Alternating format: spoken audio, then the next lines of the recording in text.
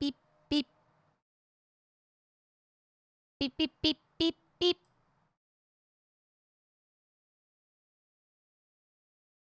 Beep, beep, beep, beep, beep, beep, beep, beep. Beep, beep, beep, beep, beep, beep. Beep, beep, beep, beep. So, welcome back. Hello. Hi. How's it going? Happy Sunday fun day. I almost never stream on Sunday. So, hi.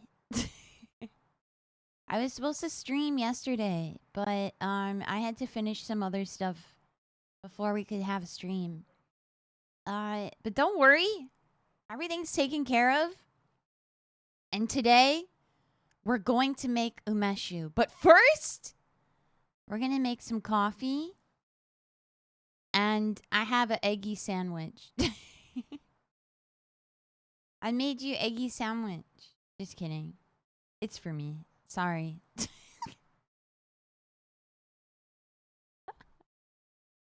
I guess you can have some if you'd like. You can have some if you'd like. I can share. I can share. Hello, welcome back. It got cheese on it? No, no cheese. It's like banh mi style. So it's on a baguette. But it has some grunions. It has some sriracha. It has a little bit of Kewpie mayo because I like a little bit of Kewpie mayo. It's good. You're missing out. You need cheese on it? You need cheese on it? What the heck? You don't trust? You don't trust the chef? I'm gonna eat tuna mayo cucumber sandwich. That sounds really good too. Butsy say hello, Filius, hello, Santi, hello, Nope, hello, Richibus, hello, Lujigarm, hello, Soundboy, hello, Gatsuki, hello, Bleen, hello, Bisky, hello, Nixon, hello, Wishy, hello, Sigfall, hello, Enodai, hello, Yoki, hello, Akasaka Spicy, hello, Cheesewolf, hello. Howdy. Happy Sunday.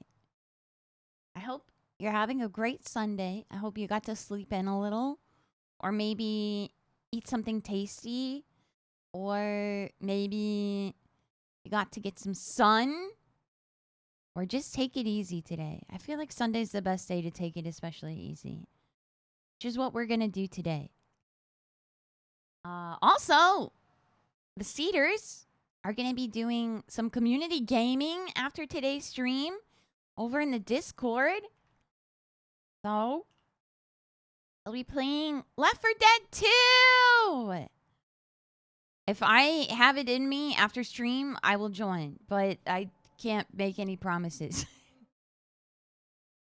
But also, JJ and Pancaker offered that if anyone needs a copy of the game still and would like to join, that they are more than willing to gift a couple copies. So, if you're interested, check it out.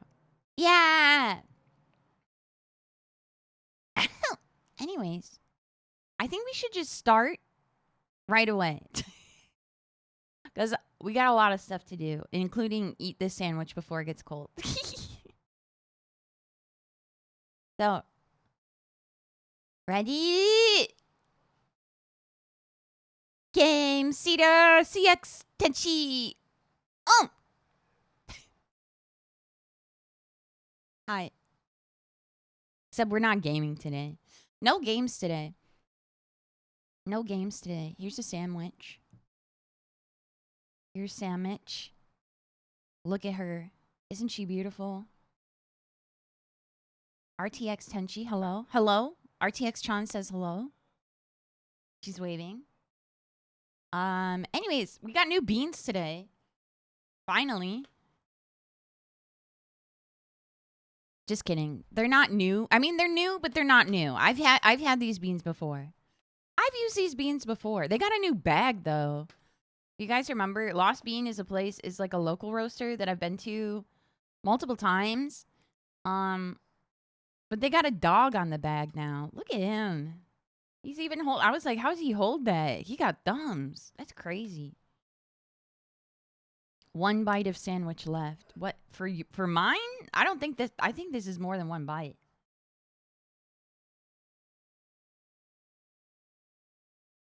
He got thumbs. It's a cute bag though. But yeah, we got Colombia again.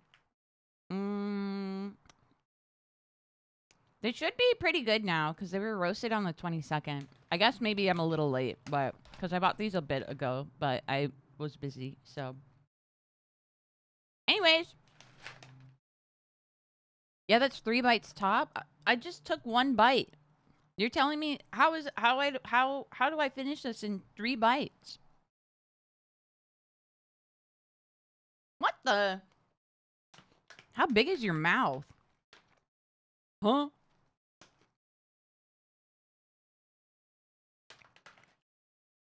Oh, it's this side. My bad. Open it up. You're taking really small bites on purpose. No, that's just the size of a bite I take. Look at those beans. Get a whiff. Nami's hello. Merkern, hello. Ayasami, hello. Near, I saw you were here earlier. Hello. Watchmaker, hello. Ikatono, hello. Sigvault, hello. I think I already said hello to you, but hi. How large of a tip to make you eat a bean? What do you... No. I'll eat a bean if you fund a Miata. No, I'm just kidding.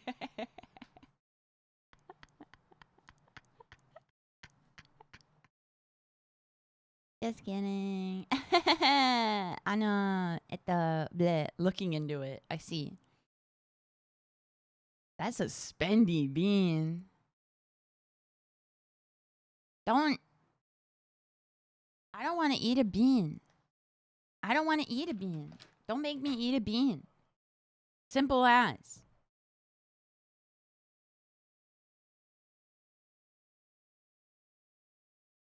Did you have a good Saturday? I did. I got kind of squibby last night, though. I was a little lonely last night. Also, I got squibby because I was trying out Forza Motorsport for the first time, and I went on a toge track, and I'm still not really totally used to the game. And then I kept crashing into walls, and I was like, no, I'm so bad at video game. And I was like, just, you know how it is. I was upset, but it's okay. I was provided with a very helpful guide. on how to drift, should I like to drift. Also, I've barely played the game, so like I think I need to remind myself that I'm not instantly good at game when you play a new game. I dropped a bean. No.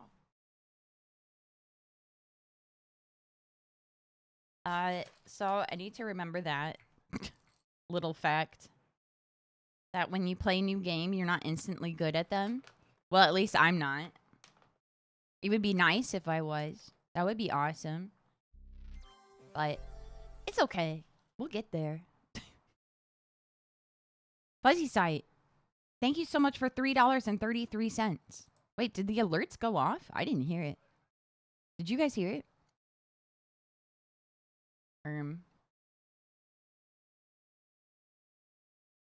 I didn't hear it.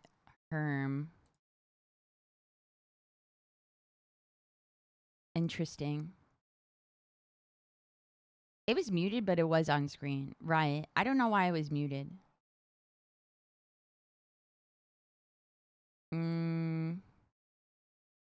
Well, Shrudge. Thank you so much for $3.33. Is there like a reason? Was there let's see, was there a message to it? Let's see. Let's check it out. Hot Wheels Miata fun. Thank you. Oh my God. Thank you. Yes. Hot Wheels. No, man. No. Hold on. My camera's being weird again. There we go. Even though I set it to manual, like manual use the exposure, sometimes the auto exposure kicks in. I don't understand. But it's okay. Ah! I don't understand. We have 40 grams beans. I have the water boiling still, I think. Let me like triple check. Yes, the water is hot. It's hot. I gotta refill this. So I'm spraying them, in case you didn't know. I am spraying them a little bit with water so that it removes static electricity. That way the grinds don't go flying everywhere and they don't stick to the grinder as much. Also, my music ended. Oh no, hold on. Um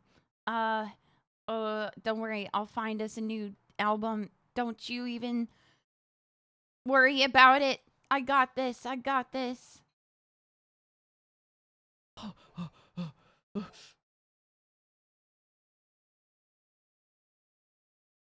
We're so back.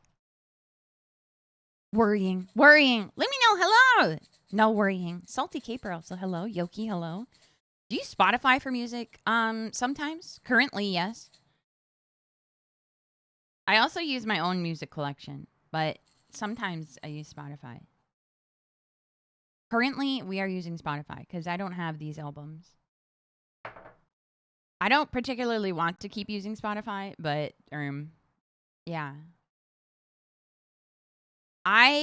So the way that I get around stream friendly aspects is that the music will play during the stream, but if you listen to the VOD, there's no music. So hi VOD watchers, if you're listening, there's no music. Mm-hmm. Yeah. The voices. The voices.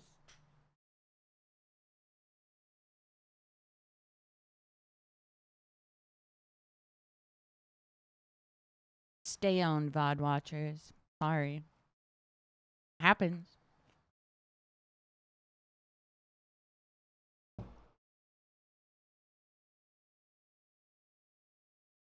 They don't know my cool music taste. Can you guys even hear it? I can barely hear it. It's just a particularly quiet album.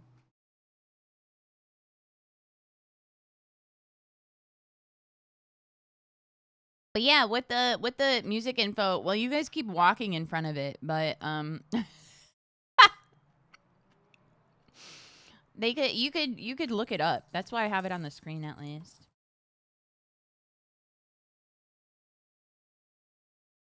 I don't think a lack of music makes it particularly unwatchable, but it definitely makes the silent moments a little awkward if you're watching a VOD, but also it's like you just skip ahead because it's a VOD, right? Anyways, let's start grinding some beans. Ow.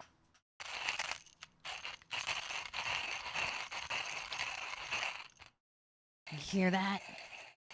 That's the grind.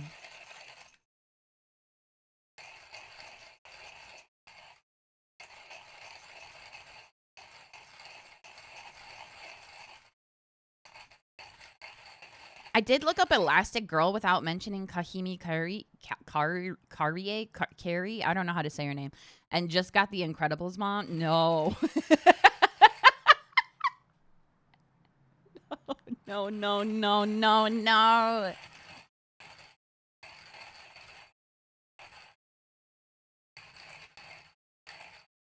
Ish.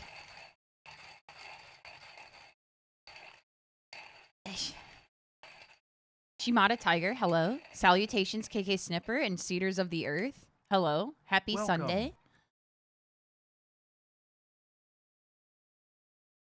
coffee fiend, like the people who have a ton of equipment to make super good coffee? I would say a modest amount of equipment, but I definitely have more equipment than like the average coffee drinker, especially I would say, I don't know, like I'm a coffee connoisseur, I would say, in a sense.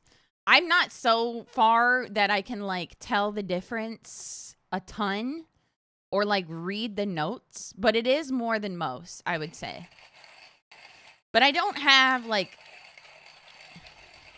everything that you see on like some of those coffee channels. I just have like a modest amount, I would say. What's your grinder? I need a new one. Deciding whether to get electric or manual. The one I'm using, which is manual, is a Timamore Chestnut 2, I think. I forget. I do spray the beans. That's how you know that I'm like a little try hard. It's time. Timamore, yes. It is a Timamore. Oh, frick. I forgot to empty the I forgot to empty the bottom. Let's see if we make a mess. Please, please, please, please, please. We're so back. We're so back. Ish. Let me make sure there's nothing left. Okay, yeah, we're good. We're good. We're good.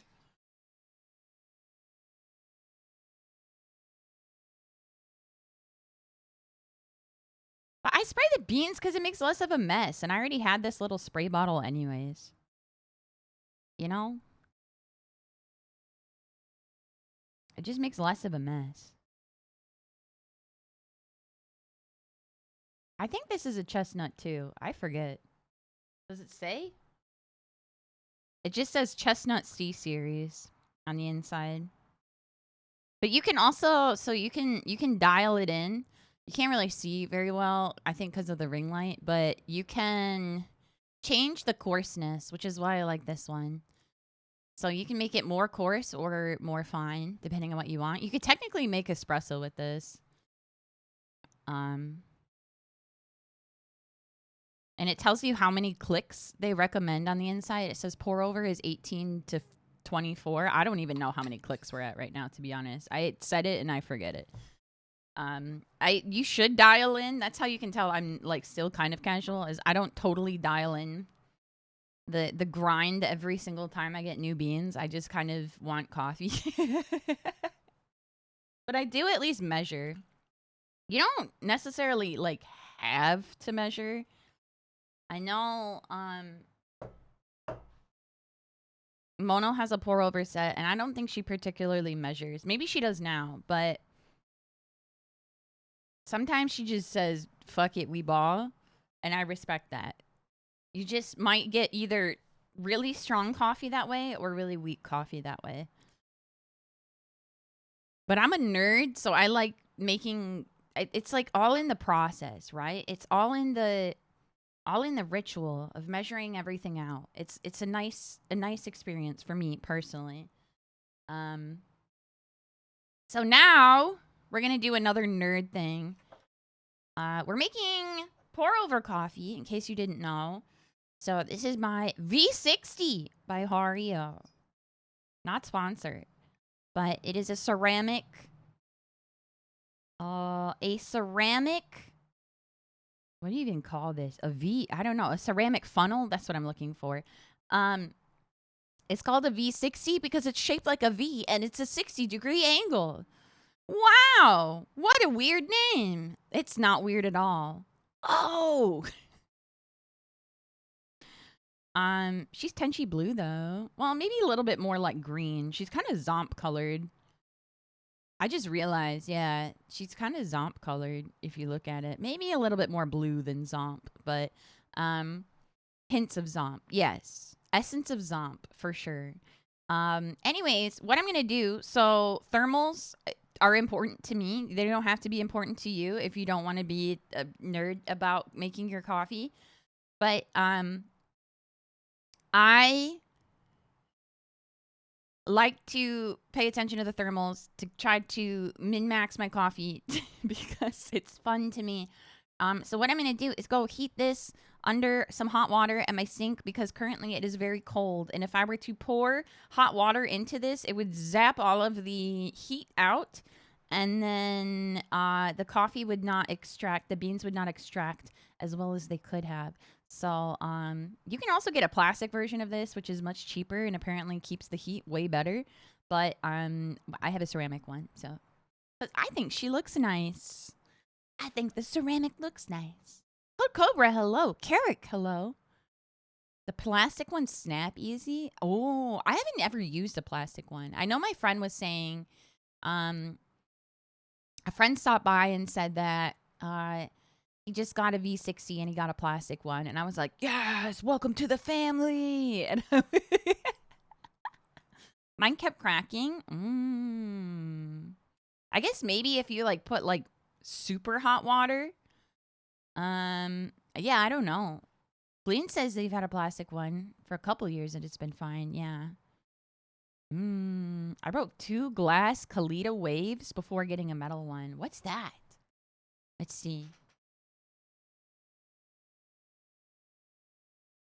Oh, it's another pour over series or another funnel. Oh, is it a switch style? Is that how it works? Or no? I mean, the metal one does kind of look nice. I think the metal one looks nice too.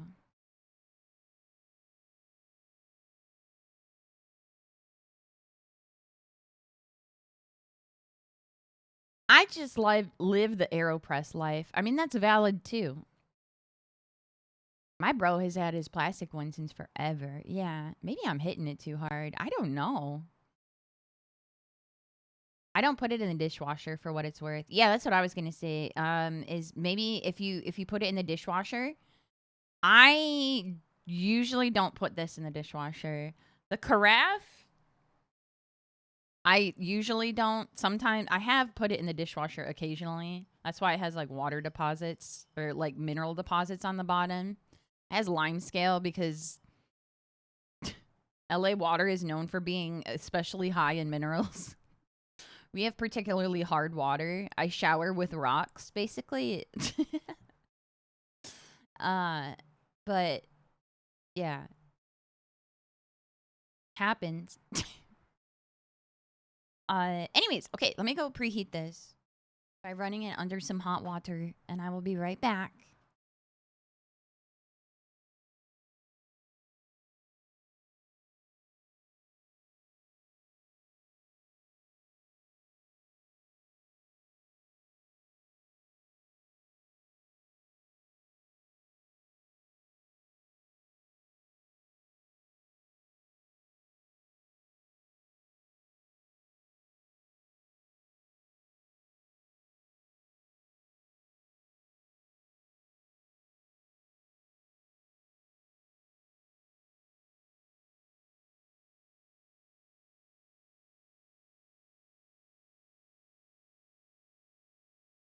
Okay, and we're back.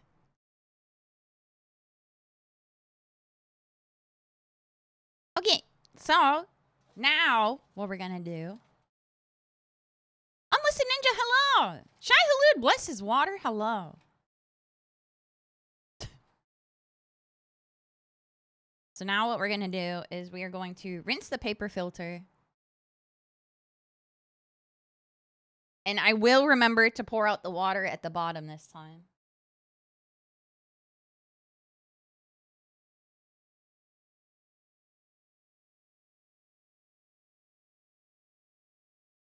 Last time I made coffee, I forgot, at least on stream.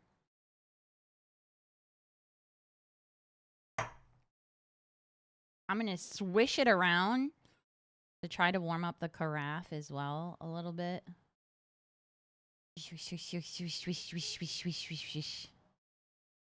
She will remember to pour out the water at the bottom this time. Yes, I will. I forgot the one time. One time forgetting is all it takes. Swish, swish, swish, swish.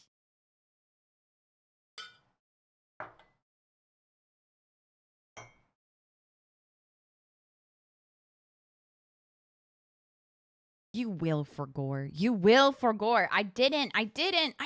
No. No.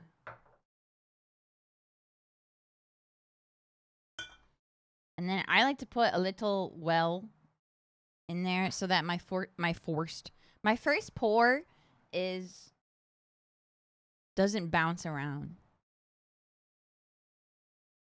Well. Okay, wait, hold on. I gotta start my clock.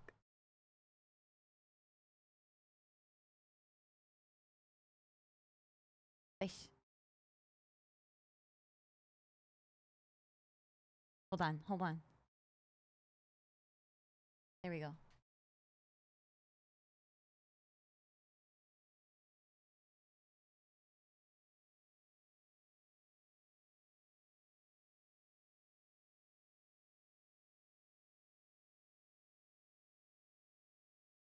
Nice.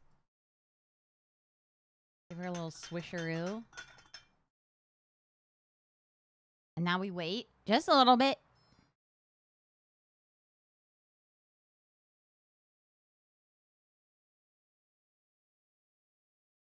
I'm going to eat another bit of my sandwich.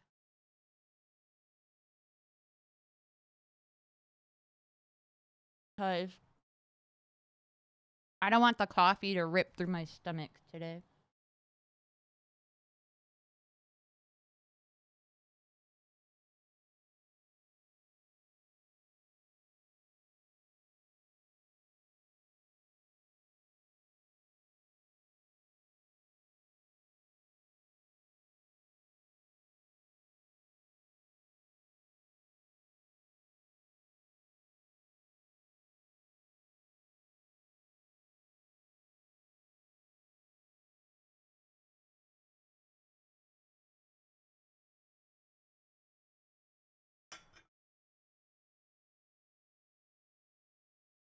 We give her the swirl. Can you see the steam? I don't know. Maybe not. It's not really picking up. Oh, a little bit. You can kind of see the steam. Yeah. Yeah. I'm going to do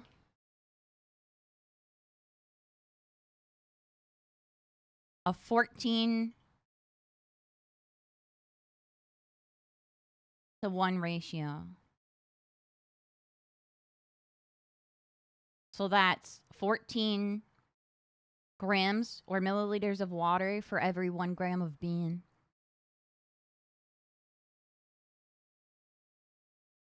A little bit.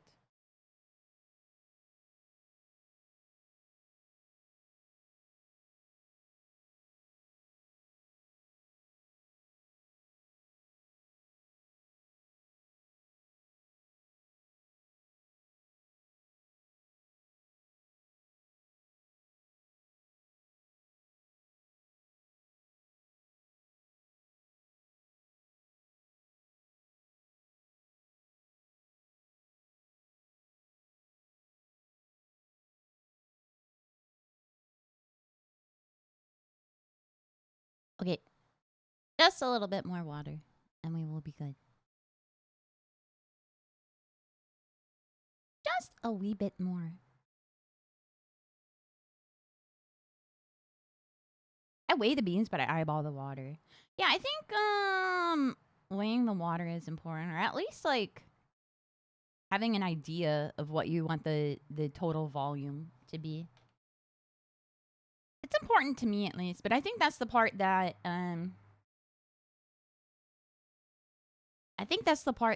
that Mona said that she just kind of wings it. I don't know if she even weighs the beans. Just goes based on vibes. I'm just a nerd, so I like doing so.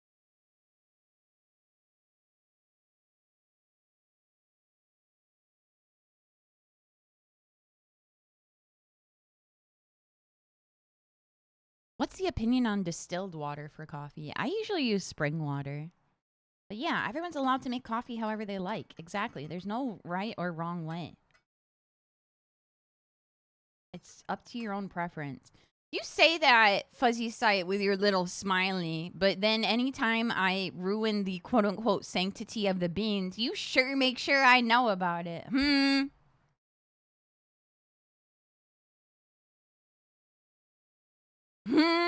That's not me. That's the council. Oh, right, right, right. But the opinion on the distilled water, I only use distilled water for things like my steamer or like a humidifier. I thought distilled water is like not good for drinking. I thought you should use spring water, or at least I do think you should at least use filtered water personally, but that's just because I don't want mineral deposits on the inside of my electric kettle. Especially, it's not good for you on its own, right? I just like filtered water for everything. Yeah. I there even is, I need to hit the inside of the kettle with a little bit of like a vinegar dish soap mixture and let it sit, because there's still a little bit of lime scale at the bottom. I don't really know from what, but my espresso machine explicitly said not to use distilled water. Yeah, I think distilled water is for use with like appliances that require water. For example, irons, humidifiers, uh, uh, steamers, stuff like that. Vacuum, those like weird vacuum cleaners, not the like carpet cleaners, right? That require water. Distilled extracts more aggressively, pulls out negative flavors. Oh, I'm a spring water enjoyer. That's what I use. I use spring water. I think there's like a third water. I forget what it is at the water store. If you buy not alkaline, I know there's alkaline, but that's pseudoscience.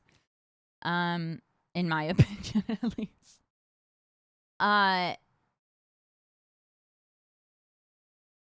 Reverse osmosis or something, or is that still distilled? I don't know. I've seen just like filtered water. I forget. There's spring water and then there's something else. I just like spring water because they add just enough minerals that it makes it yummy. A secret third water. I'll have to look when I'm at the grocery store.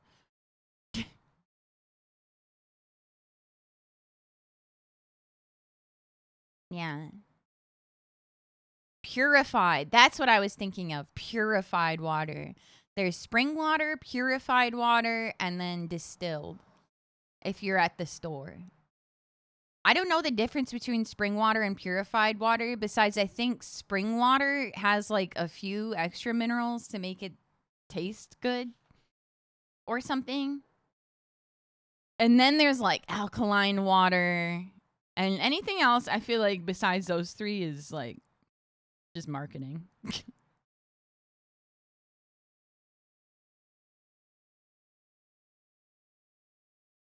Spring water was born between March and June. Happy birthday, spring water! Do you think she's like a? Do you think spring water is a April baby or a May baby?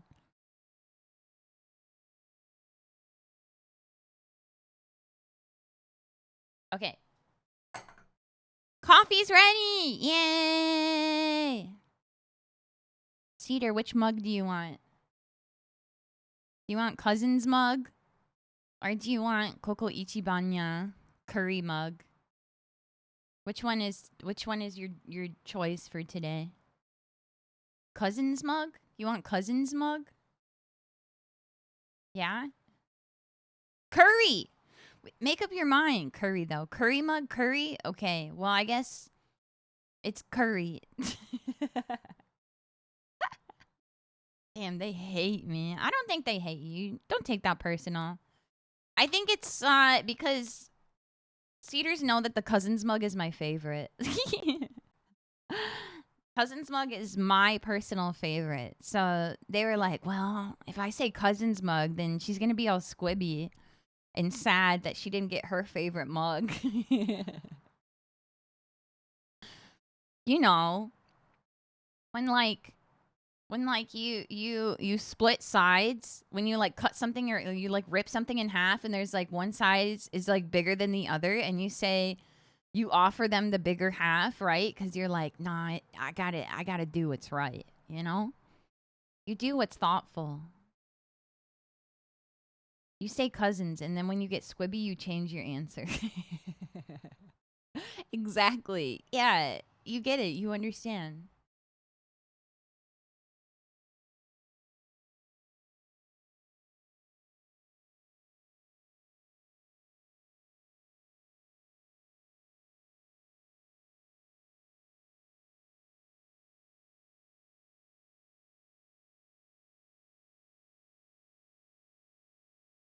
Spring water is bouncy? What do you mean bouncy? Oh, I get it cuz it's a spring. Is the natural water on any of your hikes potable enough that you could fill a canteen and use it for coffee? So I know that there's I forget one of the hikes I went to was a state park. I don't remember if there was like a water station. I can't totally remember. I don't see any natural water otherwise though, to be quite honest, because it's still Southern California and we're like perpetually in a drought. The hike that I went on, oh yeah, I went on another hike on Friday. We can talk about that. Um, I've hiked in areas where non-standing water is perfectly potable. It was nice. Yeah, no, I don't think I've seen very much like non-standing water. Or if there was non-standing water, there was no way that I could have gotten to it, I think. Most of the water that I saw at my most recent hike was from a dam. So that definitely wasn't potable. Or if there's other water around here, it's usually got ducks. Like ducks like to hang out in it, so I don't really trust like that. I don't know, but there was at least water stations at this most recent hike, so that was nice. I could have used that. Yeah. Water tier list. Duck phobic? I'm not duck phobic, but like, you know, they like bathe and like poop and stuff in that water. I don't know. I got to figure out how to find potable water. I'm not really experienced with that. I can make a fire, but getting water is out of my league so far as an outdoors type guy. Boiling water helps a fair bit, but prob would still want to filter solid particles out. Yeah, I think that's the biggest issue is that most water that I've passed by still has like a lot of solid mess to it. Um, yeah. Arc of Taurus, hello. Strongest, dumbest fairy, hello. Happy Sunday. Hope you're having a good day. I think if I got really, really higher altitudes, I don't have enough experience to go to like a higher altitude trail quite yet. But I think if I went to a higher altitude, I could probably find more potable water. But I haven't yet. I usually start pretty low, or like pretty close to sea level. Don't let the city officials know the duck water is free. Yeah. Yeah. No 14ers plan? Not yet. I did a difficult one once, and that was still quite grueling. I would like to do I kept it pretty easy on Friday when I went hiking. I saw a turtle.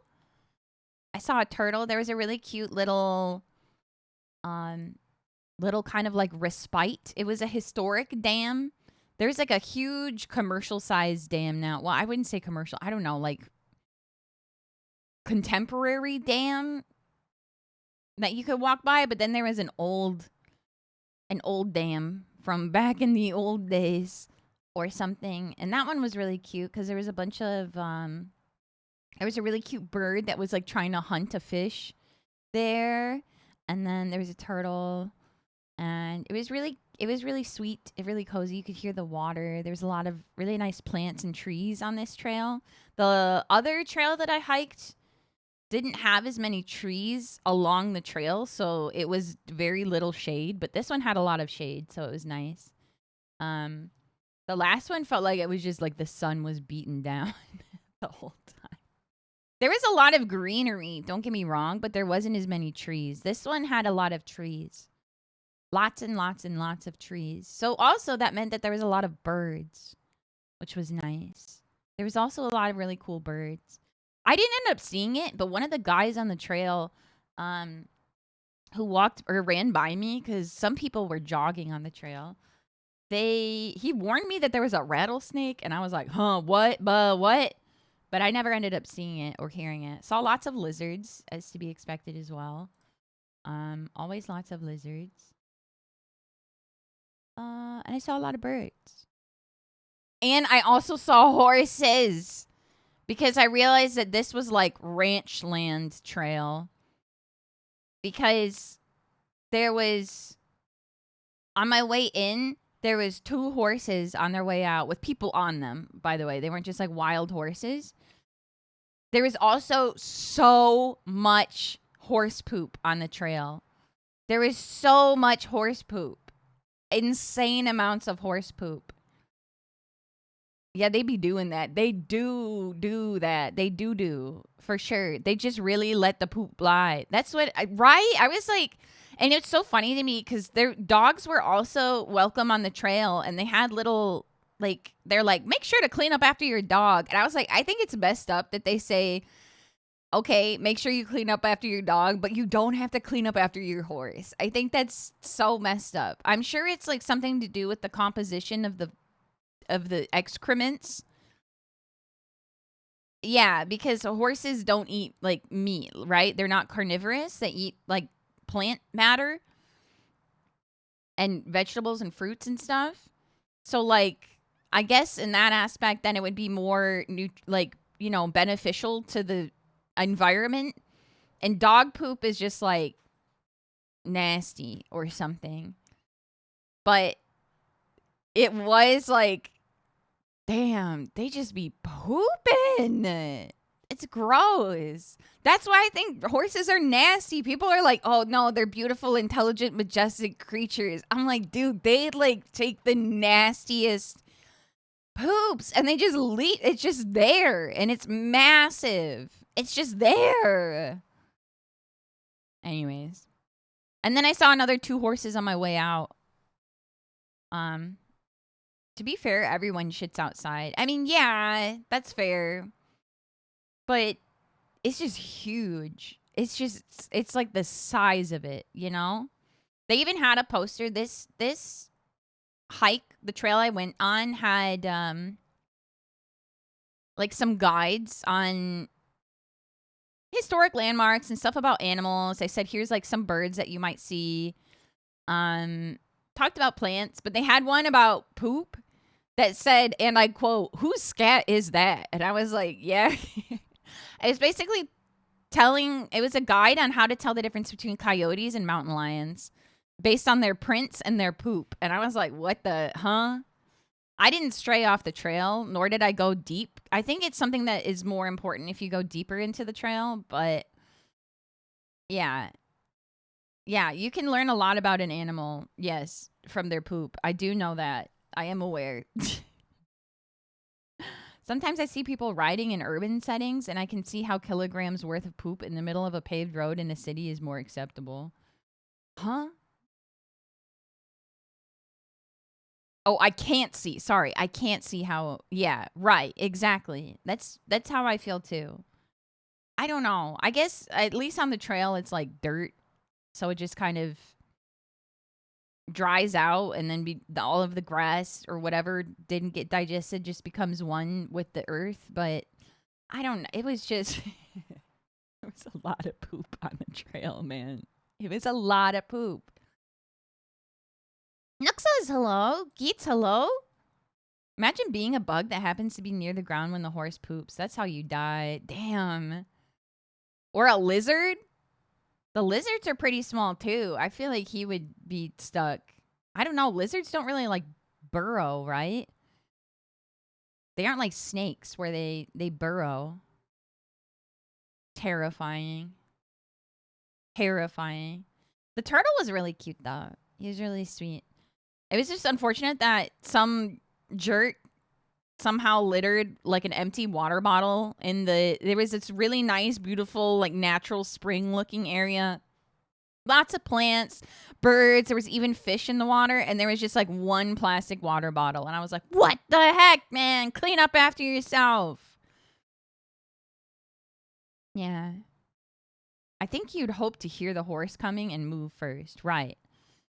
I mean, if you were an animal, yeah. What if you're not fast enough? Did you pick it up? I couldn't reach it. I would have had to have like a really long pole with like a grabby thing on the end, or I would have had to go into the water. And I didn't want to go home with wet shoes.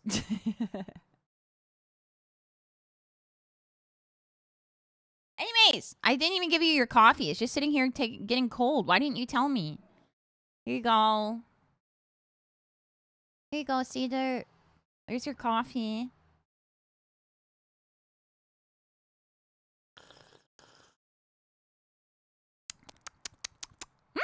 I do like this.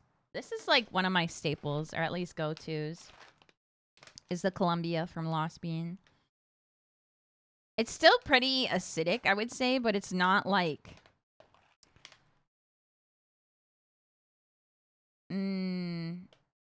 disturbingly bitter, I guess. Yeah. Fruit, clean, chocolate. What the clean? Anyways, I'm going to try to finish my sandwich. And then we will move to prepping the umeshu because we got some work to do for it.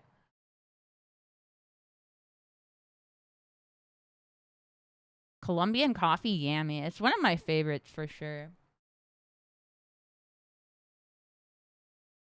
So, maybe you don't know what umeshu is.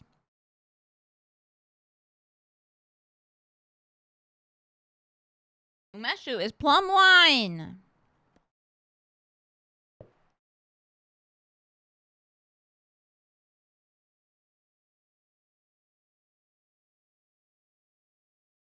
Plum wine. These are plums. They're green plums, which means that they're unripened. Which is why they are green. How many plums is that? I don't know. Do you want to guess how many there are? I know how much it weighs, give or take. But the first thing we have to do, I'm gonna have to wash these at some point too, and then I'll get everything else then. But I have to. You see how there's these little stems in all of them? I have to pick them all out because if you keep them in, then it risks making your umeshu very bitter, which we don't want. No, thank you. We want it to be nice and sweet and smooth. Yeah. Weight wise, this is just about 1 kilogram. A little over, I think.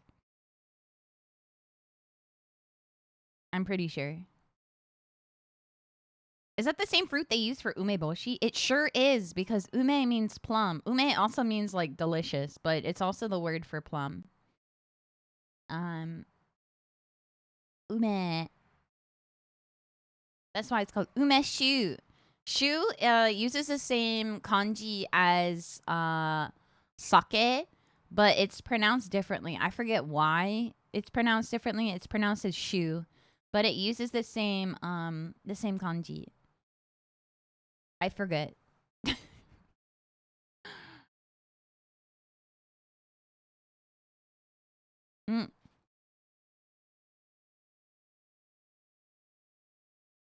So, I got one bowl. I got another bowl. Did you already do the tasting? Okay, I have a confession. I was feeling extra squibby last night, so I may have tried the umeshu last night already, but I will drink some again and do the tasting and tell you guys how it tastes, okay? I just really wanted a girl's treat last night.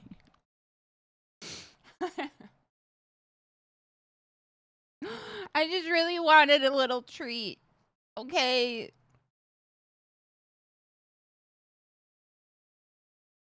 I think girls are allowed. Was it good? It was really good. It's really good. Worth the wait for sure.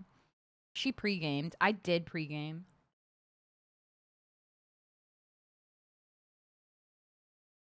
It was really good though.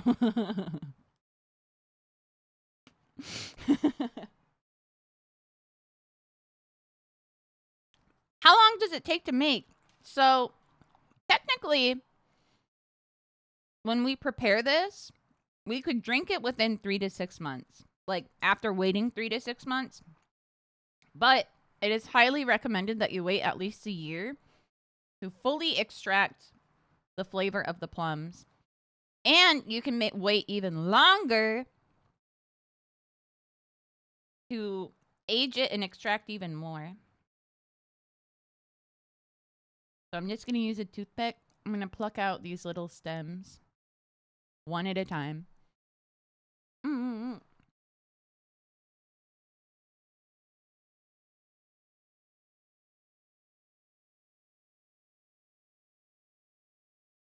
One at a time.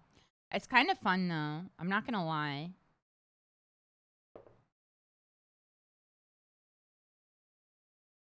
Do you eat the aged plums?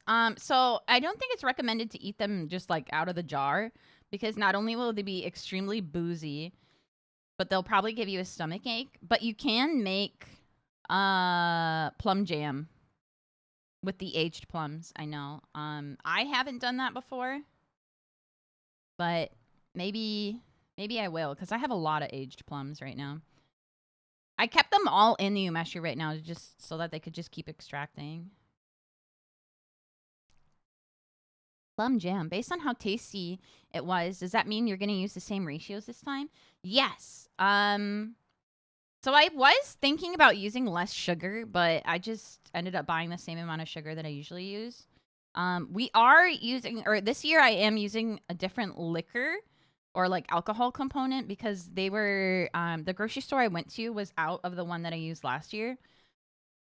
So it will be a little bit less strong, like percentage wise. Oh my god, that one flung at me so far. Let me pick that up. It will be a bit less strong, but isn't it dangerous to make your own alcohol because of methanol? Well, this umeshu isn't like fermented. It's more of an infusion. Yes. It's not distillation. We're not distilling anything. We're just infusing alcohol basically with a crap ton of sugar and then also plum flavors. So, yeah. It is not fermented. It is not distillation. Right.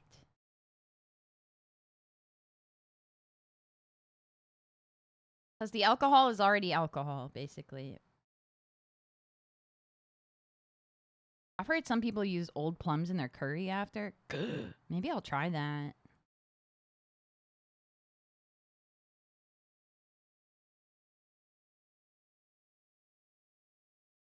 How is moonshine made? Is moonshine also an infusion? I don't know. I've never made moonshine. I just know someone described this as Japanese moonshine once. And I was like, huh? But what? Nah. Moonshine is distillation. Oh, okay, okay. Winnemere, hello! I am here to drink all of the umeshu. All of it! What the heck?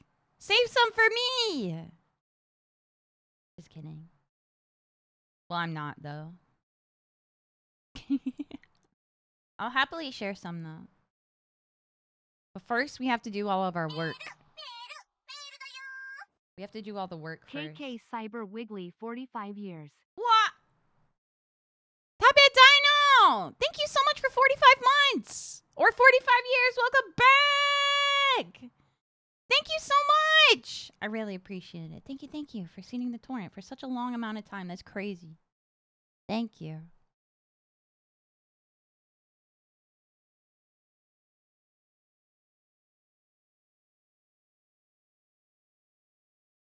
I think that's why people die from moonshine. That makes sense. I've never made moonshine. I've never made my own beer. I've only ever made umeshu because it's an infusion. So And it is a tasty one. It is so tasty. You mix starch, water, maybe some extra sugar, yeast, let it ferment, then distill out the alcohol. Oh. But how do you know if it's like safe to drink and is not methanol or whatever? Moonshine must be made illegally. That's part of the charm. Adds to the flavor. I see. But how do you know? How do you know it's like not poison? How do you know? There's testing strips. Oh, I see. Well, it is poison. Vibe check. Also, Invaders E, hello. Twinnis, hello. Ahiovatch, hello. You and Dwar, hello. I hope you guys are all having a great day.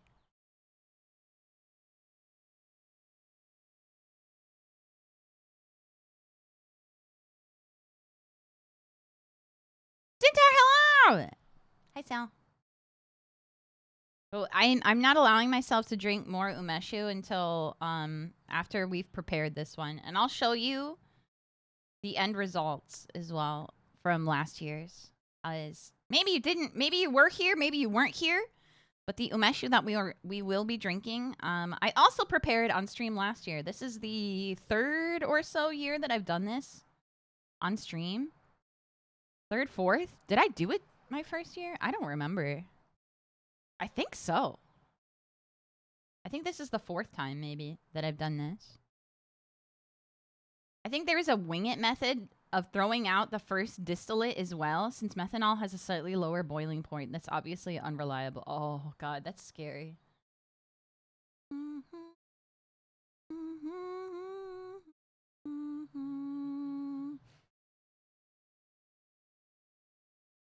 None of my stores had ume plums from this season. I'm mad. Maybe they just aren't in yet, but I don't know.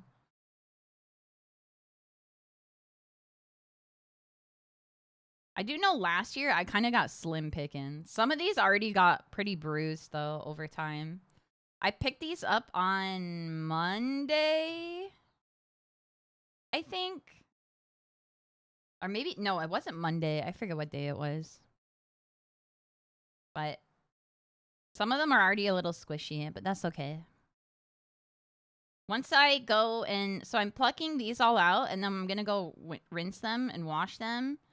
And once I do that, then I'll pick out... I'll kick out any ones that are rejects, basically. I called like 10 places. None of them had it. No! I know you can order them online, but I'm sure it's like crazy expensive that way. I've never done that. I just know that I saw it online that you can order them. But you have to buy a lot of them, I'm pretty sure.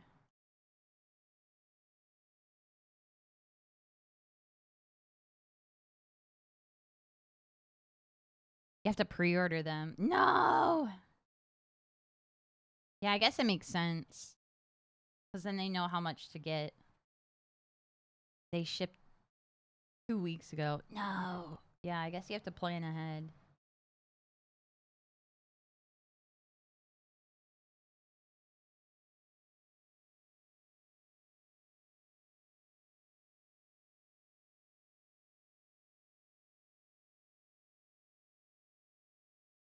An old PC of mine went kaput. No! No. Rest in peace. Next year I will, for sure. I'm just lucky enough that there's multiple places to get ume around me. Lots of Japanese groceries.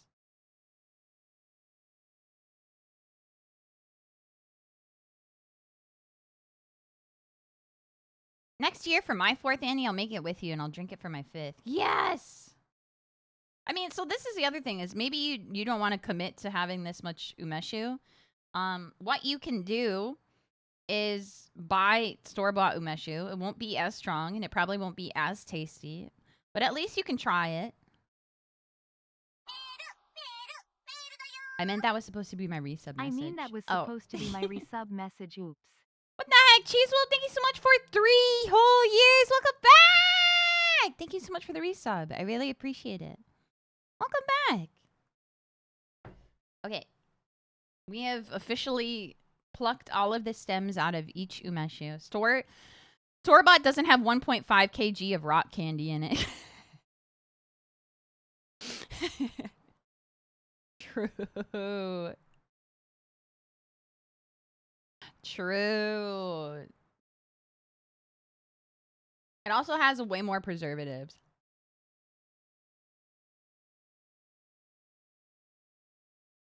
It's not as strong. I think store-bought is usually around like 13-14%. But the one we're going to do, that we're going to make today, or prepare today, will be 25%. And the one we made last time, I think, was 35%. So, and it tastes like juice. So it's really dangerous.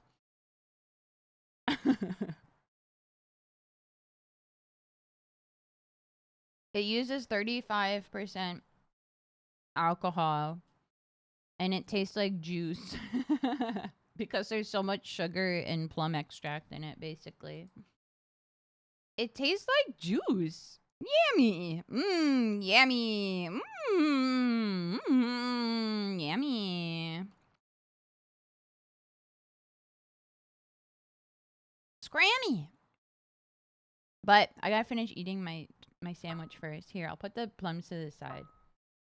I gotta finish eating, especially if I'm gonna day drink. Lol.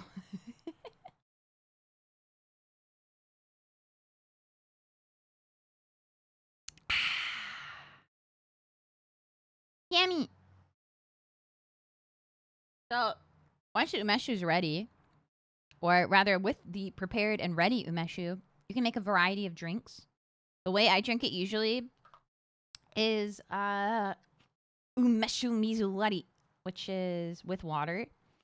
You can have it hot or cold with ice. Hot is really nice in the winter.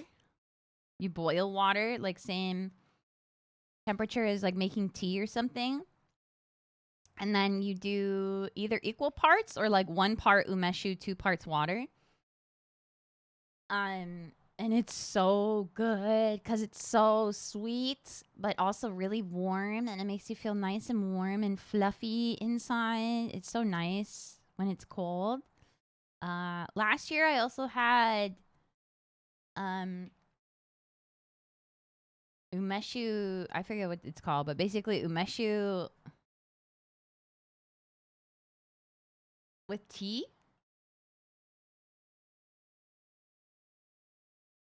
Umeshu with tea. That one was really good. I used hojicha for that, but apparently it'll taste good with green tea as well.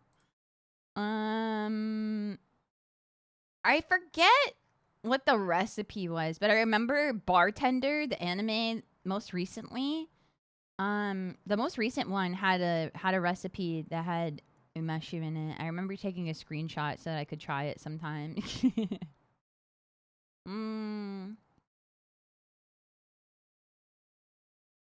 Let's see. Choya also has some recommended recipes.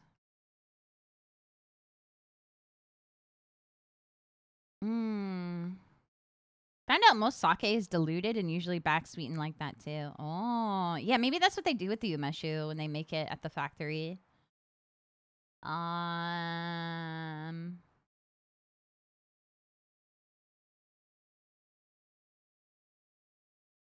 Let's see. Da, da, da, da, da, da. Meow, meow, meow, meow, meow, meow, meow, meow, meow. Delicious ways to enjoy. Let's see. What do they recommend? Oh, yeah, you can have it with soda water as well if you want it bubbly. Oh, that was another way I tried it. I had it with choya, but like having umeshu with vanilla ice cream, that was really good too. This one says to have umeshu with milk. Huh? I don't know about that. You could also just drink it straight, but it might be a little strong. Yeah, it might be a little strong. Let's see.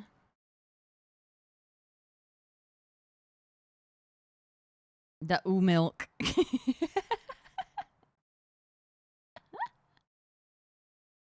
uh Here's one that's a highball.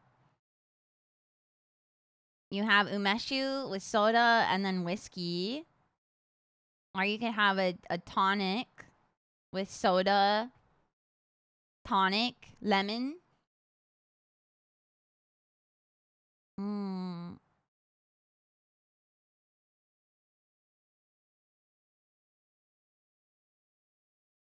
I'll have to look around to figure out what other cocktails I can make with it. There was one that I made on stream.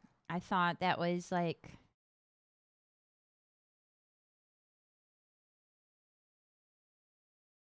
yeah, this one. The PPP. It's called a PPP.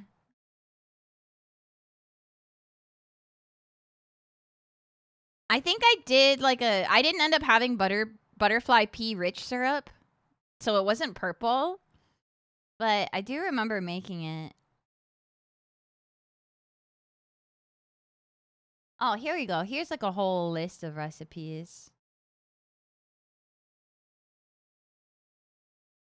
It's not that kind of pea, you delinquent. Oi, oi, oi. Oi, oi, oi, oi.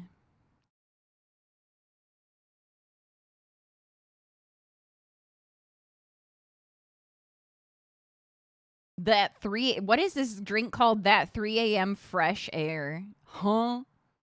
Holy, this is strong. It says you have umeshu, mezcal, tequila. Well, okay, maybe it isn't as strong as I thought. Tequila, matcha, pear, lemon, maple. Crazy. It kind of sounds good. There's one called ice cream, ume scream. Yeah. Ice cream, ume scream. And you use umeboshi paste as a garnish, which is kind of cute. It's got whiskey Campari, something else I'm not familiar with. Who coming up with these names? Choya America, I guess. Choya of America.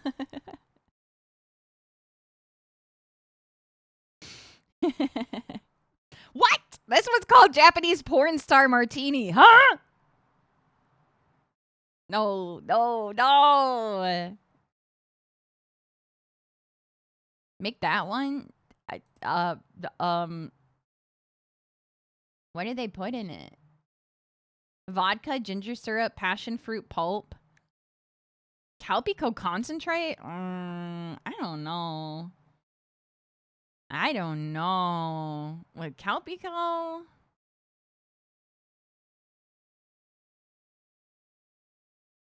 No, thank you. I don't know. Let's see. This one's called As Yuzu Wish. Use yuzu flavored umeshu. So that's the other thing is, so umeshu, it's not umeshu at that point. It's like yuzu liquor. You can do this like process of infusing alcohol with fruit, with like other fruits. You can do it with apricots. I think you can do it with yuzu. I just haven't. I've only ever done this with ume. But the world is your oyster. Just like be aware that you do have to have like at least, I think, 20% alcohol, or else it risks having bacteria in it. I used to think it was 30%, but I guess I was wrong. Whoa, this one looks girly. Sakura Sparkler. It's umeshu, sakura syrup, lime juice, rose, prosecco, and a splash of soda water. Ooh, she's bubbly. Wow. What's this one? Limoncello is the same thing. What? I had no clue.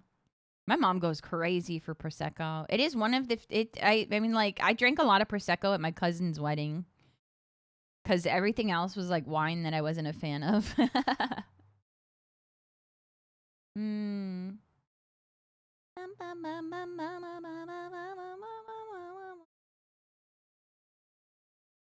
A lot of these I wouldn't be able to make unless I buy more bottles. Where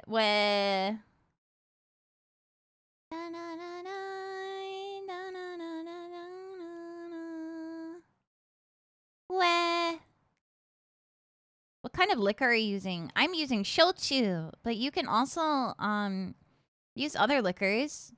I saw one video. I saw one video where someone made umeshu. They made like 3 different batches. They had one with shochu, one with whiskey, and then one with I forgot, sake maybe. But you can infuse different alcohols. Yeah, some people use vodka. Like if you can't find shochu, they recommend you use vodka.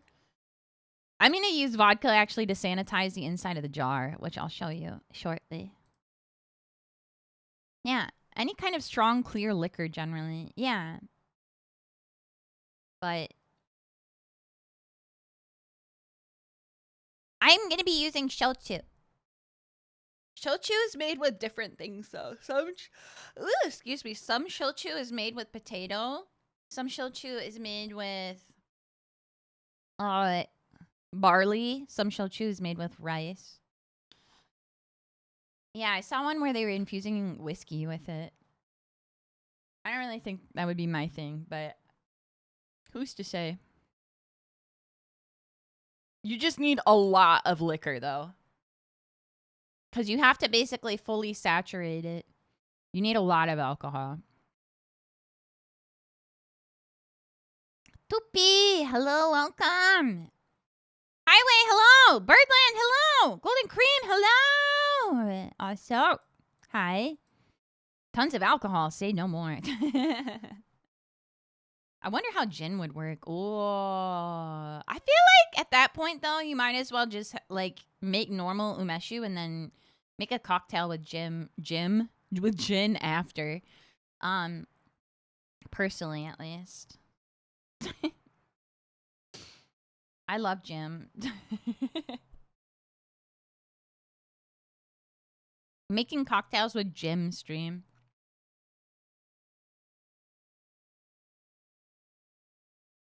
This is kind of bartending in a way. Maybe not so much because it's more like we just made coffee and then we're preparing, but we're not really making cocktails today.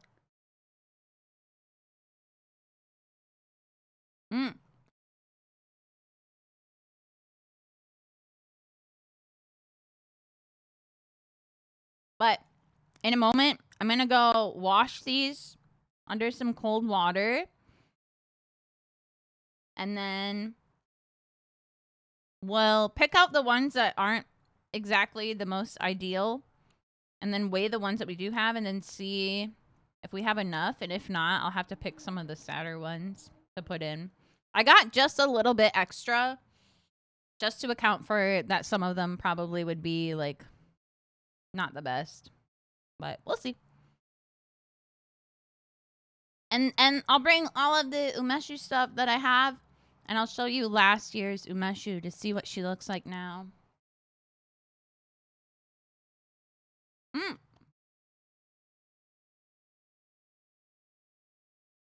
But it's really fun. You just have to be patient. And if you're not patient, you at least have to wait 3 months. Does it matter a lot for, well, if you have rotten ume, there's a risk that your umeshu will grow bacteria. So you don't want rotten ume. That's why you have to have a certain percentage of alcohol so that it doesn't rot, so that the fruit doesn't rot. And if you have blemishes on them, it supposedly will potentially make it bitter. I don't really understand, but I think like a few blemishes is fine, personally. I can't really speak from too much experience, though. I just tried to get ones that were relatively nice looking. I was worried about the blemishes. Yeah. I think it just potentially will make it bitter or like more likely to rot. But if you have a high enough alcohol percentage, it shouldn't rot, I would think. I would hope.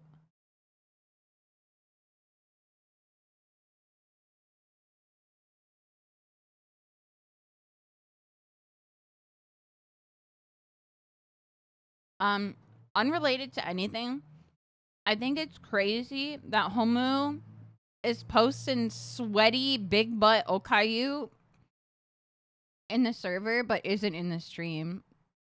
How the great has fallen.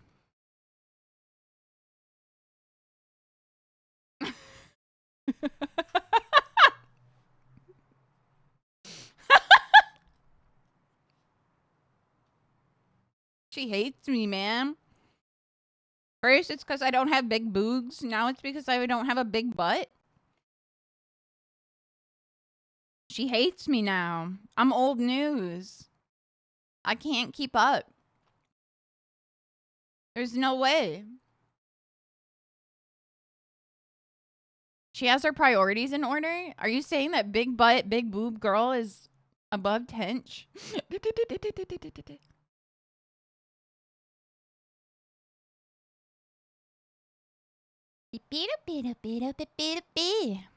I'm just built for speed. I thought she would understand, you know? Nothing but respect to the I love women as well, okay? I'm not digging against women with big boobs and big butts. I think when all women are beautiful. But, you know, I just acting like Homu wasn't doing a VOD review at like 3 a.m. to make sure everything was backed up. Was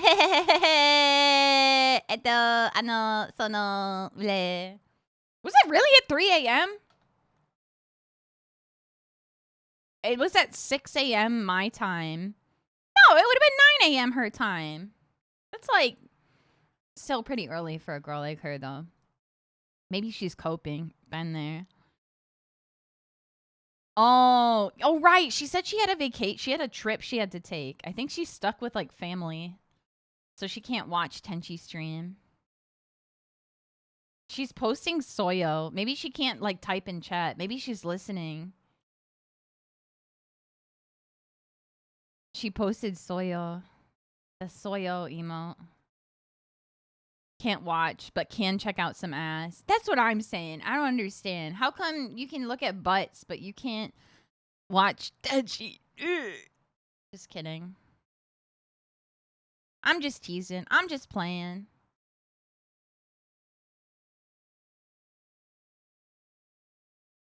We make a joke. It's called We Make a Little Joke. I just thought it was really funny because I saw Discord and it was like, you have a notification. And I looked over and I just saw big butt sweaty Okayu on.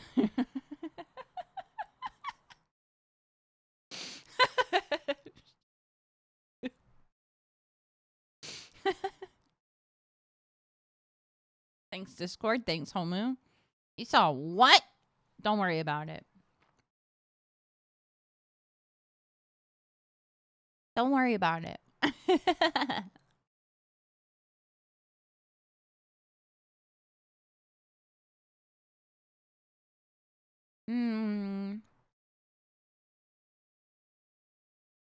I'm still.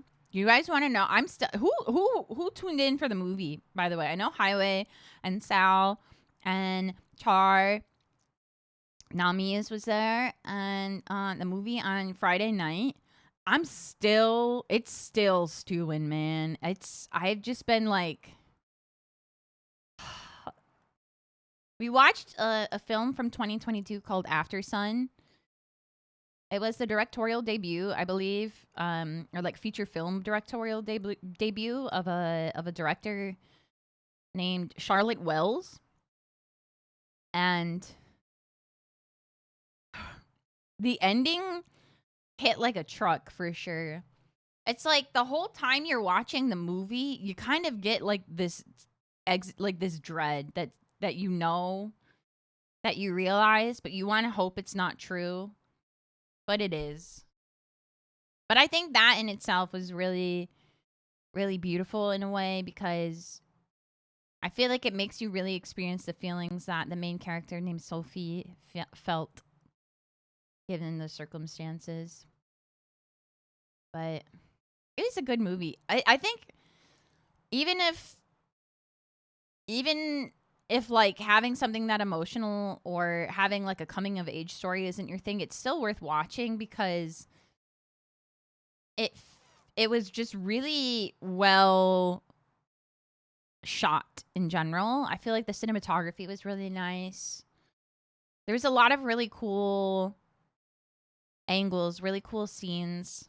I keep thinking about this one where um so the movie was shot with like a normal, I would say, video camera, but then there was a few in the movie itself, they had like a digital camcorder that they used. So you saw some scenes like footage from the camcorder, but then there was also a really cool one where they hooked up the camcorder to the hotel room TV, and then you saw what was on the TV, and then they turned the TV off and you could see the characters being reflected in the TV, and it was really really really interesting.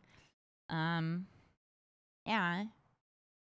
It was really, the color grading was really nice, the scenery was nice. I think the costumes were good too, even though it's just like contemporary clothing.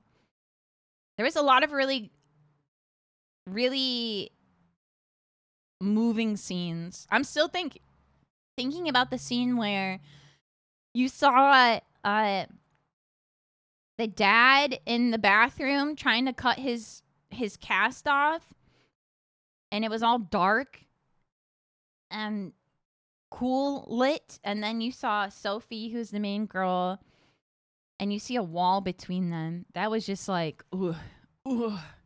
It hits. It hits. And her area was really, really, really warmly lit. But even then, it was like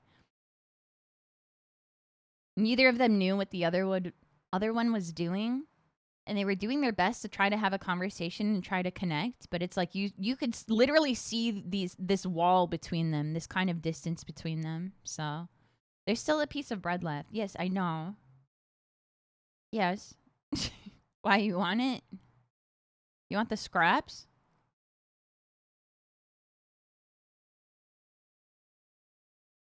Hmm? Hmm? Strong 90s dadcore outfits, right? Or like the outfits that it felt like she was wearing felt very much like stuff I wore when I was a kid.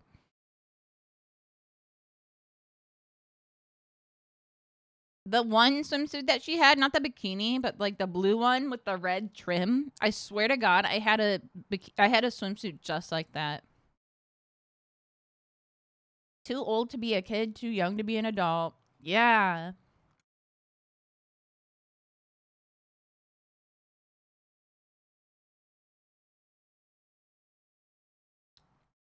Throwing out crumbs for the cedars like birds. Yeah, yeah. Eat some scraps. Yeah, you can have. I mean, if you really want crumbs, I mean, you can have like real food too. This is a cafe after all. But you know, maybe you're on like a budget, so I can give you a bag of bread crusts for 100 yen bread crusts. Maybe you're on a strict budget. Don't worry, we got something for everyone.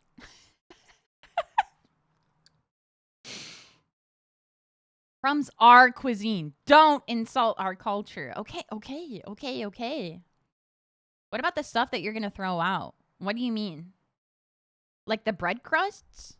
I don't have any crusts today. What, you want to eat these? I don't think that's going to be very good. This is like the stems from the plums. I don't I don't think you want to eat that. I'm going to throw it out for sure, but I do have a compost bin that where I put like, you know, scraps from vegetables or meat or whatever that I trim. And sometimes I open it up and I go to Shivada and I say, "All right, here's your food."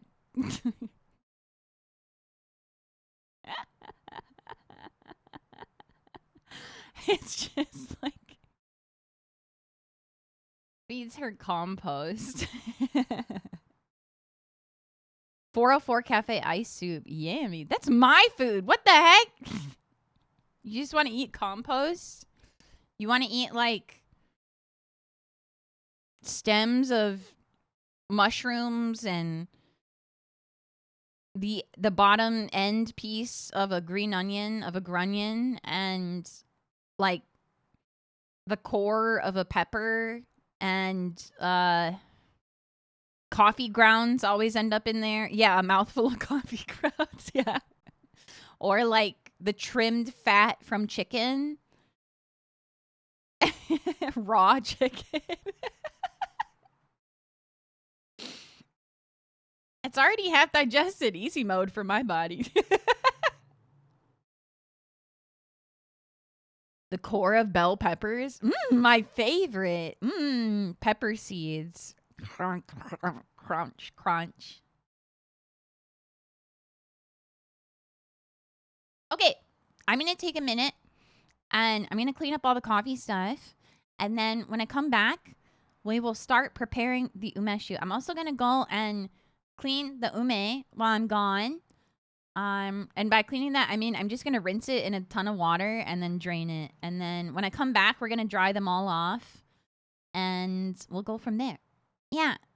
Okay. I'm just going to put us on BRB because I'm going to try to make it as efficient as possible. But it might take a minute. So I'll be right back.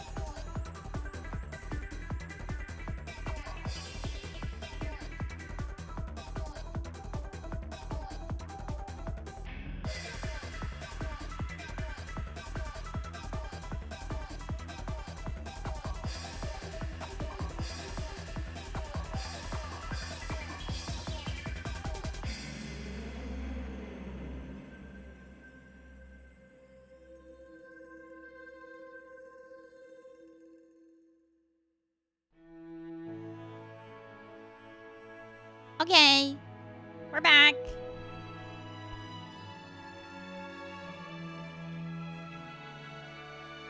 Welcome back.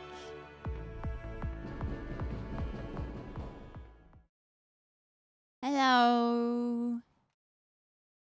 Hello. Hi. Okay, so I got a couple of things that we're gonna need. First off, I wanted to show last year's UMESHU. Yippee! So I put just a very tiny amount in this little jar for 5 years. For 5 years, I might end up taking some of the plums out and put more liquor, put more of the alcohol in there, because it's kind of like a majority plums right now. It feels like. But I'm gonna try to let this one age for 5 years, and then save it for a really special time. I don't really know. Polly, hello. I just wanted to show it to you. I just put it in a little jar because I didn't have anything bigger or smaller. And then here's the majority of last year's UMESHU. I had to transfer it to different jars so that we could use the big jar for this year. This is, look at her. Whoa! This is from last year. Nice jar. Thanks. Yeah, I like this jar because the top screws on. And then it has like a little pour cap. So it's nice and convenient.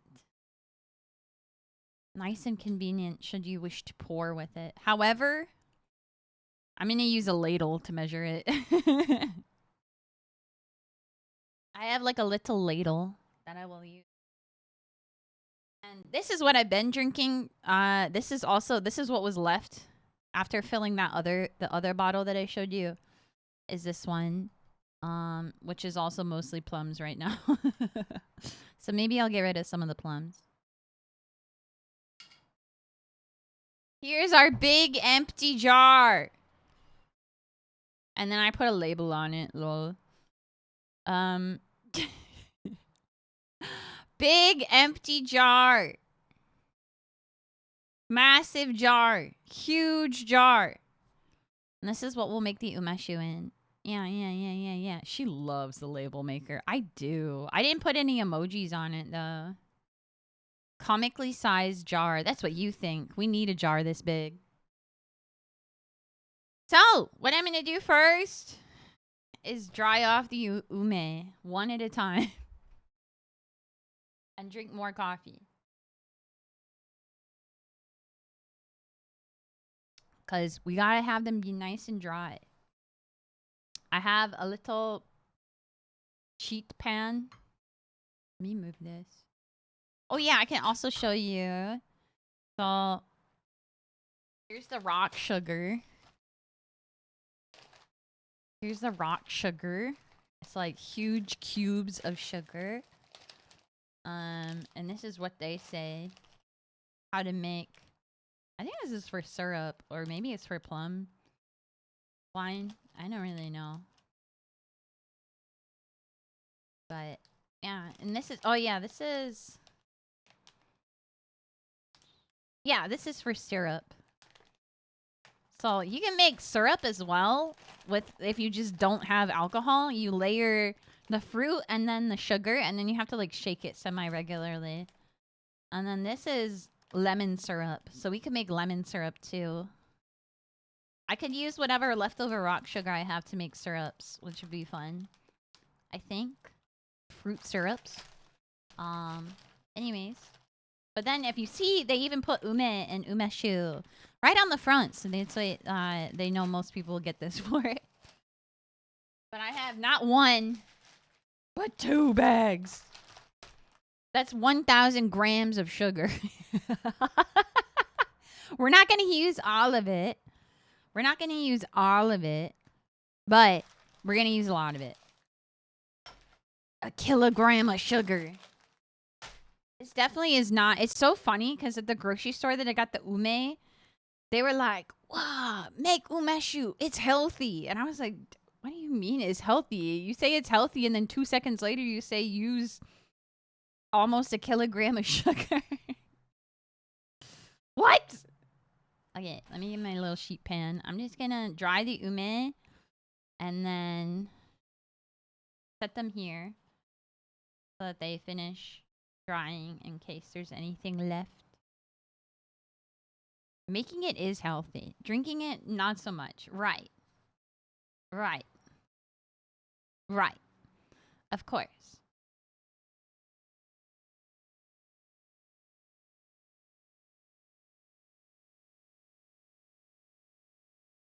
Now we will just dry each and every little plum, one at a time. It's a bit methodical, but then once that's done, you just wait. It doesn't take too much effort, I don't think. I don't know. It's fun. Just like making coffee, there's a bit of a ritual to it. This is how she dries cedars off when taking them out of the shared cedars trough. One at a time, and then I put you on a little pan.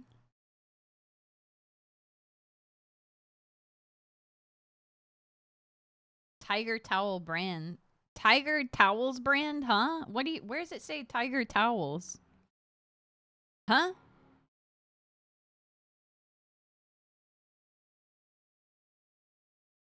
What? No tigers here. She showed in the thread? What are you talking about? Isn't that the pattern they use on the paper towels? Oh, is it? It looks like it's like squares to me. Maybe I was wrong. I took my shot. That's fair. They're like little squares. Or like diamonds. I think it's just bounty. I don't know. Diamonds and dots. Yeah. Those patterns have names? I don't know. I wonder if they're a paper towel otaku. Probably. They have preferences. UMESHU!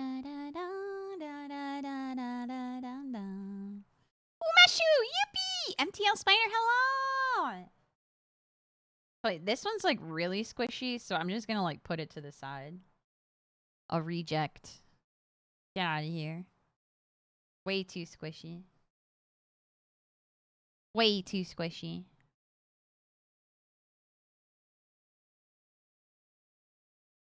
Da da da da da.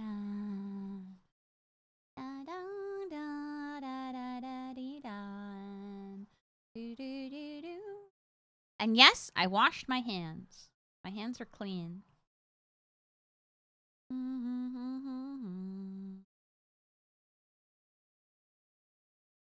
Imagining she washes all the cedars with a garden hose and then individually has to dry them off one by one like this.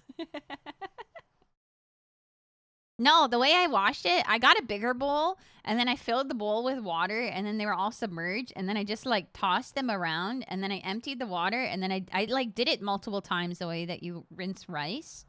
And then I drained them all in a colander and then put them back in this bowl. So if anything, I would do it like that. I would put you in a wash basin and then like mix it all up, stir you around, empty the water, put clean water in until the water runs clear.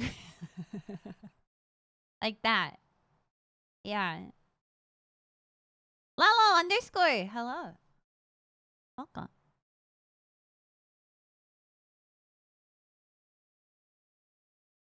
And then dry everyone off individually like this, like you said.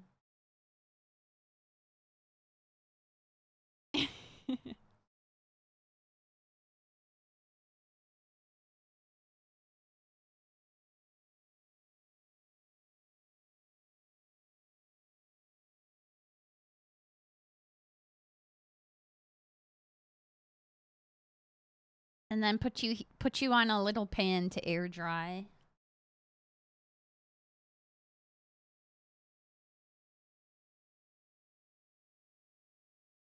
Tag yourself. Which ume are you?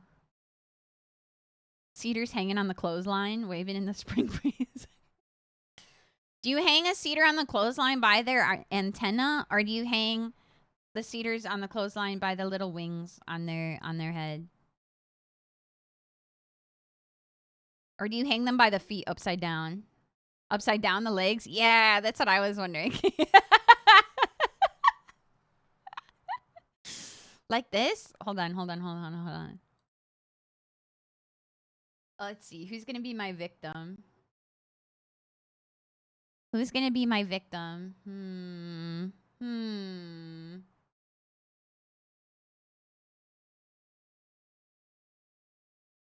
Hold on. Like this. You put like a pin. You put a clothespin on each foot.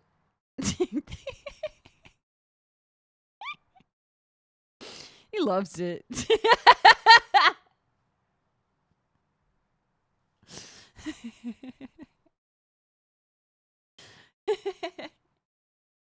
Like that. And then yeah, the breeze blows and they just kind of blow like that.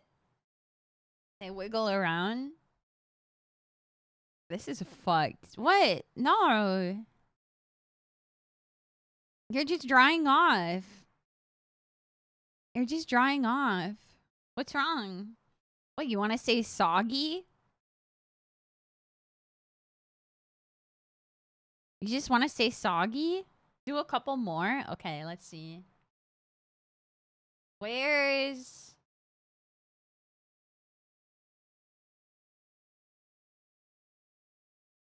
Here we go. Wait. Okay. Wait. Oh, wait. That's... Okay, there we go. There we go. Like that. And then...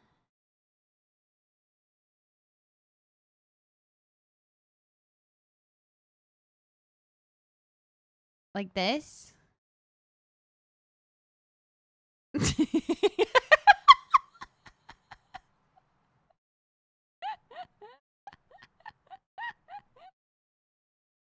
Pin all the models? You might not stay the whole time, though.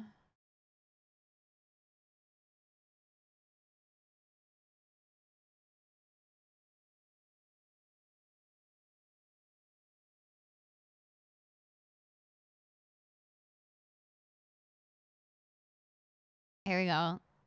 Okay. Oh, you're a little close there.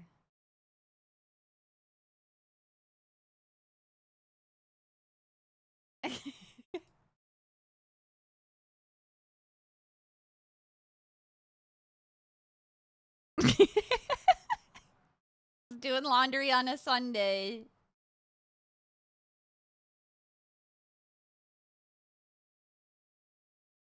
Oh, oops. I hit the wrong button.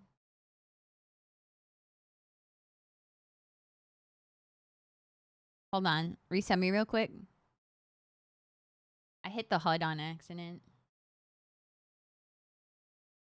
Here, I'll just hang you guys, like, right here. Oh, oops.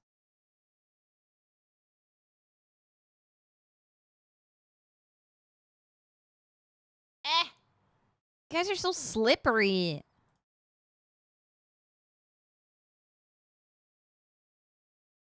Someone just got dropped on their head.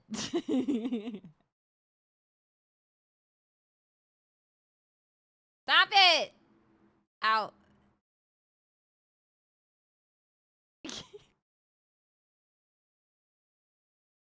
You're so slippery.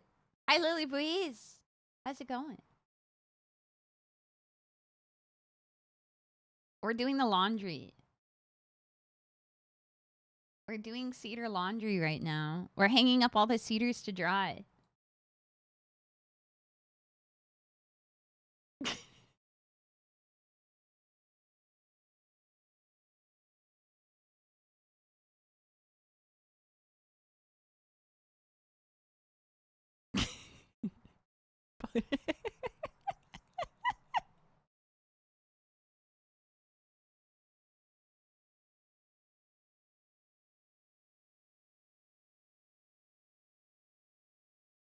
There we go.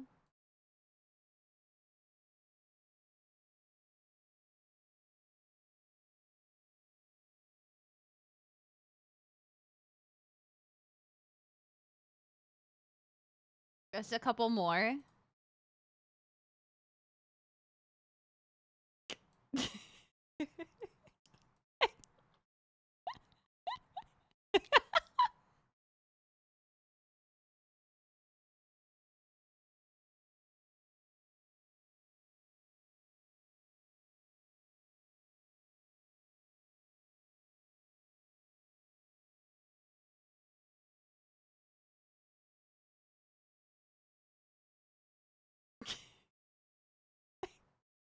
No one is safe. No one is safe. You can run, but you can't hide.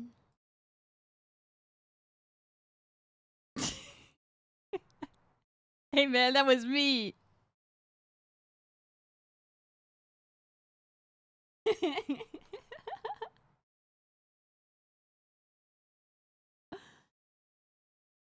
You can run, but you can't hide.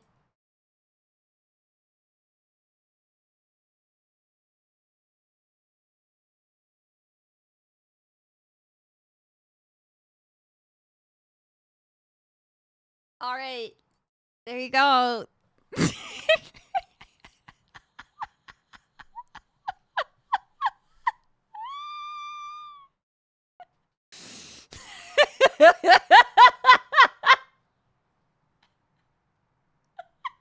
What the?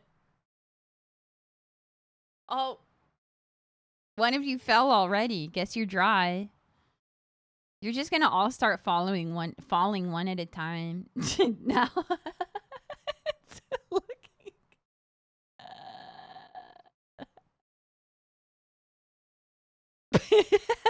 Raining season. You're twisted. No, I mean maybe a little. Damn apples off a tree.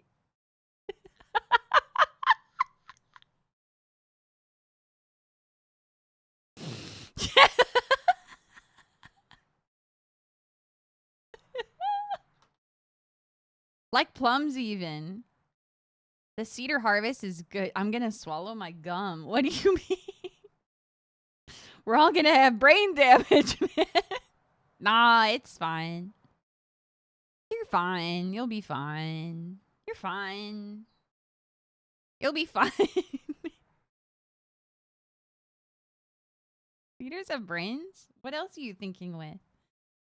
I mean, like, you have a CPU, right? It's like basically a brain. It's basically a brain. I guess this is karma in some evil and twisted way. Karma for what? What did you do? Huh? What did you do?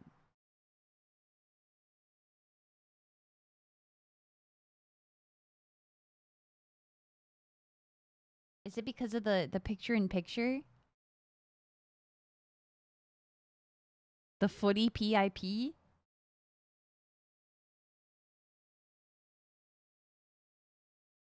They may not have to get a new paper towel.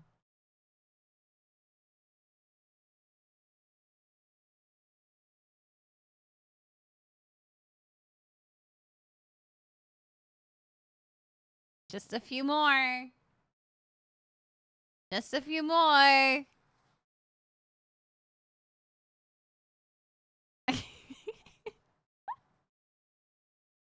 So much for not damaging the antenna. It's fine. It retracts. You know? I wonder what would happen if you freeze dried the plums a little. So that was one thing I read. I didn't end up doing it, but someone said that if you freeze the plums, you get better extraction if you freeze them before doing this, but I didn't do all that. I thought about it, but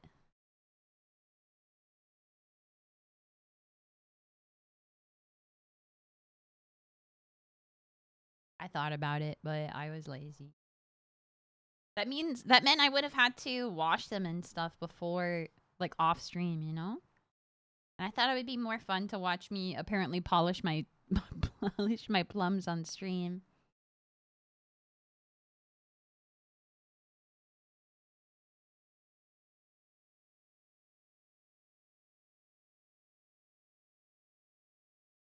You know?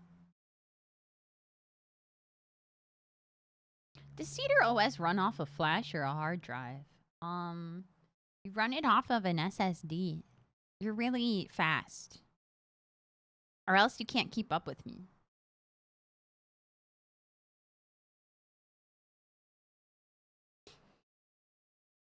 Okay, good. Yeah. Is SSD flash? Is that what that, or if I feel like I knew this at one point. Scarlet Evergreen! JK Cyber Bappy. Thank you! Thank you so much for 3 months. That's not my birthday, but thank you. I'm just kidding. Thank you so much for the resub! Welcome back! Thank you.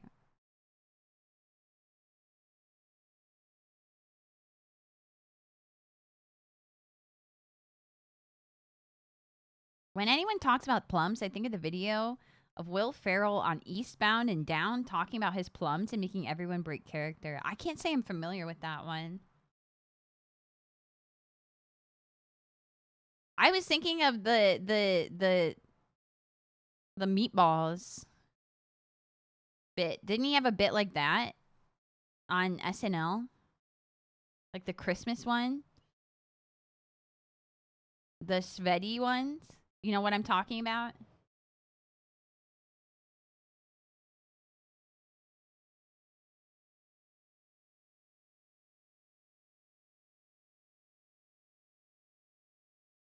Or was that not Will Ferrell?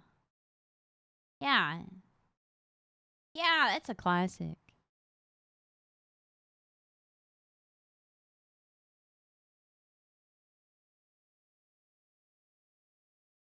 Whoa, hello! Proto Spiral also hello! Hi. Hope you are having a good day. Santi, did I say hello to you? Hi. Hello. Happy birthday, Tench. It's not my birthday! Yeah, SSDs are flash. That's what I thought. I just didn't want to, like, speak wrong and act like I was a genius. And that I knew what I was talking about when I didn't actually know, you know? Yes, you did! Happy Bappy, Tench. Lily, it's not my birthday, but thank you. Actually, SSDs are NAND. What is that?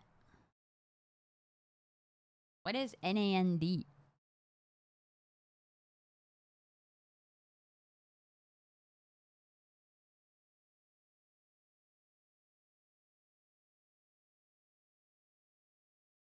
Not and. Uh-huh. So what does that mean? Explain. Another name for what flash is, Lamau. Oh. Cheeky Nandos.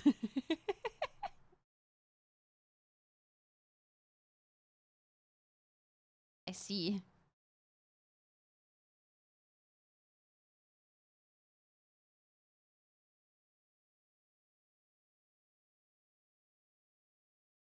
Flash memory is NAND or NOR. Oh, logic gate that they use to store the memory. Oh. What is an example of NOR then? That isn't an SSD. If not an SSD. I mean, obviously, SSD is NAND. So what would be an example of flash memory that's a NOR? NOR. NAR. NAR.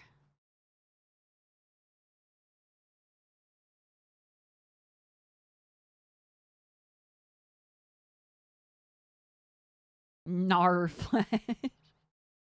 NAR.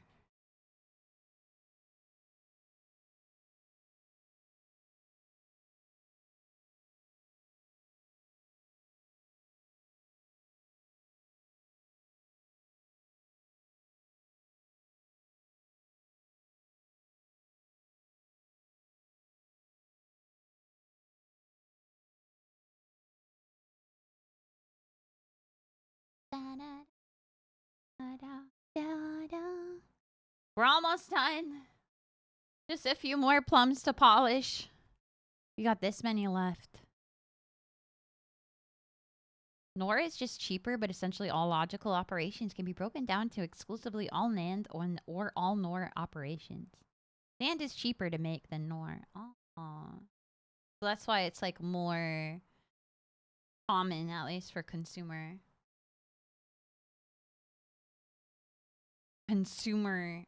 memory.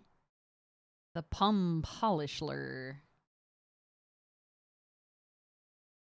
Dude, last night I was having my girl's treat pregame UMESHU, and then Shimada ended stream, was like, "Can I have some?" I was like, "You can have a sip."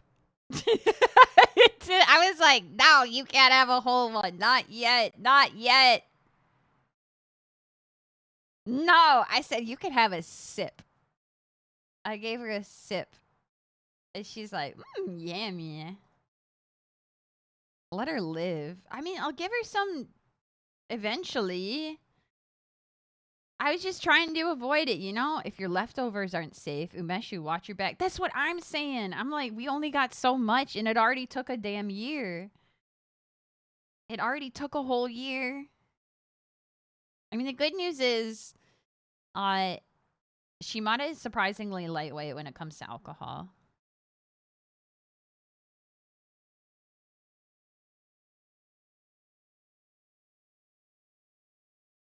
But I did say, like, I was like, this isn't like help yourself, please. I was like, this is Atashi no special umeshu.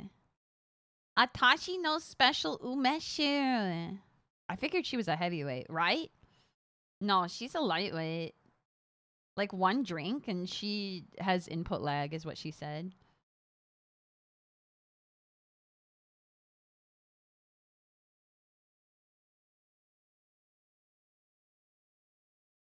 I don't have that luxury. I may be scrunky and squibby. Who is a lightweight? Shimada. But I'm a heavyweight drinker. I don't think that's Gap Moe, though. I think it's just...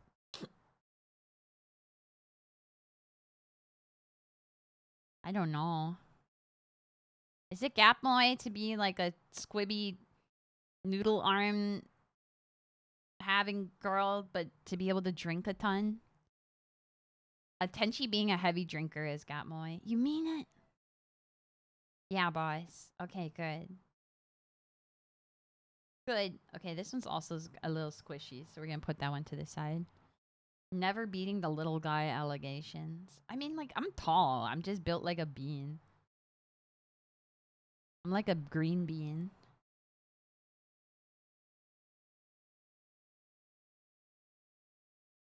She's a bean? Like a green bean, I mean.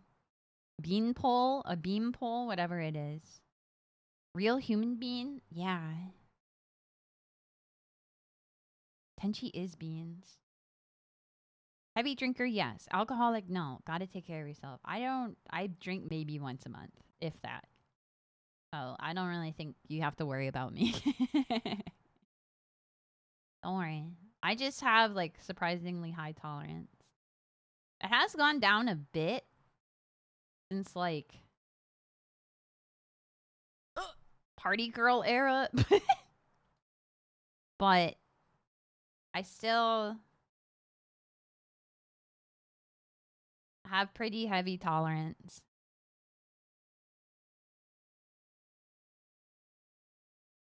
I think that's the opposite. It's like you're cute normally, but then do unexpectedly cool. For real?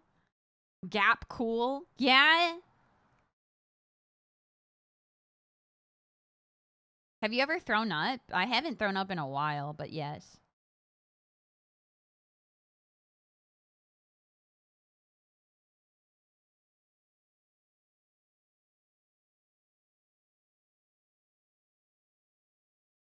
I think it's mostly just because my stomach is really weak. My alcohol tolerance is strong, but my stomach is made out of paper.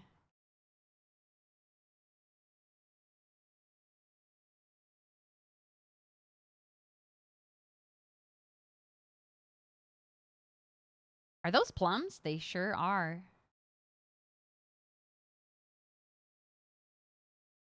Yes. We are making umeshu from the alcohol, right? Yes. Party girl Tenshi. She's locked up. Muzzled. The key has been thrown away. She's chained up. That's the old me.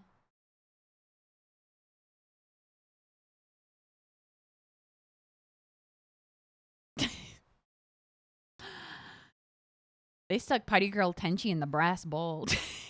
They're cooking her damn alive. I'm dredging the riverbanks for the lost key. Why do you guys want Party Girl Tenchi so bad? Why? She's a beast. Why do you want to unlock the beast? Why do you want to set her free?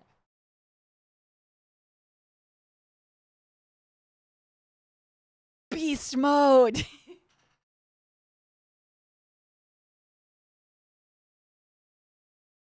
She's a menace to society and herself. I'm not involved in any of this. I'm not involved in none of this. But that means you are involved in this because you used a double negative. Nerd. Could she outdrink all of us? I can't say for sure. I can't say for sure. Sometimes society could use a good menacing. I mean, that's fair. But it's like, it's not as fun to be party girl on stream, I feel like, because then it's like you guys type in chat, but it's like, I don't know. The party girl, maybe in like VR or something, but even then, it's like the party girl is a social creature. She gotta have like the ability to like thrash. You know what I'm saying? Like to like give you a punch and be like, ha ha, oh you, poof. Like this is what I'm saying. She's violent. Or be like, shoves you into a fridge or something. Like, you know, you don't punch us normally. I mean, like, I do, but it's different, you know? Party girl doesn't work in the parasocial environment. I mean, I guess maybe, like, in my opinion, I feel like it's different, you know?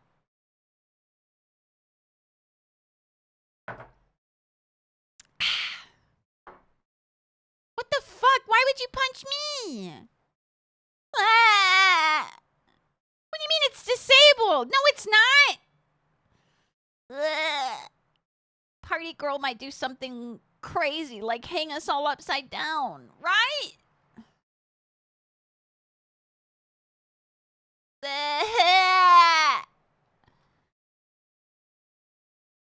What the heck? I'm gonna tell RTX Chan that the gig is up. I'm gonna tell her that the gig is up. That she won't help you anymore. Ah.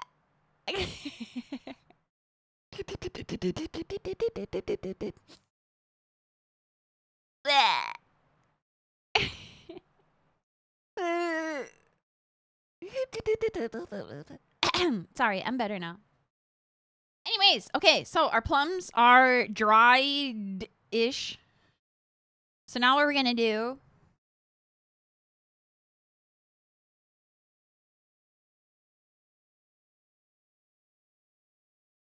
I'm gonna dry out this bowl. Because I'm gonna use it. But I need it to be dry. I need this bowl dry!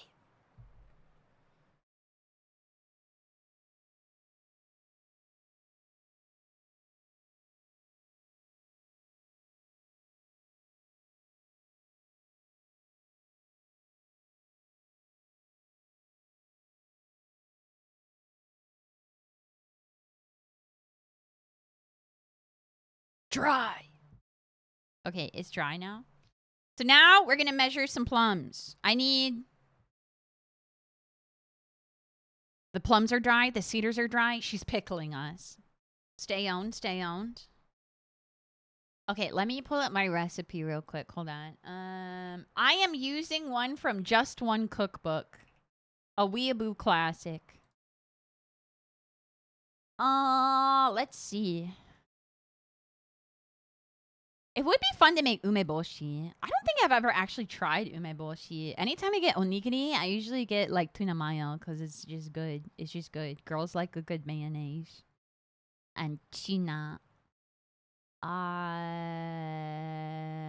Let's see. Okay, we need 1 kg of plums. So I'm just going to pick them up one at a time to inspect them until we hit 1 kg. Wait, does this even go up to a 1,000? Let me see. No, it might not. I mean, if we get up to 999, that's like close enough. Right? Right? When we just like use feeling after that.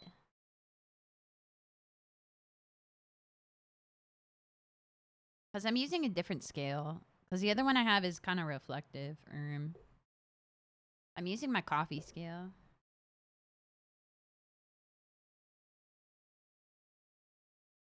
You're good. You pass inspection.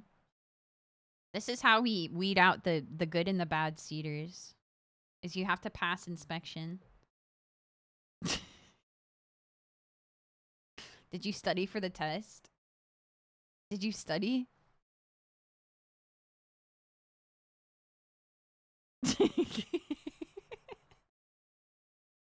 What happens to the bad cedars? You don't want to know.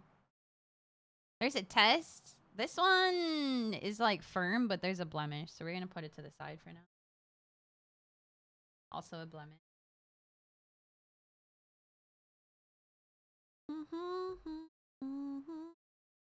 Kind of blemished. Meow, meow, meow, meow, meow, meow, meow, meow, meow.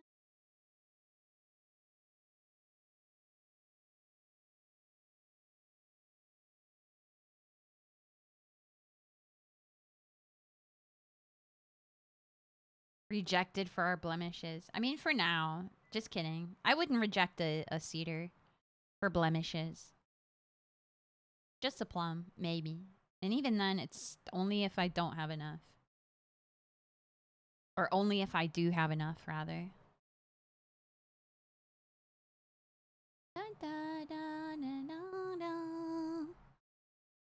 Sending me to the cedar crusher at the recycling plant.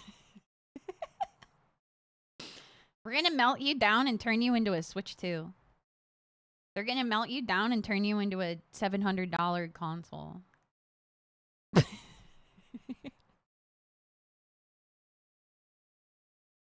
Oh, hell nah. Well, if it's good for a good cause, anything but that. You're gonna end up in the hands of like a child. He's gonna put you on a lanyard, swing you around.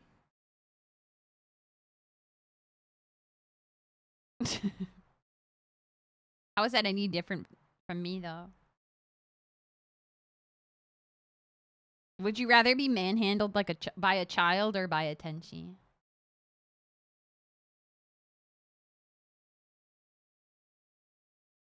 That's the question.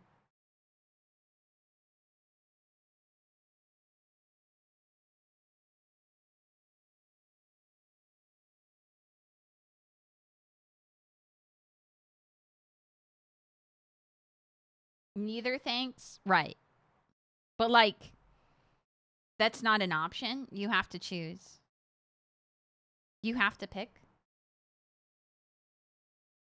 I mean, I know what you should choose. If I talk, I'm in big trouble.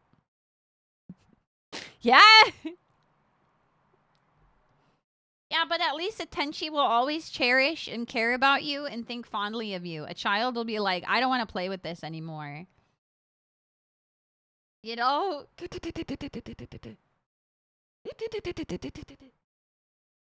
kid would be like, nah, I don't want to play with this anymore. I'm picking the tenchi. How is this a question?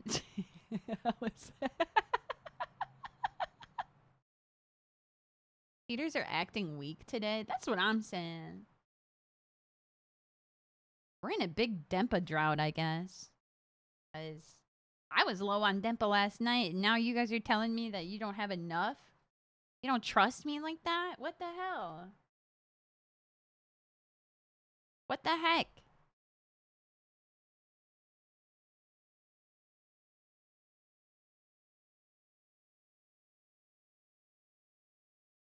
Okay, we're at 800 grams. We're starting to go for blemished ones.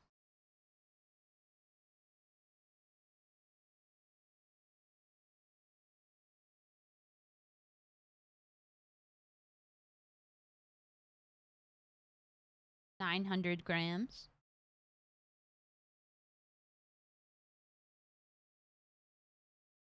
Hmm.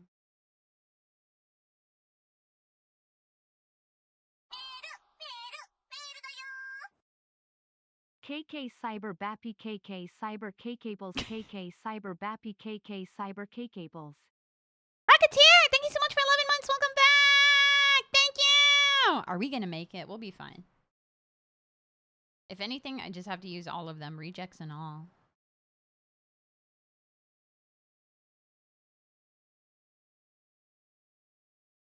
This one,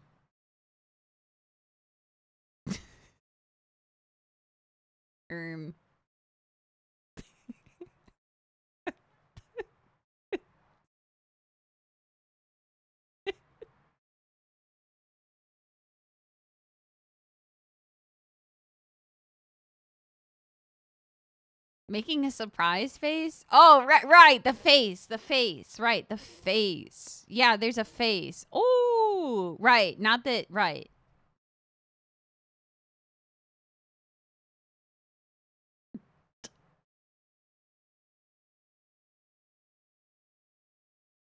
I have to pick between these kind of squishy ones.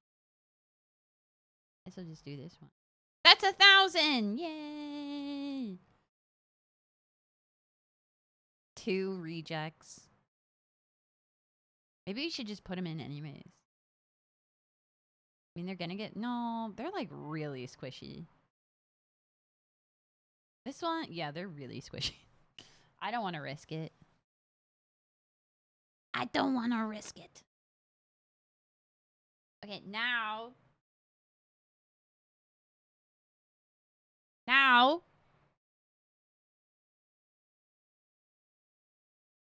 we will measure out 800 grams of sugar. So we already have 500 here. So I will use another 300 from this.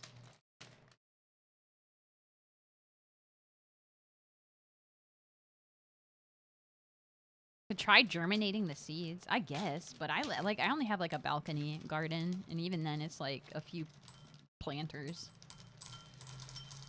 300 is what we need. We need 300 more. Okay.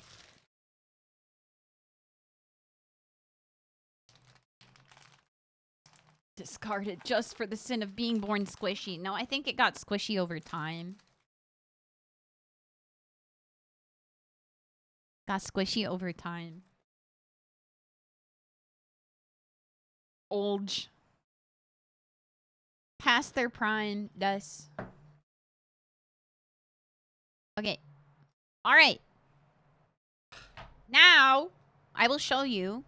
This is the shochu. Whoa, look at this big old guy. He even has like a perfect, like a gripper for pouring. So we need exactly, it says to have 1.8 liters of shochu. Well, this is 1.75. So the other 0.5 liters, I'm just going to use vodka.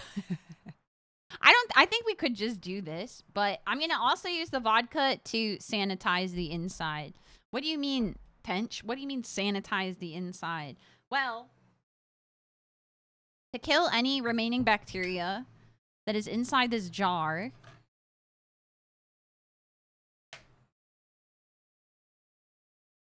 or worms. I don't think there's any worms in here.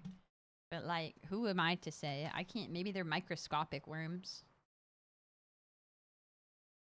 We want to kill any bacteria or any grody stuff that may be in here still lurking that we cannot see with our squibby eyes. So I'm just gonna put some vodka on this paper towel, like so.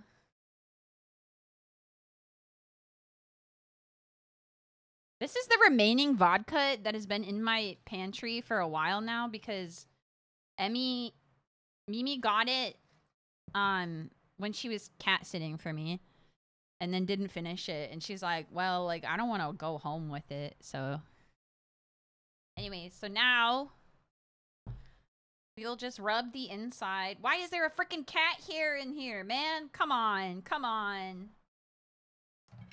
This is why we're doing this.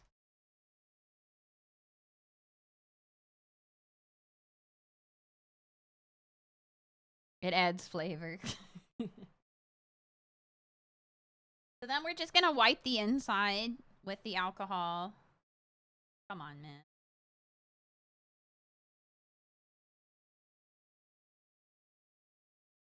Did I get it? Yes.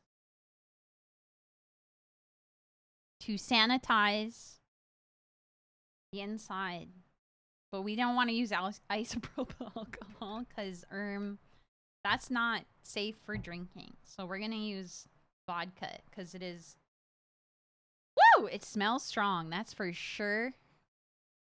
Really high percentage. This is 40%. Well, maybe that like not insanely high, but like high enough percentage to kill bacterias.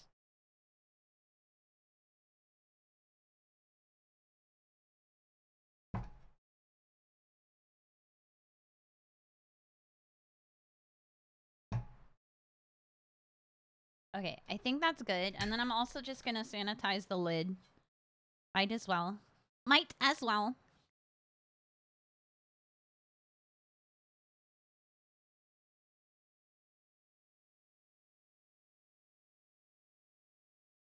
And then we'll let it evaporate a little bit.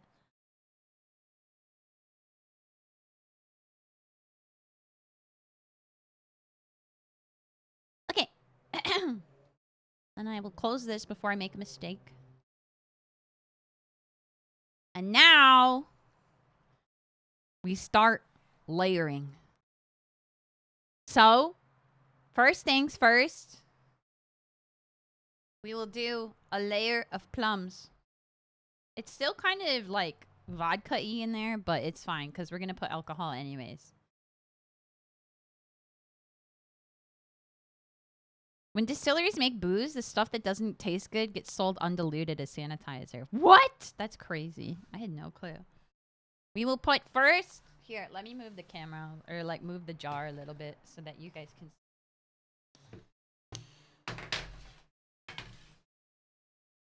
We put a layer of plums.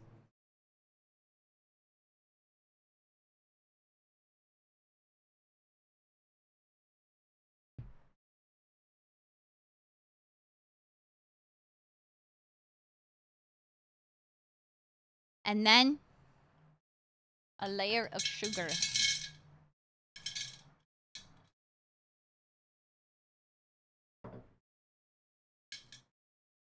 And then another layer of plums.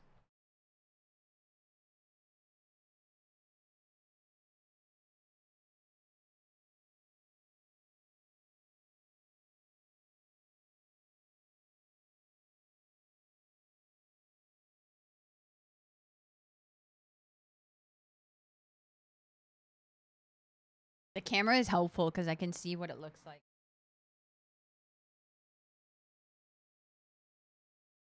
Okay, I'll save it. And then another layer of sugar.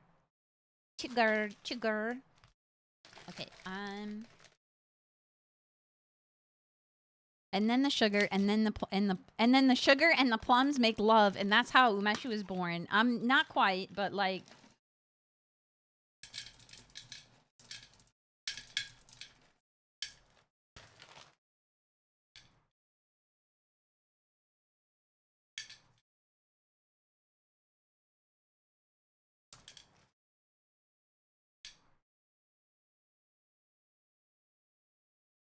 But they, in a way, they make love. Right. They have to get drunk first. Yes. This is how you would make plum syrup, by the way. You just have to like shake it relatively often until all of the sugar dissolves. It'll dissolve over time. That's how you make plum syrup, is no alcohol.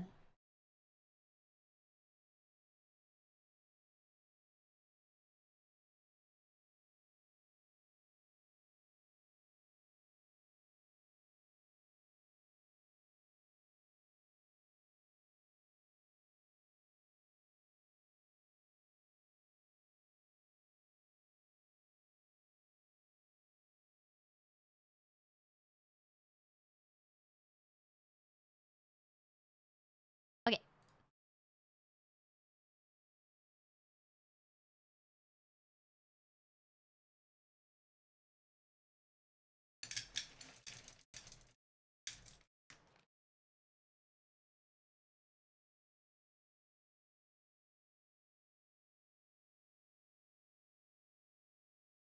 And then we put the last of the plums.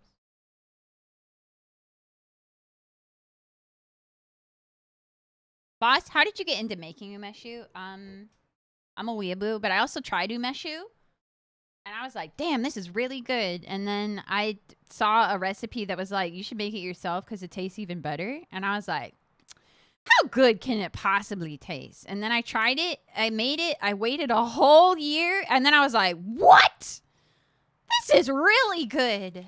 And now here we are. I've been doing it every year since. Eesh.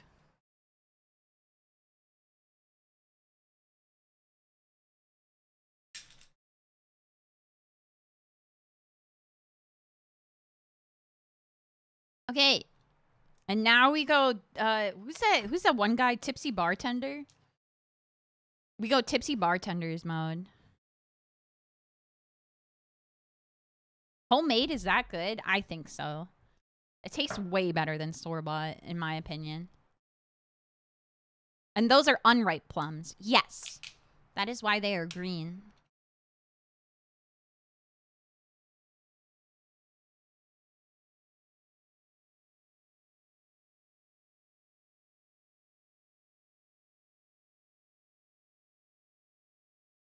What?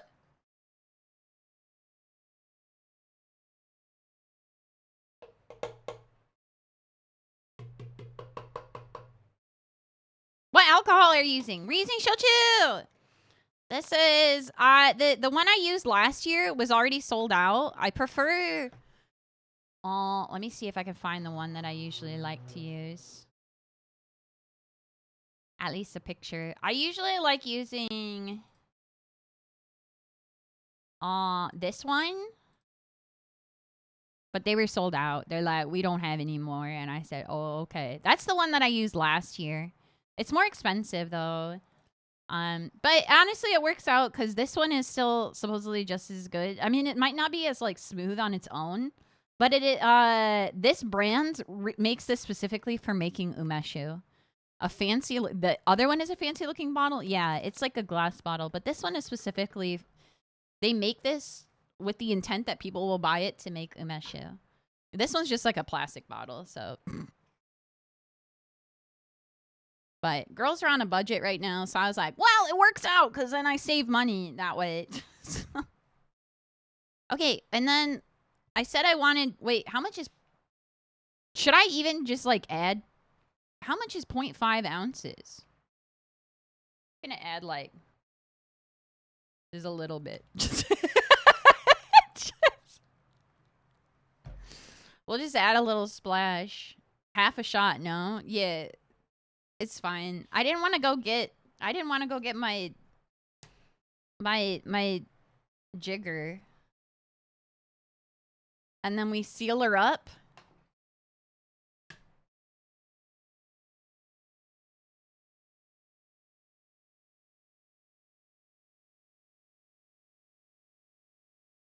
A splash for good luck. Yeah.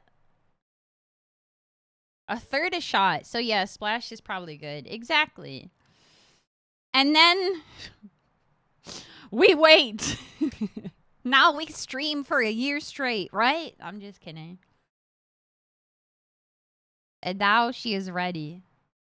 Now she will bake. She won't actually bake. She's just gonna sit. She's gonna sit in my cupboard for a year.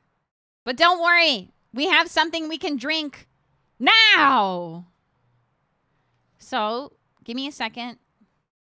Does temperature matter? You want it to be somewhere dark, relatively low humidity, and cool. You don't have to put it in the fridge or anything. I just put it, I have like a cabinet where I keep all my liquor that's like a bottom shelf, and I just put it in the way back corner. You could technically like put it in a bag to like black it out, but I don't think that really is necessary if it's in a dark enough cabinet. The sun never hits this cabinet anyways, so I'm not worried about it. But you want it to avoid getting sunlight for sure. Somewhere very dark and relatively cool, not somewhere warm. Yeah, if you have a basement, that would be good, but I live in an apartment, so yeah. I'm gonna go into the maintenance cave and like keep a secret stash of umeshu away from all the maintenance guys. Just kidding.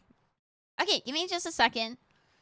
And then I'm gonna get a cup with some ice, get some water, and then we will have definitely my first umeshu mizuwari of the batch from last year, from 2024's.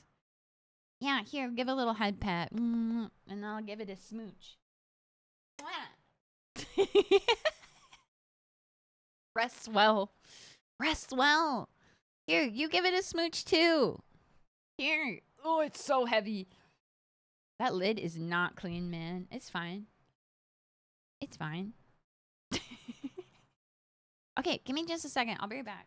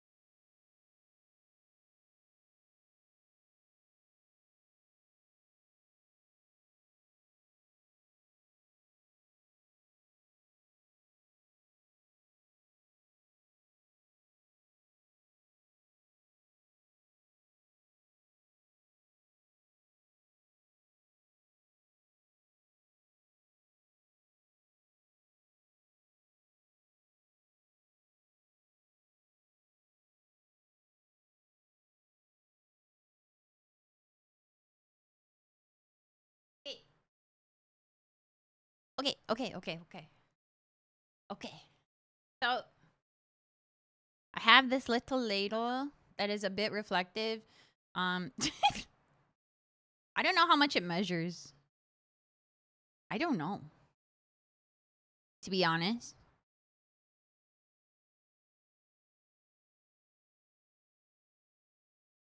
I don't know how much it measures.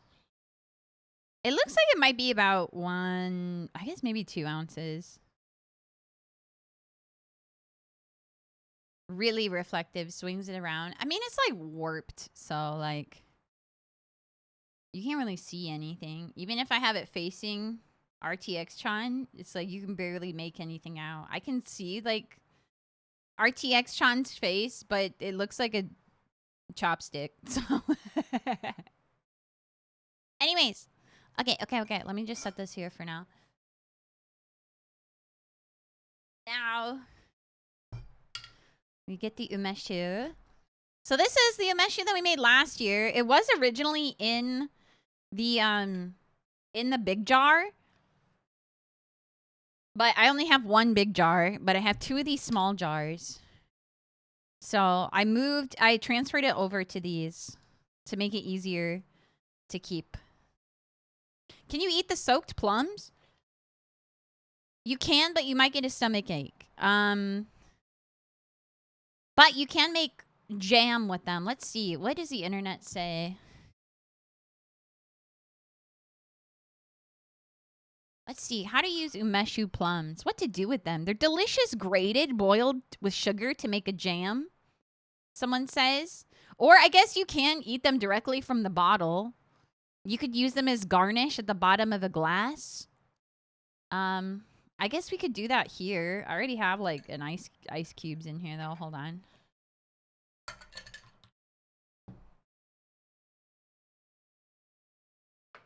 Should I try a nibble? Giant ice. This is the ice tray I usually use when I make cocktails. Let me grab one.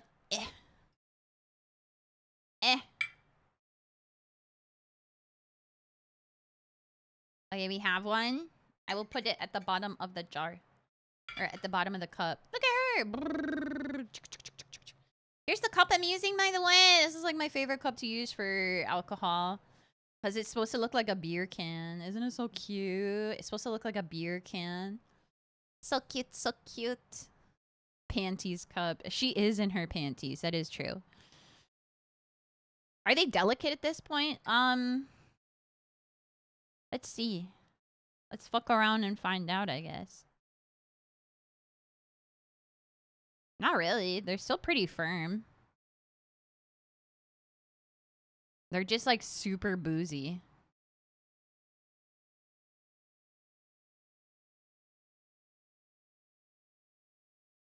Should I try a bite? I don't know. Okay, I'm gonna try a bite. Also, Proto Spiral, hello. Bit late on that one. Virgis, hello. Choco, hello. Dr. Pancaker, hello. A small bite. Ah.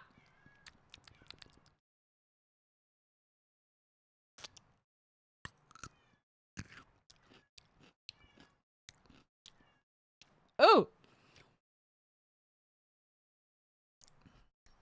Oh. That's really strong.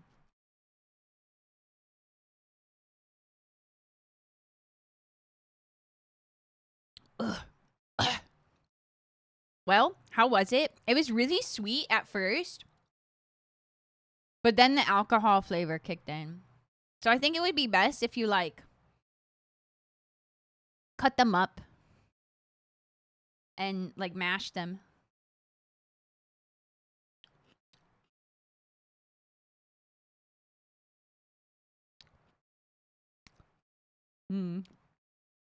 But it's not bad.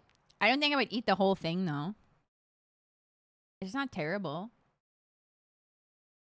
But it's like the alcohol flavor is like, ugh.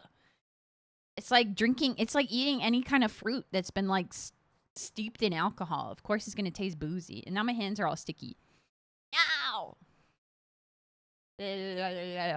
What about for like a pie or something? Maybe, but they have pits in them still. So I would have to like still cut them up.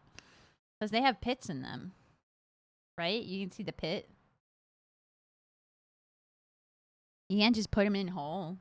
So wait, how do they get the pit out for umeboshi? Or does umeboshi have the pit in it?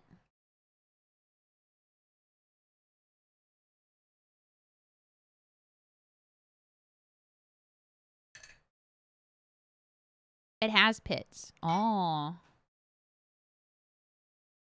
So what, you just spit the pit out when you're done? Oh my god, we're okay.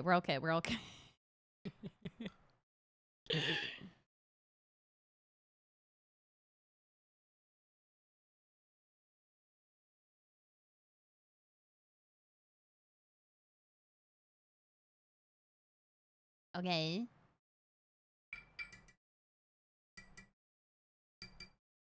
Not again, man. No, it's okay. It's okay. We didn't spill. We didn't spill. If you guys don't know, I think it was 2023's UMESHU. There was an accident. The jar I used didn't have a screw on top. It had like a pull on, pull off top. And at one point I was moving it and I like grabbed it by the top and then like the whole jar fell and it all like spilled all over my kitchen and it was a dark day. It was a dark day. We lost all that umeshu and I only had a little bit left.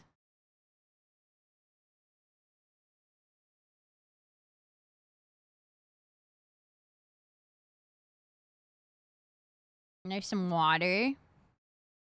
And now we have umeshu mizulani. I should stir it, but I forgot my bartending spoon. So I'm just going to use this, lol. Even though it's highly reflective, maybe not. Okay. Oh, brother.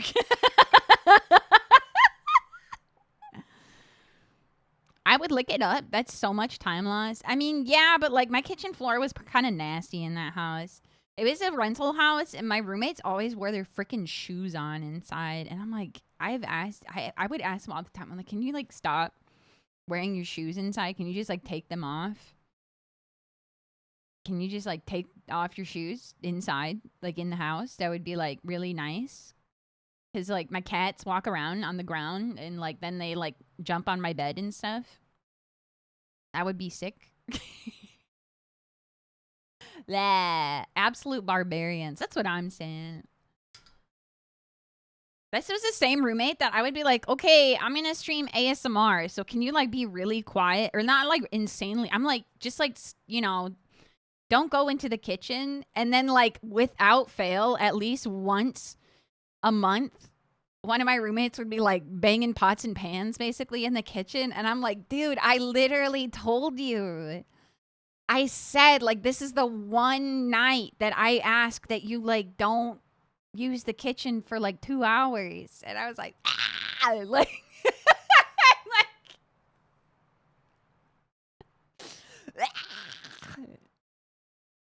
but it's okay. That's why I always feel bad whenever I accidentally make noise when Shimada's doing ASMR. Ha! Pathetic. What, you thought I was going to pour you a cup of umeshu? What do you think this is, a cafe or something? Huh? Peh. Pathetic. Huh. What, you want the first sip or something? Huh? Hey? You just wanted a sip? Just a sip, huh? You think you're special enough to try my special year-long umeshu? Who do you think you are? Huh? Huh? You're day drinking on a Sunday? What are you, a delinquent? Huh? Or maybe you're just like a middle-aged mom. Okay, sorry. Anyways, have a sippy. Here. Kanpai! Kanpai! Have a little sip. Cheers. You get first sip. Kanpai. Salut. Kanpai.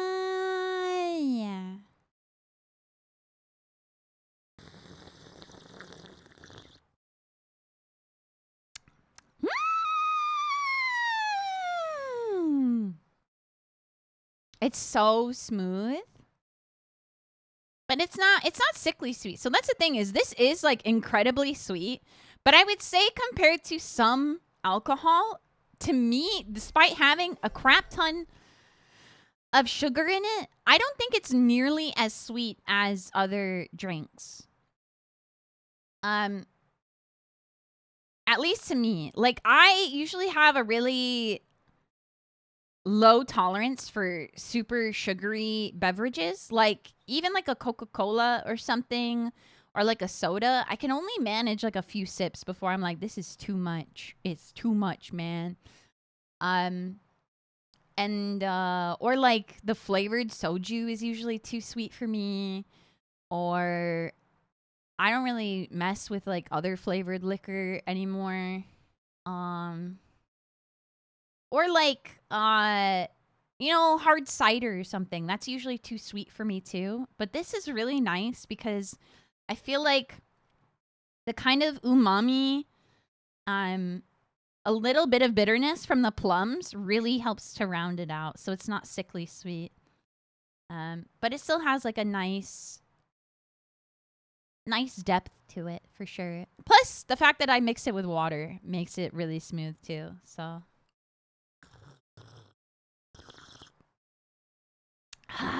it's so refreshing. I feel like it would taste really good with soda water, especially to make it something that's like more like a soda. I know that's what, if you make plum syrup, you can make plum soda with it by mixing it with soda water. Yeah. How is it compared to the last one? So truth be told, like I said, 2023's UMESHU was the great accident, and I finished that shit last year. So, but 2023's was really good. But I think, honestly, this one, to me, I can't remember if I used the same liquor, but to me, I feel like this one tastes better. It's a little bit, it's not as strong, I feel like, though. Like, I feel like it didn't extract as much of the ume as last time. But that's kind of nice. It tastes a lot lighter, I would say. Maybe it's just because it's a different year's plums, right? And they might be from a completely different location. How long does the yearly batch last for you? It's hard to say because I don't really drink that often. But like, it just depends on if I hang out with friends or not, really. Because if friends come over and they want to drink, I want to impress them and be like, "Oh my god, try it! I made it myself." Twirls hair. um. So, but I want this at least to last a couple months. I don't know. We'll see. I think I finished off the last one. The one last year, I finished it off. It wasn't very much. There wasn't very much of it because, like I said, there was like the accident. But I did finish it, I think, by the time summer was over. I wonder if the plums came from the same region. Yeah, I don't know. Here's what I'm going to do, though. I'm going to take some of the plums out of this and then add more liquor to it. Do I even have something I can get the plums out? No. I don't. Fuck it. We do it live.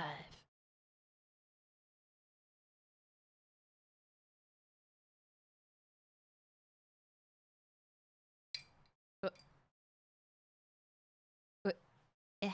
Okay.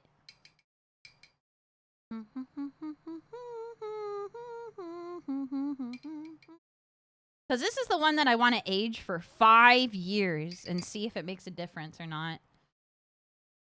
And if it doesn't, then I'll be like, well, now we know. I wonder where I'll be in 4 years. It's already aged 1 year. So...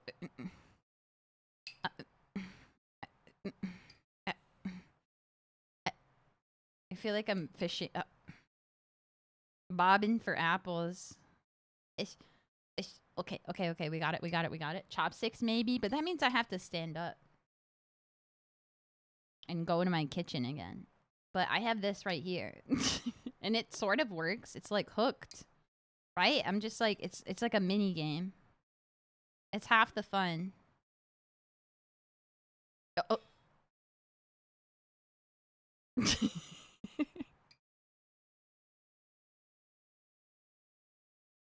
Let's see. How many's in there now?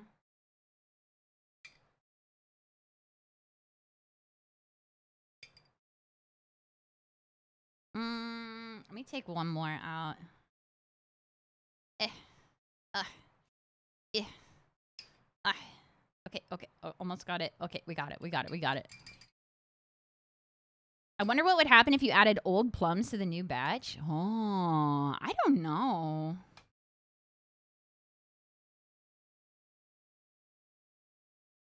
Okay, and then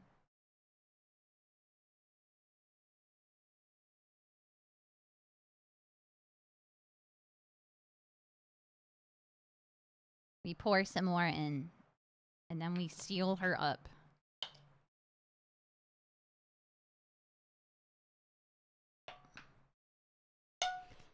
Eesh. I also wondered what would happen if you kept swapping in new plums every year. Yeah, I don't know.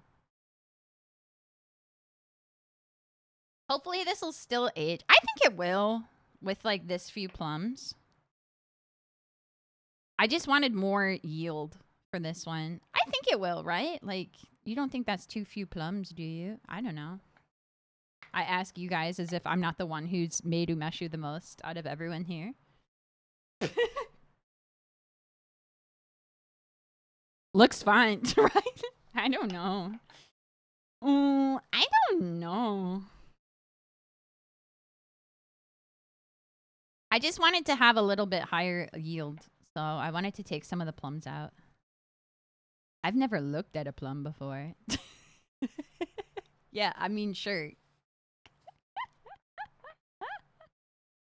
She's at a damn carnival tub. I think it should be fine. It's like the same ratio, if not more plum than like choya. You know? Maybe I should take out some of the plums and then make like plum jam. That might be fun. Here's what we'll do. Let me drink this water.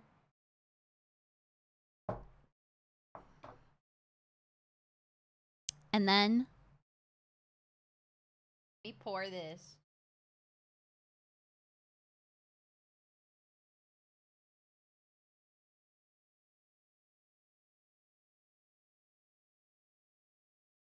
And then take out some of the plums.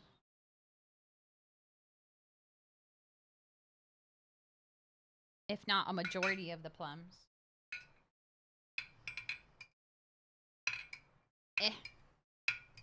Okay, I'm just gonna get chopsticks now. I'm sorry.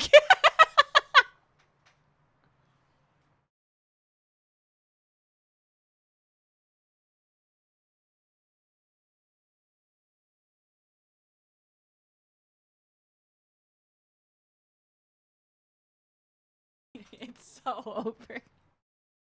Carnival is over. That's cheating? What, you want me to carnival mode it? Okay, fine. Fine. There's so many. No, no. Boil them, mash them, stick them in a stew. That's what I'm thinking.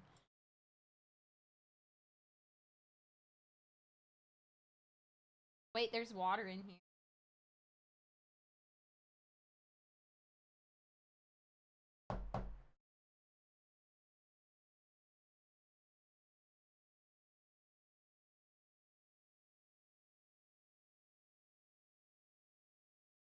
Okay, here's all the old ones. God, my hands are so sticky now.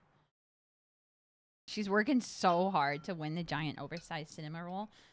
No, I'm trying to win Usahana. Actually.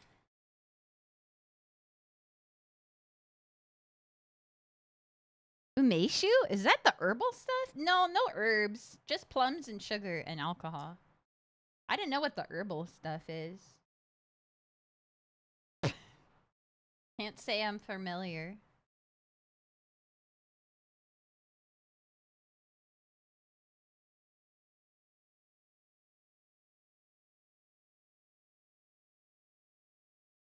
No!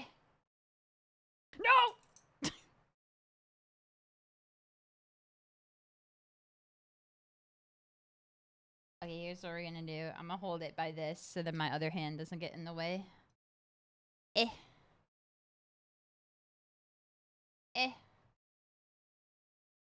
Eh. Come on. Eh.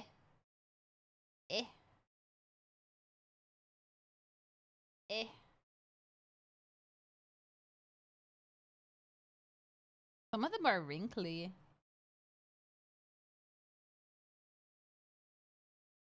The Winkler. This is your brand. Winkles. Your brain? Winkles. My brain? No winkles.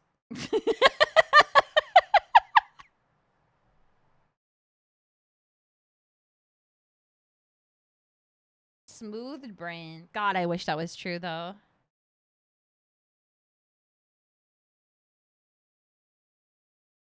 Okay, I'm just gonna leave what's in there.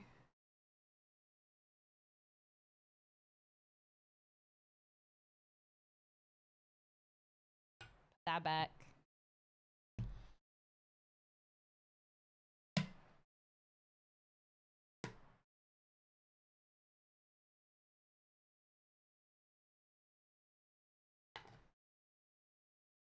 Dude, this thing's so sticky. So much sugar.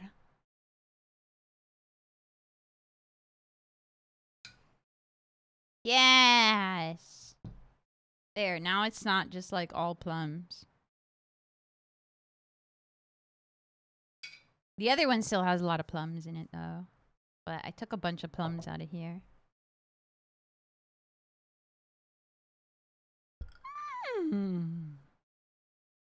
Refreshing. Refreshing. How do you even pit these?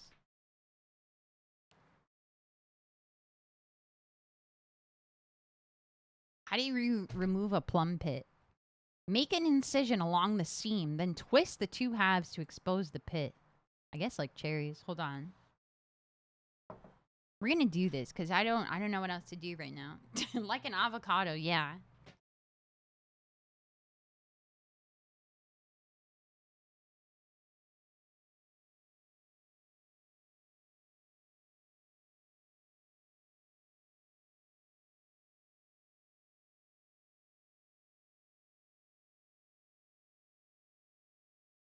Aisha. Okay,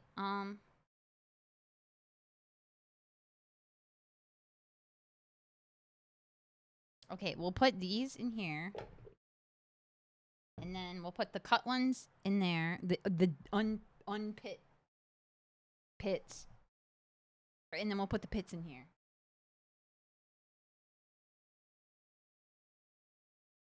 Yeah. Oh, did the music stop? Hold on. Oh. Hold on. Hold on.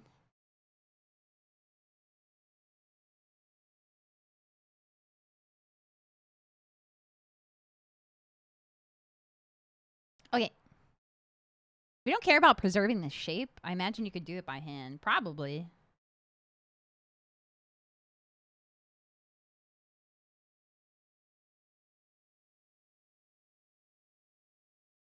But they're kind of tough.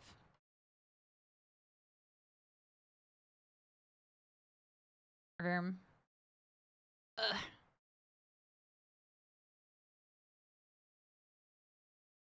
Ugh. Ugh. Yeah, they might not twist well. Right. I guess I could just, like, shave it off.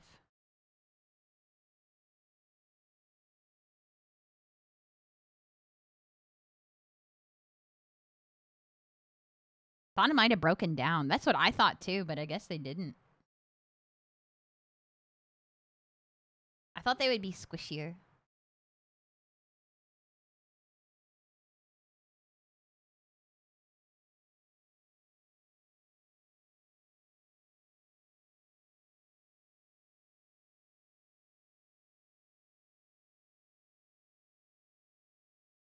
You should cut a good bit off or go for a V cut. Oh, what? Huh?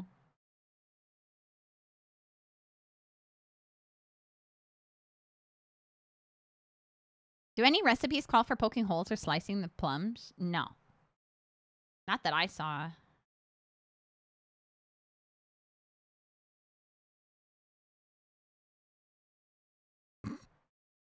We might be at this for a while, man.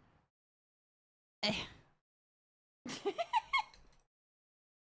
Eh. Eh.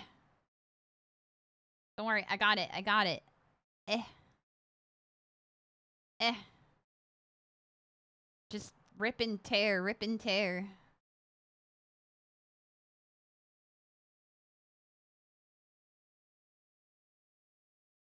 There, we got one.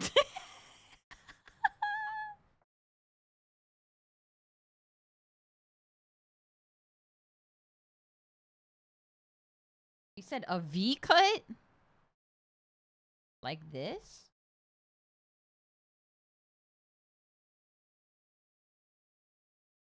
Oh.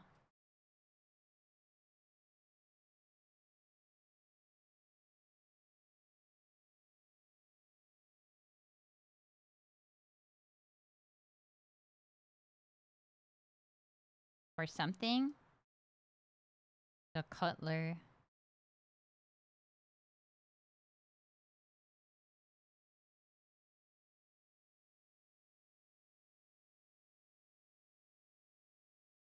Them paring knife skills high spec. Mine? My paring knife skills could use work for sure.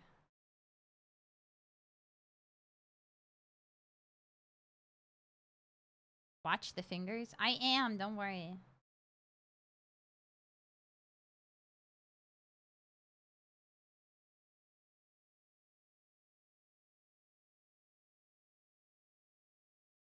Why am I making you nervous?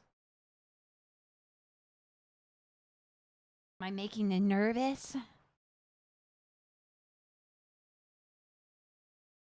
Just a bit. Eh.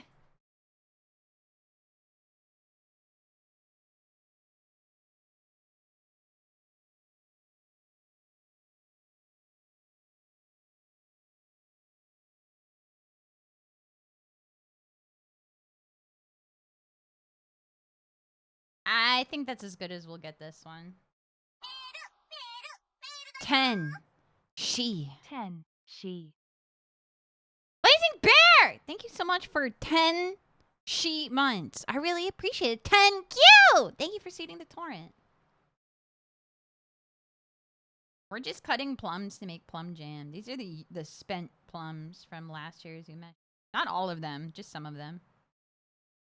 I don't know what that is, so we're just gonna throw it out.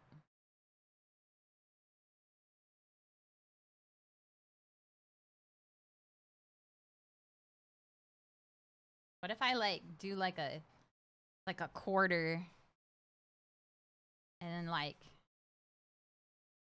another eighth um uh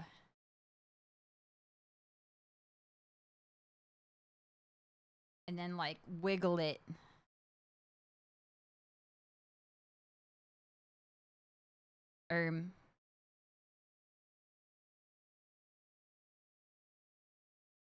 It sort of worked.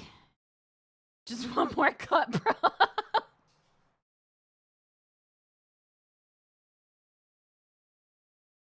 It's like sort of working. 16's for sure. Smash it like a damn monkey. I mean, I'm gonna have to smash it anyways to make jam.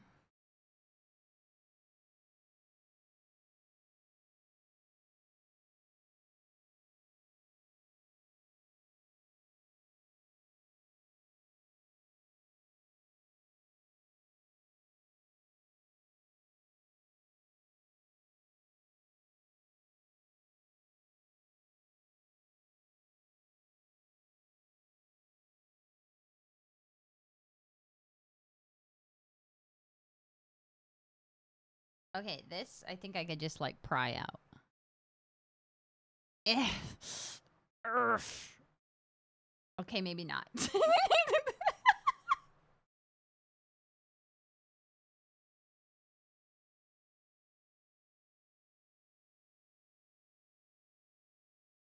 Just one more cut, bro. Just one more cut.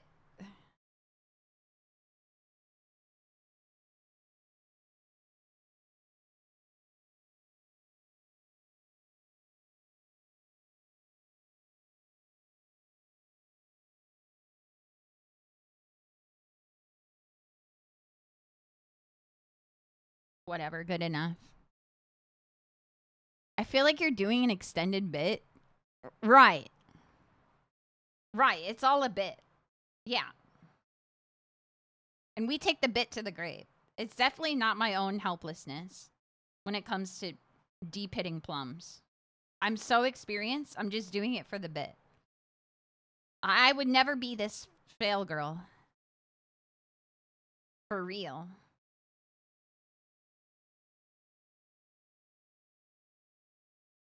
This one's at least like a little bit pluckier. Woo!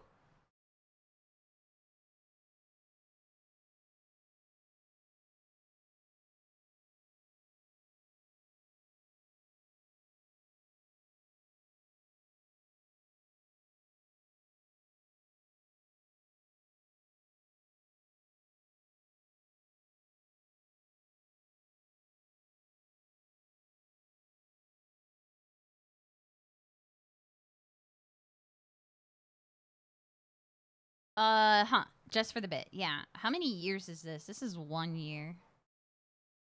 I don't have any older. But I do have a jar that I'm going to try to age for 5 years. But we got to wait another 4 years.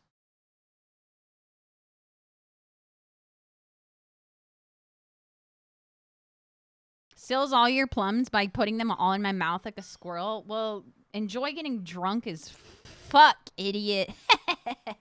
We drinking? Hell yeah. Come by.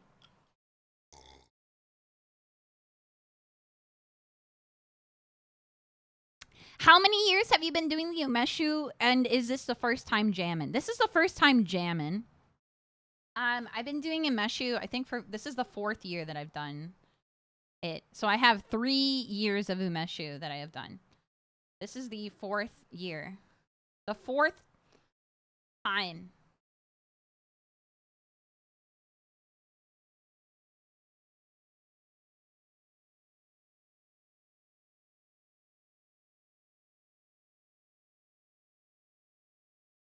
I tried making plum syrup 1 year, but I couldn't use it before I went bad because, like, I was, like, before I kind of got into bartending.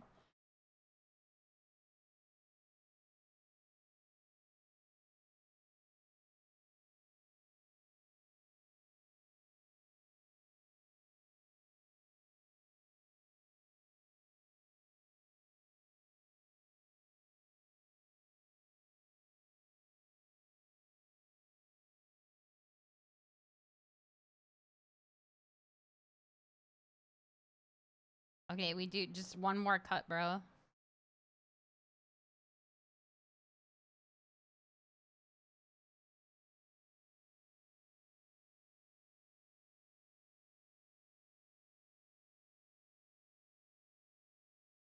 Let's see, will this work?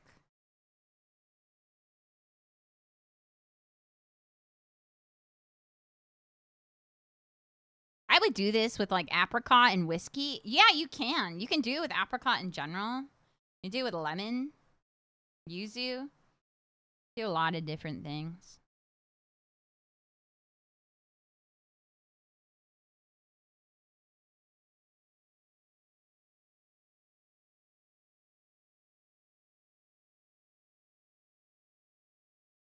Well, it was working.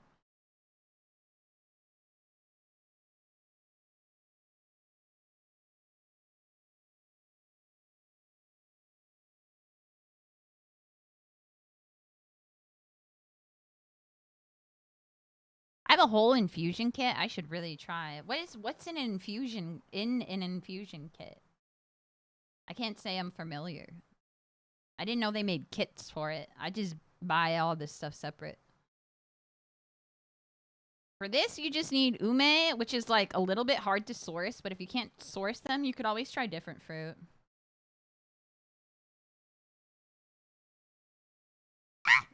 Sorry, she's slippery. I didn't have the knife, okay, in case you weren't watching. Don't worry.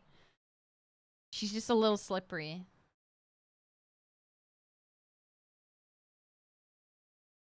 Situations like this is why Fuzzy Heavy Industries is investing big in the deep hitting ume market. Right.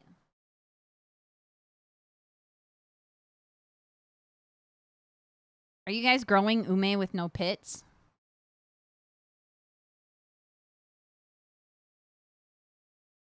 Corporations just can't stop taking our pits away, man.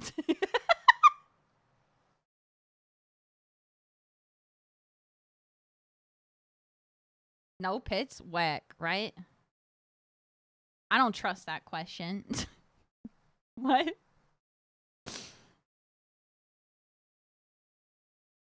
Pit this, pit that. No mention of armpits. I'm gonna trim off this, like... No, that's on the inside. No, we keep it. We keep it.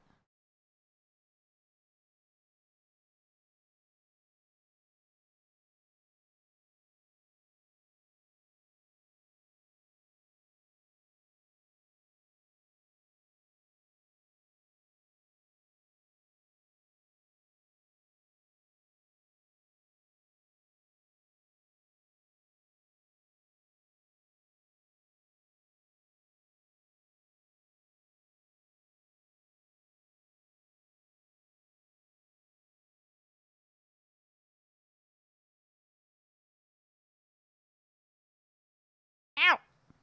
Sorry, I didn't hurt myself from a knife, okay? I just ran my own nail into my finger.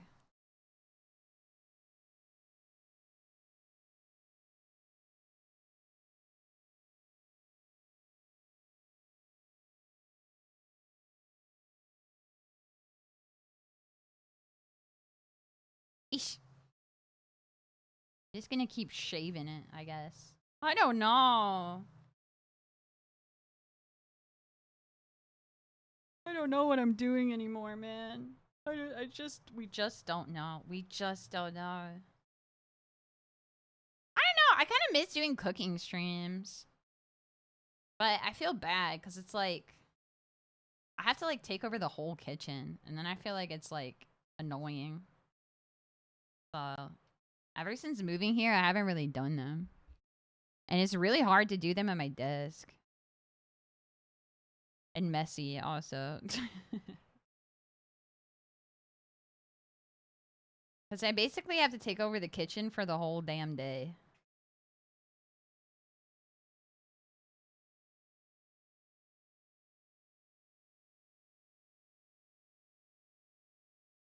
Unless I like go to like the funny little like shared kitchen space that like my apartment has, but I don't. I feel like that would be even more awkward because it's like, what if someone walks in and it's like, "What are you doing?" And then I'd be like, I'm streaming."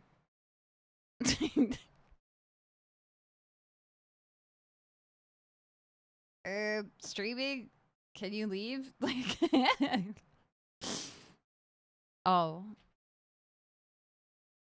I don't know. I just don't want to be like annoying to Shisho. Because it's like the mic I usually use picks up everything too. Because it's like a different kind of mic. The lapel mic that I use.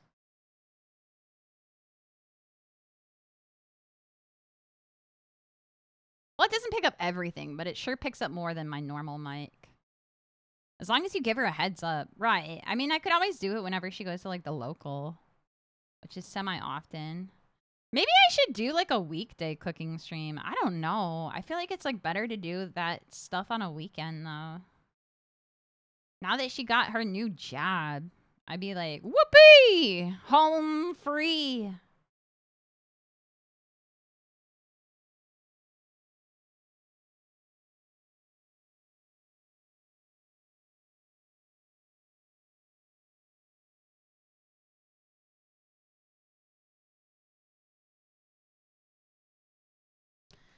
I think cooking stream is good on any day personally. Yeah.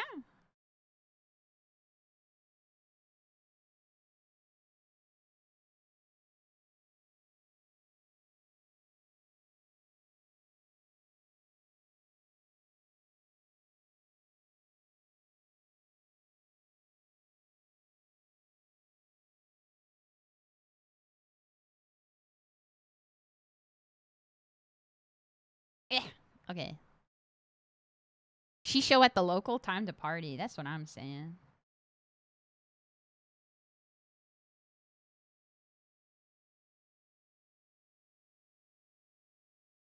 And then I'd be like, did you get any dubs? Oh, no? Sorry. No food for you. We only feed winners. Just kidding.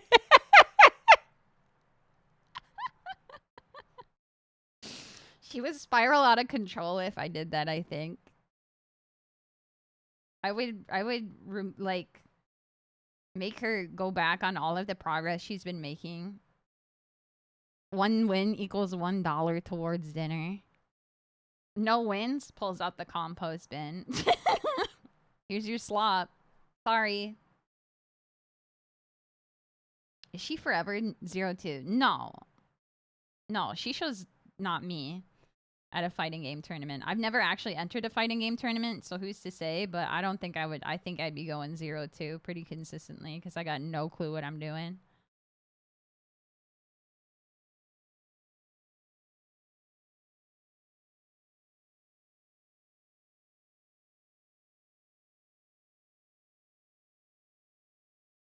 Tench would pull up to the Azumanga Puzzle Bobble locals. True! I would. I don't know. I guess the vibes were off at the local recently. The most recent local. It was like some mom showed up with like 8 kids and was like, they like took down one of the setups to like let them all play Fortnite.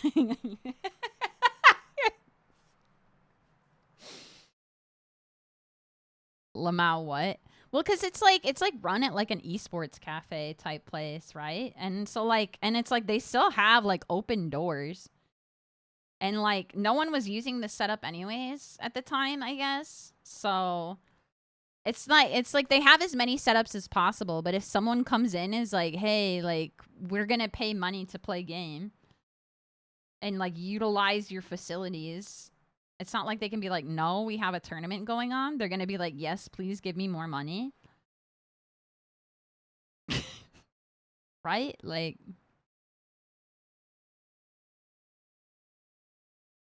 fair enough, I suppose.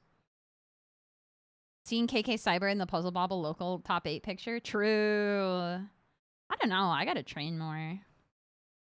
There's probably more sweats out there that know, like run the angles, like, in their brains so fast.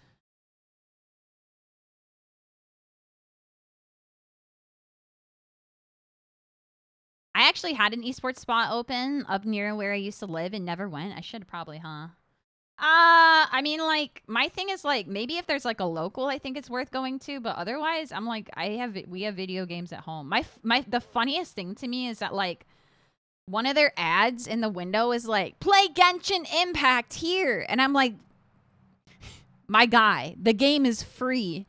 Why would you go somewhere to pay money to use a computer when you could play it on your damn phone, right? But I don't know. Maybe it doesn't run on people's phones, or maybe they like don't have data or something. You know, there's probably like a slew of reasons why someone would go to like a cafe to play Genshin. You know?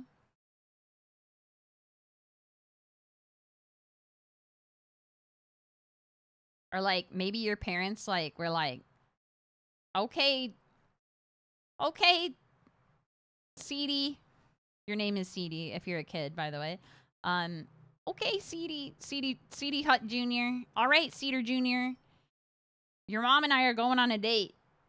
But we can't afford a babysitter, but we can afford a couple hours for you at the esports cafe. So we're just going to drop you there because it's basically like daycare, but like cheaper.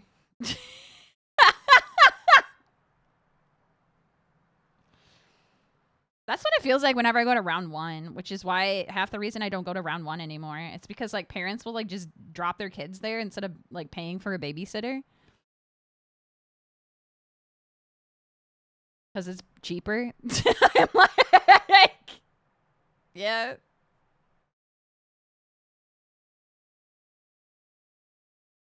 Crazy, man. This kind of looks like pickles. I think it looks like pickles.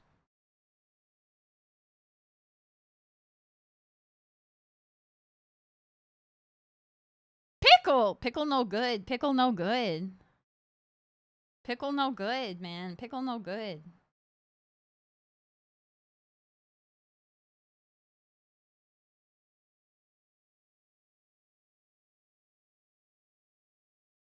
It looks like okra. That's fair. I'm not big on okra. I haven't had it too many times. I had an okra skewer once, and I was like, it's okay. The inside's like too squishy. Like too goopy.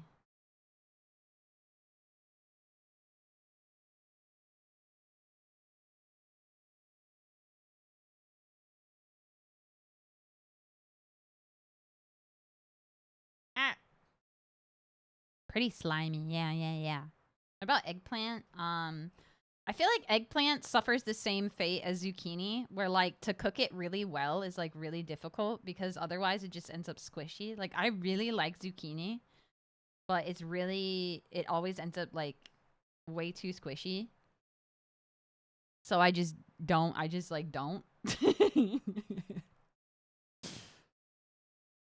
should make some liquor when my persimmons grow. Ooh. Do you have a dehydrator? I know someone whose family has a persimmon tree, and they have a dehydrator, and they always dehydrate persimmons. And I know this because they're always trying to like force them off. Like the family is like, "You want some persimmons? You want some dried persimmons? Take some. Take some dried persimmons. We have persimmons. You want dried persimmons? You want some? Here, take some. We got plenty." And it's like, no, man, no, I'm okay. I'm okay. I don't need persimmons. I don't need persimmons. No, no, no. I'm good. Persimmon no good. Persimmon no good. I got 3 whole persimmons last year. Whoa. Become persimmon pilled. I don't think I've ever really given persimmons a try. Maybe it's just like the older I think it's just like once you get older, you like want processed sugar less and less, but you still want sweets. So like you just eat more fruits. That's what it feels like to me because I feel like old people love persimmons.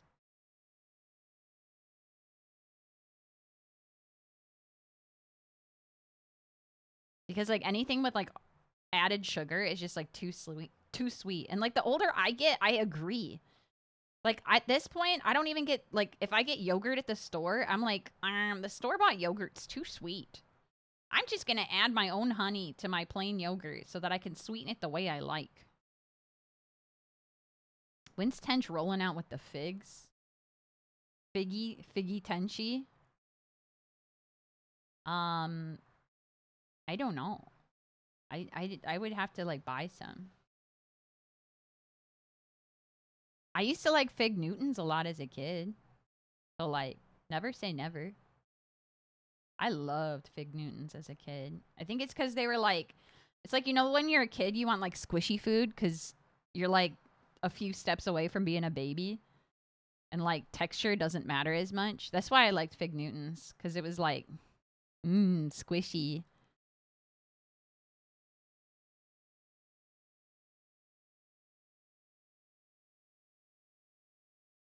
Squishy. I still like a Fig Newton. I cannot remember the last time I had a Fig Newton. I think they'd be too squishy for me now. I want like a crunch. A crunch. Whoop.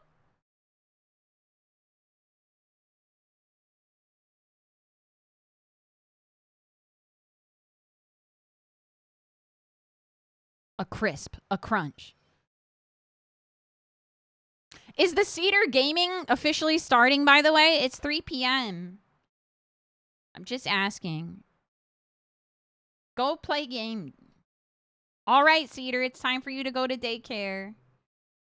Gaming daycare. I'm just kidding. Oh, shit. Thanks for the reminder. You guys didn't know!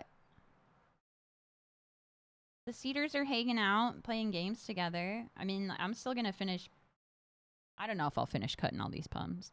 She's trying to get rid of us. I'm not trying to get rid of you. I just want you to know and like be included. My goal was to be done by 3 so that I didn't like cut into the gaming time. I feel a little bad because it was like planned around me, and now I'm like, no Cedar fighting game.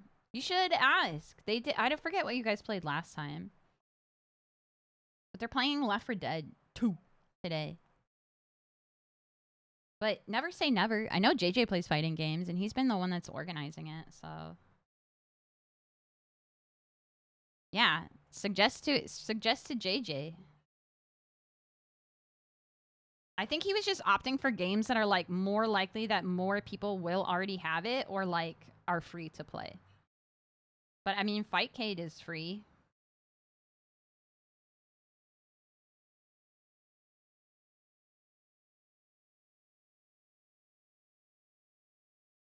It's free.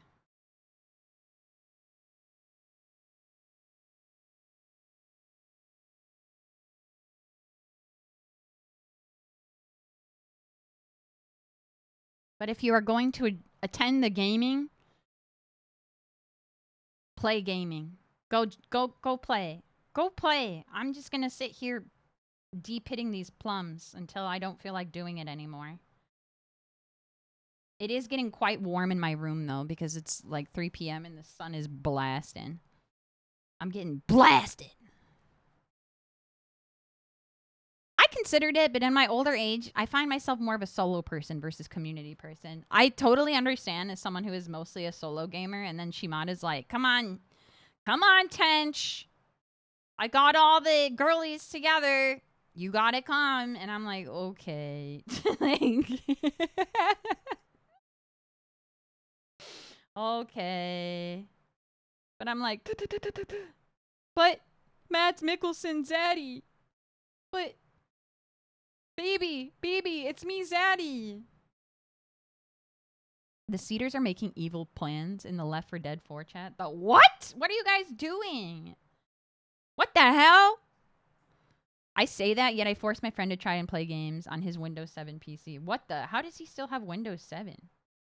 I thought they, like, forced people to update, like, multiple times at this point.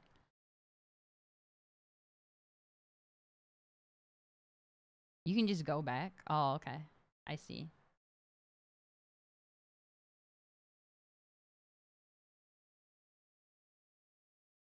It just won't have, like, security. Well, I don't think that security is really helpful, to be honest. It's like a mall cop, right? It's there to, like, make you feel safe.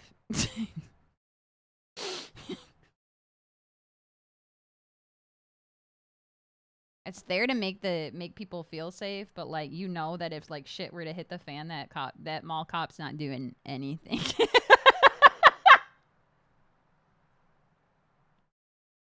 Not everybody can be the superstar that is Paul Blart Mall Cop, you know? That's how I see it. That's why he's a fictional character, not a real guy. Like, even like, a lot of apartment complexes here will have, like, security guards that they hire. And I remember one time the guy was just, like, fucking talking on his phone the whole time in the lobby. And I'm like, brother, what? I can't believe you're getting paid. I'm like, they should pay me to sit here and talk on the phone in the lobby. I already live here. Like,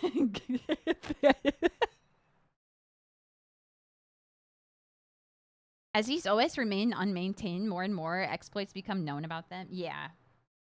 That's what I was going to say, is I feel like it's just easier to exploit.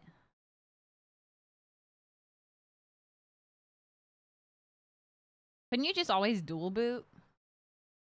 Or like side load?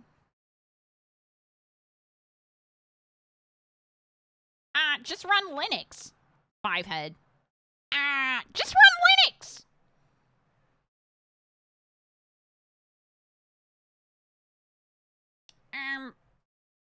Just run Linux. Smart.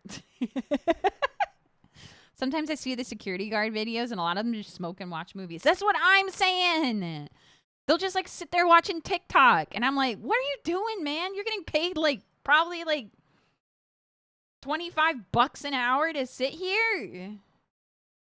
And, like, you'll hear, like, one of the fire alarms going off. And he's like, nah, I'm sure it's not real. And I'm like, what?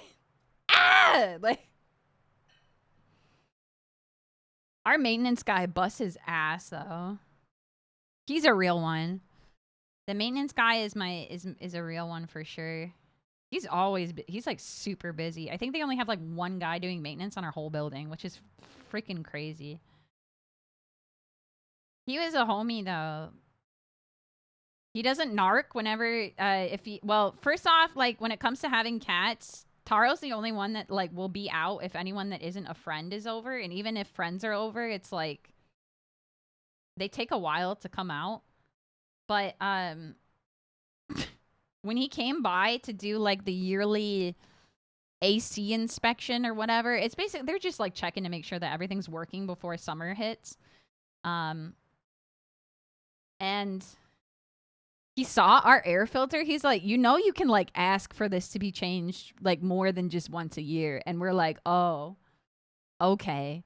Because it was really dirty. Because that's kind of what happens when you have 5 cats in an apartment is the intake for the AC, the air filter gets really furry. And he's like, yeah, you should get it replaced because it makes your AC work better. And I was like, oh. Oh, okay. So he's like, here, I'm going to put the date on it. And then, like, you guys just check it in, like, 3 months and let me know if it's looking nasty and I'll get you a new one. And I was like, what a real one. Thanks, man. Thanks. Thanks, homie.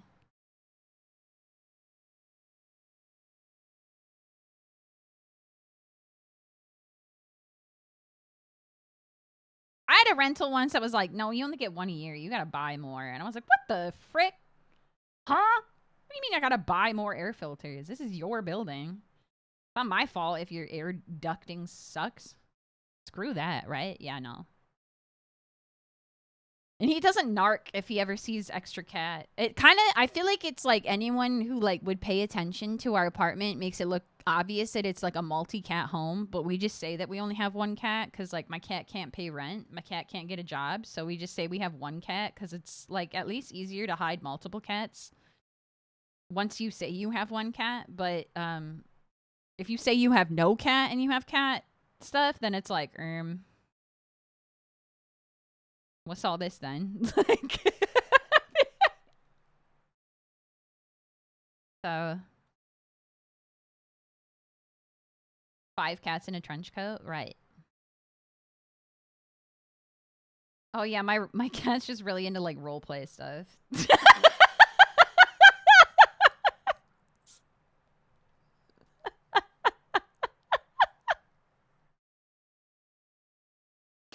Brother. All those food bowls on the ground, that water fountain. Yeah, he's just like my roommate's just like really into role play stuff. What did she mean by that? That's not mine. No, there's no cats here.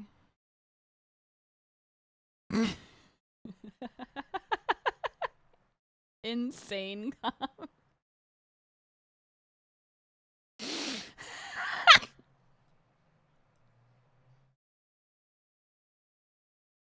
Yeah, okay, man.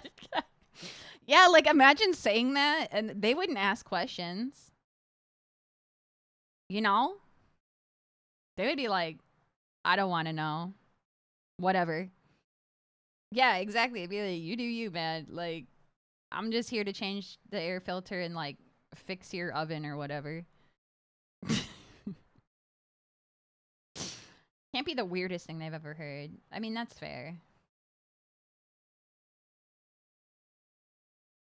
Not to flex it all though, but when the maintenance guy does come, he always compliments my interior design. He's like, "You guys have such a nice place. It looks so nice." And I'm like, "Thanks. Yeah. Yeah, I kind of worked hard to make it look cozy."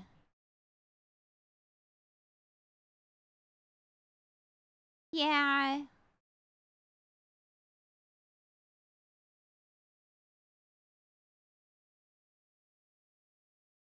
Yeah. Just put the filters in the bag, man.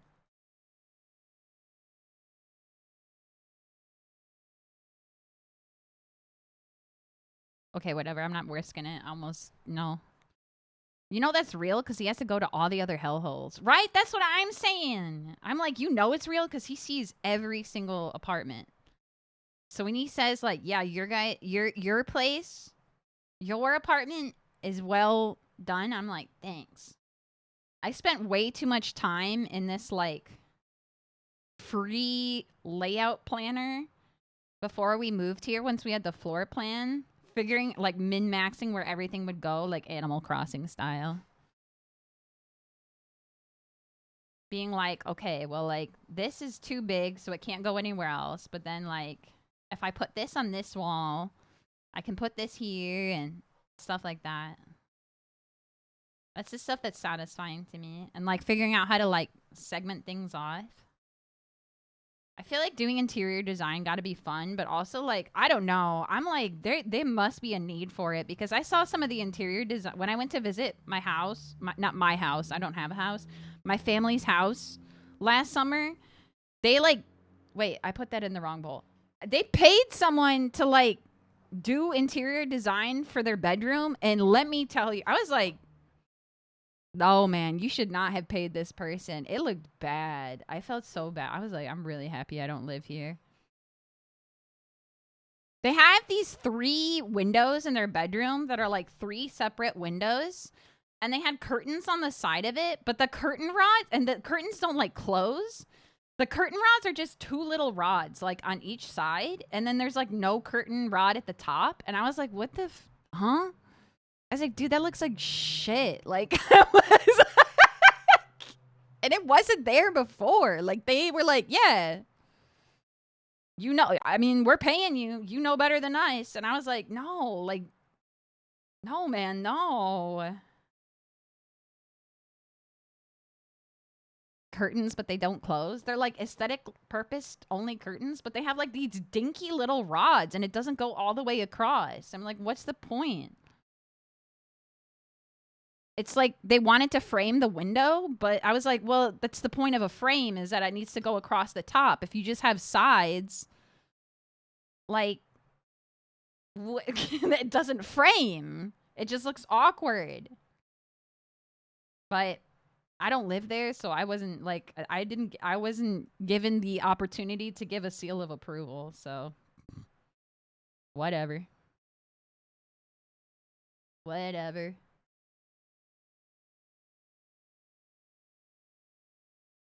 It was cooked. It was cooked.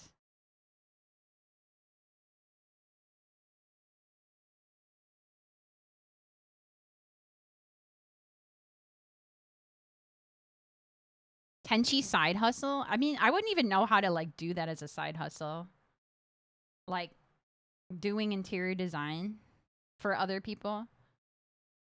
Cuz I feel like it's like what you like for yourself and your own design sense might not work for someone else. Might not be what they like.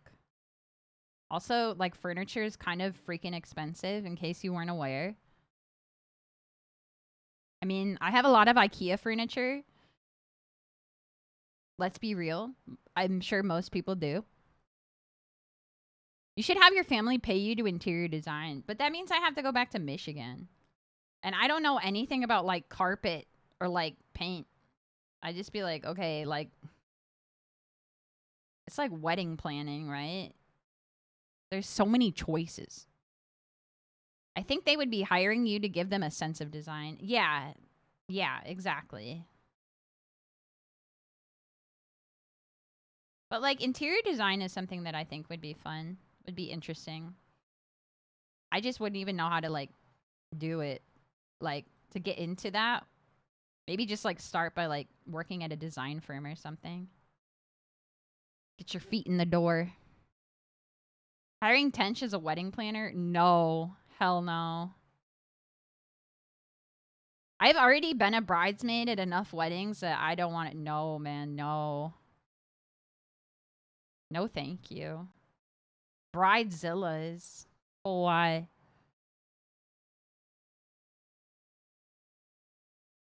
Oh, why? Probably need like a portfolio, but you'd be able to decorate enough rooms to have a portfolio? Right. I think I'm just thinking about it more because I've been still watching Honey and Clover. And, like, they all go to art school, and then, like, some of them work for, like, design firms. And, like, they do interior design or, like, building design. And, like, pick out furniture, like, make furniture, make pottery, choose, like, tiles and stuff, choose carpeting, all that stuff. And I'm like, wow, that looks fun. Of course, I say after watching something in an anime. Classic, classic, classic, classic, classic.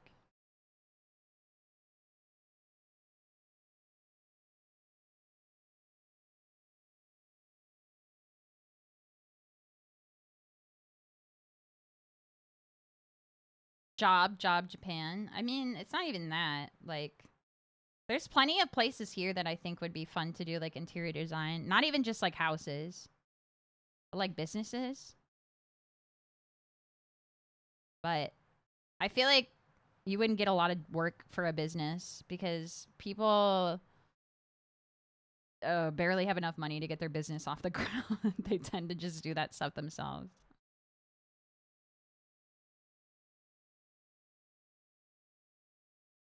Interior design is also like a long-term fashion where things are in vogue for like 3 to 5 years. Right. I don't know. I think that's why that's why like good interior design is timeless. How do you guys feel about glass bricks? I know some people think glass bricks are like tacky and dated, but I love glass bricks. They're so cute to me. I've never lived somewhere or like really been somewhere with glass bricks, but I think they're so cute. I think they're so cute. Because it's like not quite, it's like a window to the point that it lets light in, but like you can't see through it totally. It allows you like a sense of privacy. But yeah, I guess it depends on how they're used.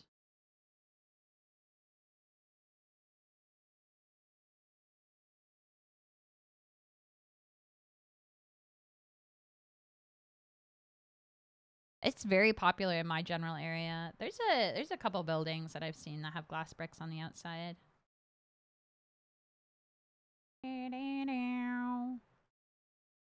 It was funny being friends with industrial design majors. They were like, I can't go out tonight. I gotta draw a MF lamp. Right.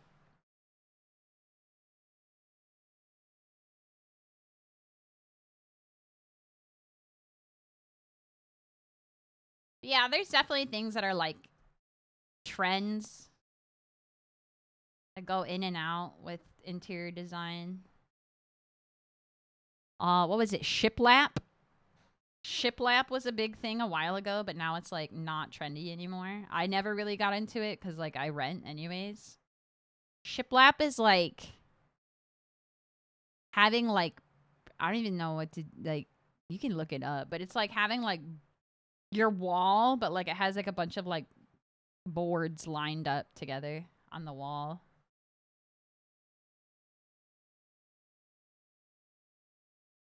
I don't know. Remember there was like a whole era of like chevron. People really like chevron. That was a while ago. Chevron is like a pattern. I think that's just why I tend to gravitate to stuff that seems like a little bit more timeless.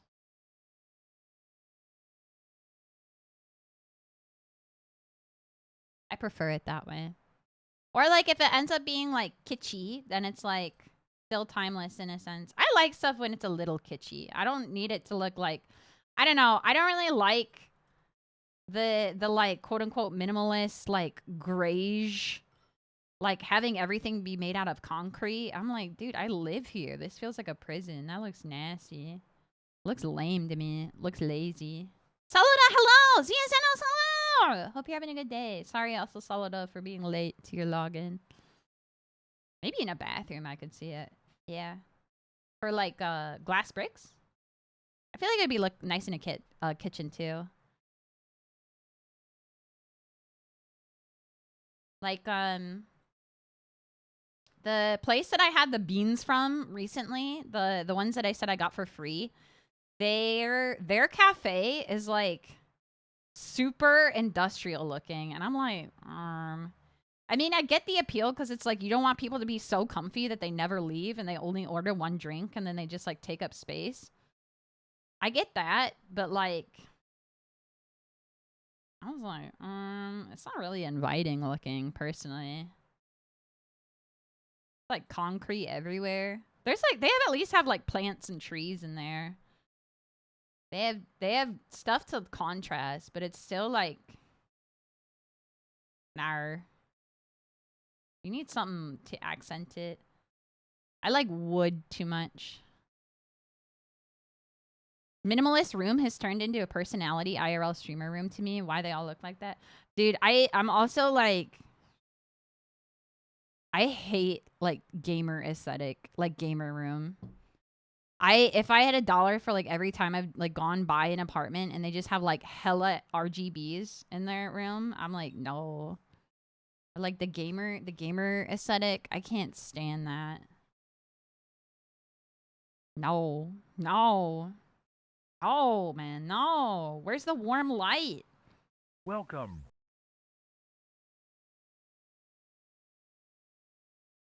I mean, clearly you can tell. I mean, like, I have a bamboo desk, so like, I need natural elements, or else I feel like my room is the doctor's office. It feels like sterile, you know?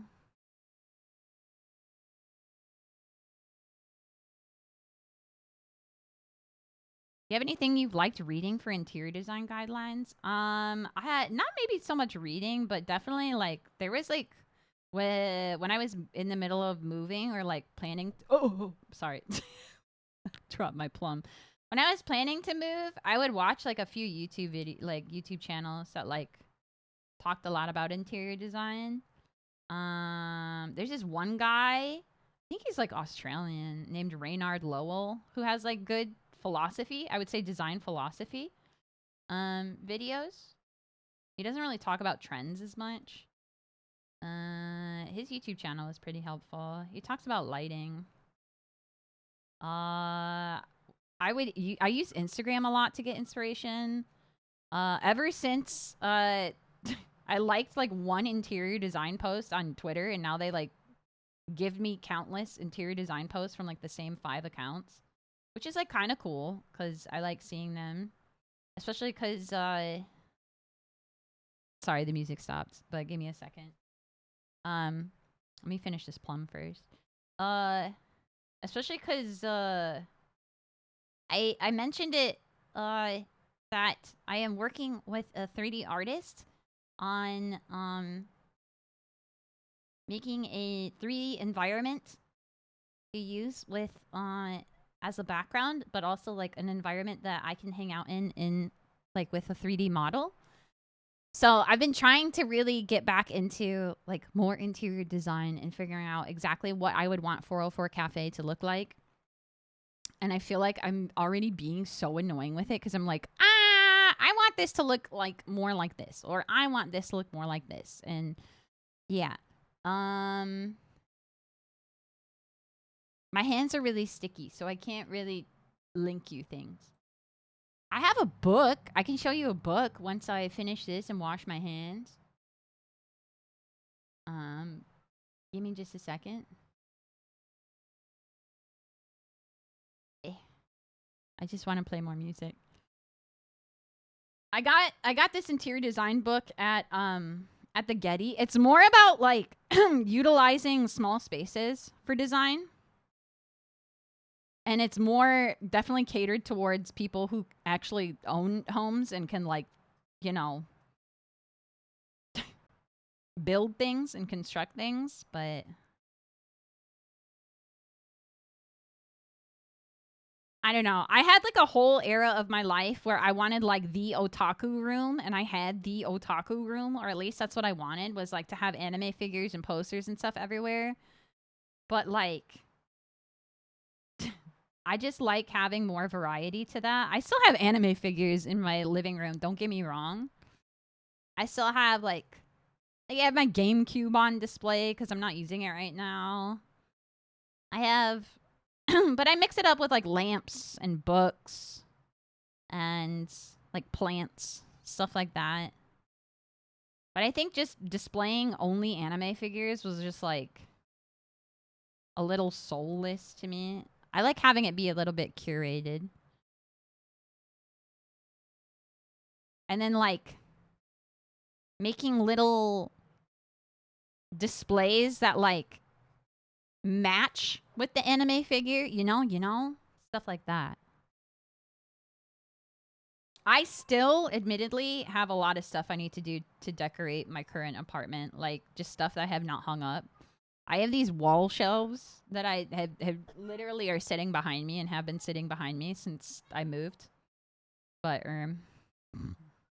I'll hang them up soon. You don't just have ecchi anime girls out in the living room. I mean, it is Michiru Matsushima in a swimsuit, but it's like a Sukamizu, so she is out there though. And she definitely is from like a game that has sex in it, so I've had like an IKEA bookshelf to build for like a month. You get it, you understand. Thankfully all my furniture is built. It's just like decor stuff that I need to finish wall mounting. So my walls, at least above my desk, are really naked right now.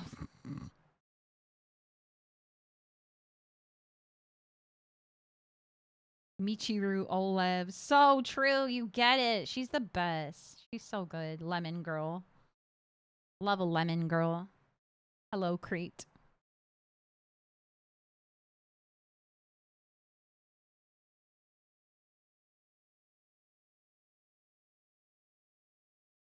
I'm still using a 2x4 folding table for my PC. No! Okay, we gotta... Okay, there's like a balance... We gotta move past male living spaces. It was funny, though, because when Shimada moved in, I helped her pick out a lot of stuff, and she was like, thank you. If it wasn't for you, I would be living in Shisho living spaces. And I was like, thanks. I was like, you gotta get a rug. You gotta have this. It's good to have good lighting. Have stuff to add height to the room. So you gotta have different levels. The rug is crucial, man. It's important. It helps like zone off the room, right? It helps it feel like have a sense of separation. Especially if you have your bed in a room that like shares with a desk. You gotta have the bed be like only like the bed gotta be on the rug so that the sleeping zone feels like it's like separated from the rest of the room. It's important. It's important. It makes your brain think that like that's the sleeping zone. That's the relaxed zone.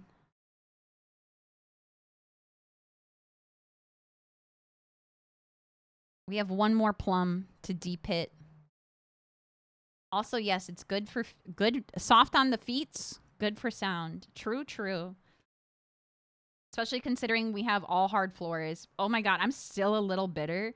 When we toured like a layout for the apartment that we have, and then we also looked at like the online walkthrough, we were supposed to have carpet, and then we moved in and there was no carpet. And I was like, what the frick? You lied.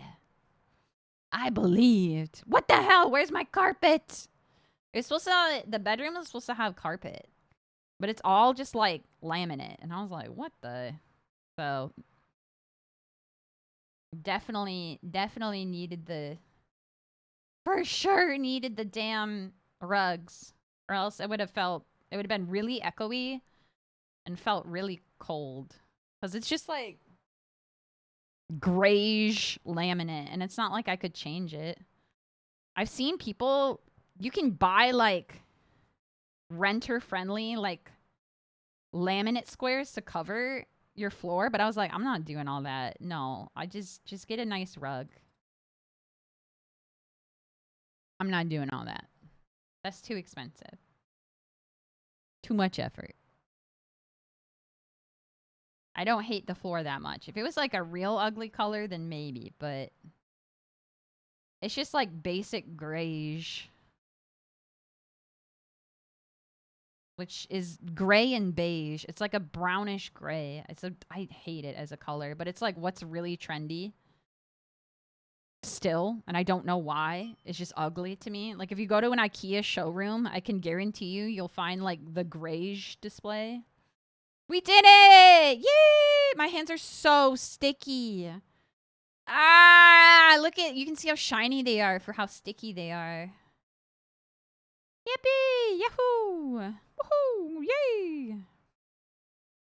I'm not making any more jam. That was so much effort. I was like, I should be no waste. I don't want to waste the plums.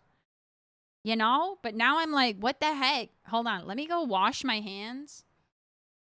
Ugh, I gotta like peel off my headphones with the back of my hands. Okay, I'm just gonna let them drop on the floor, I guess. Let me go wash my hands and then I'll show you the interior design book that I like, that I got at a museum. Be right back. Hold on. Hold on.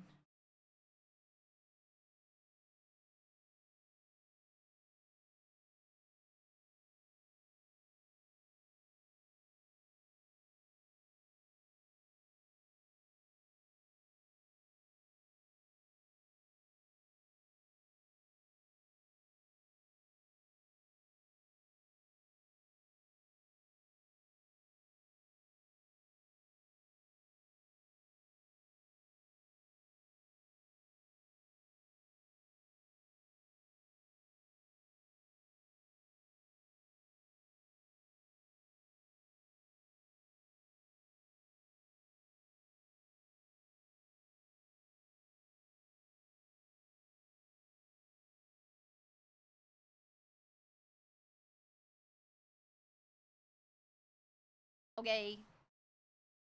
Let me clean up some stuff.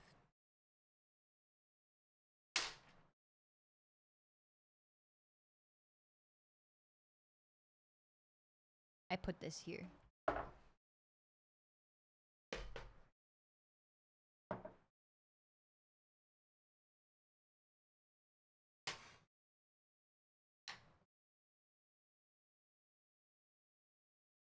Wireless headphones, you don't gotta worry about that. Yeah, but the lag. Also, because I like having a monitor for my mic. Like, I like being able to hear myself talk. Bugging myself. I like hearing myself talk. So, I can know if, like, how loud I am and how I sound. And it helps a lot. Yeah? Yeah.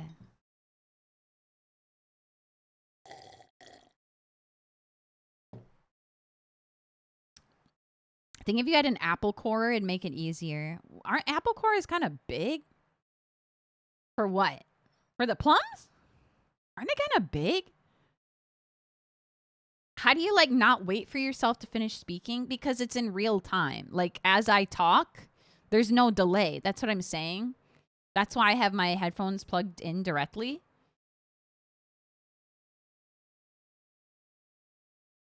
Yeah.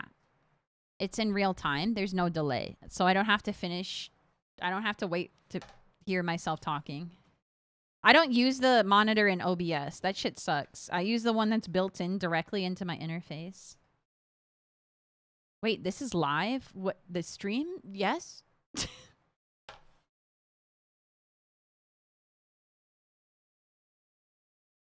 This is the book I got that I thought was cute.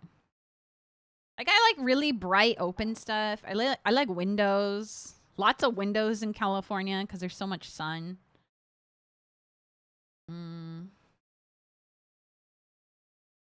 Like, this stuff feels timeless, right? I guess it's all kind of technically mid-century modern. I feel like mid-century modern is, like, pretty timeless, though. I like mid-century modern. I always have. Plants? Yes. Is that what your place is? Similar design? God, I wish. This is like, if I had fuck you money, I would want my place to look similar to this. But I have, like, a chair that the cats like to sleep on that I usually just have a blanket on that has, it's not like this, but it has like leather that's black, and then it like has a unique shape to it, but I don't have a better space for it. I have like a big shelf that's between two windows in my living room that has, let me see if I can find something that's like somewhat similar. Yowie. Sorry. Let me see if I can find something that's even remotely similar.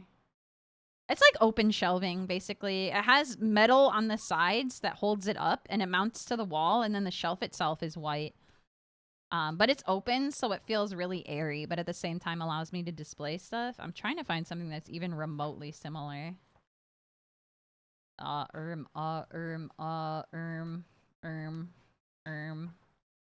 Maybe? Maybe? Kind of similar to this, but it's not a divider. It's just pressed against the wall. Does that make sense? So it doesn't have sides. Like it has, it doesn't, like it's open on the side, right? So many upper beds. It's because this book was specifically for making the most of like small square footage. So, it's about like really min-maxing the vertical space. I feel like that is like the end goal, or like the number one thing to keep in mind when it comes to interior design from my own experience, is how to utilize as much vertical space as possible, because you only have so much square footage, right? So it's important to really why they got a chair on the wall here? I don't know about that one though. Who's sitting up there? Who's sitting up there? Sit your ass in the corner. That's when you get in trouble with mom and dad. They put you in that chair.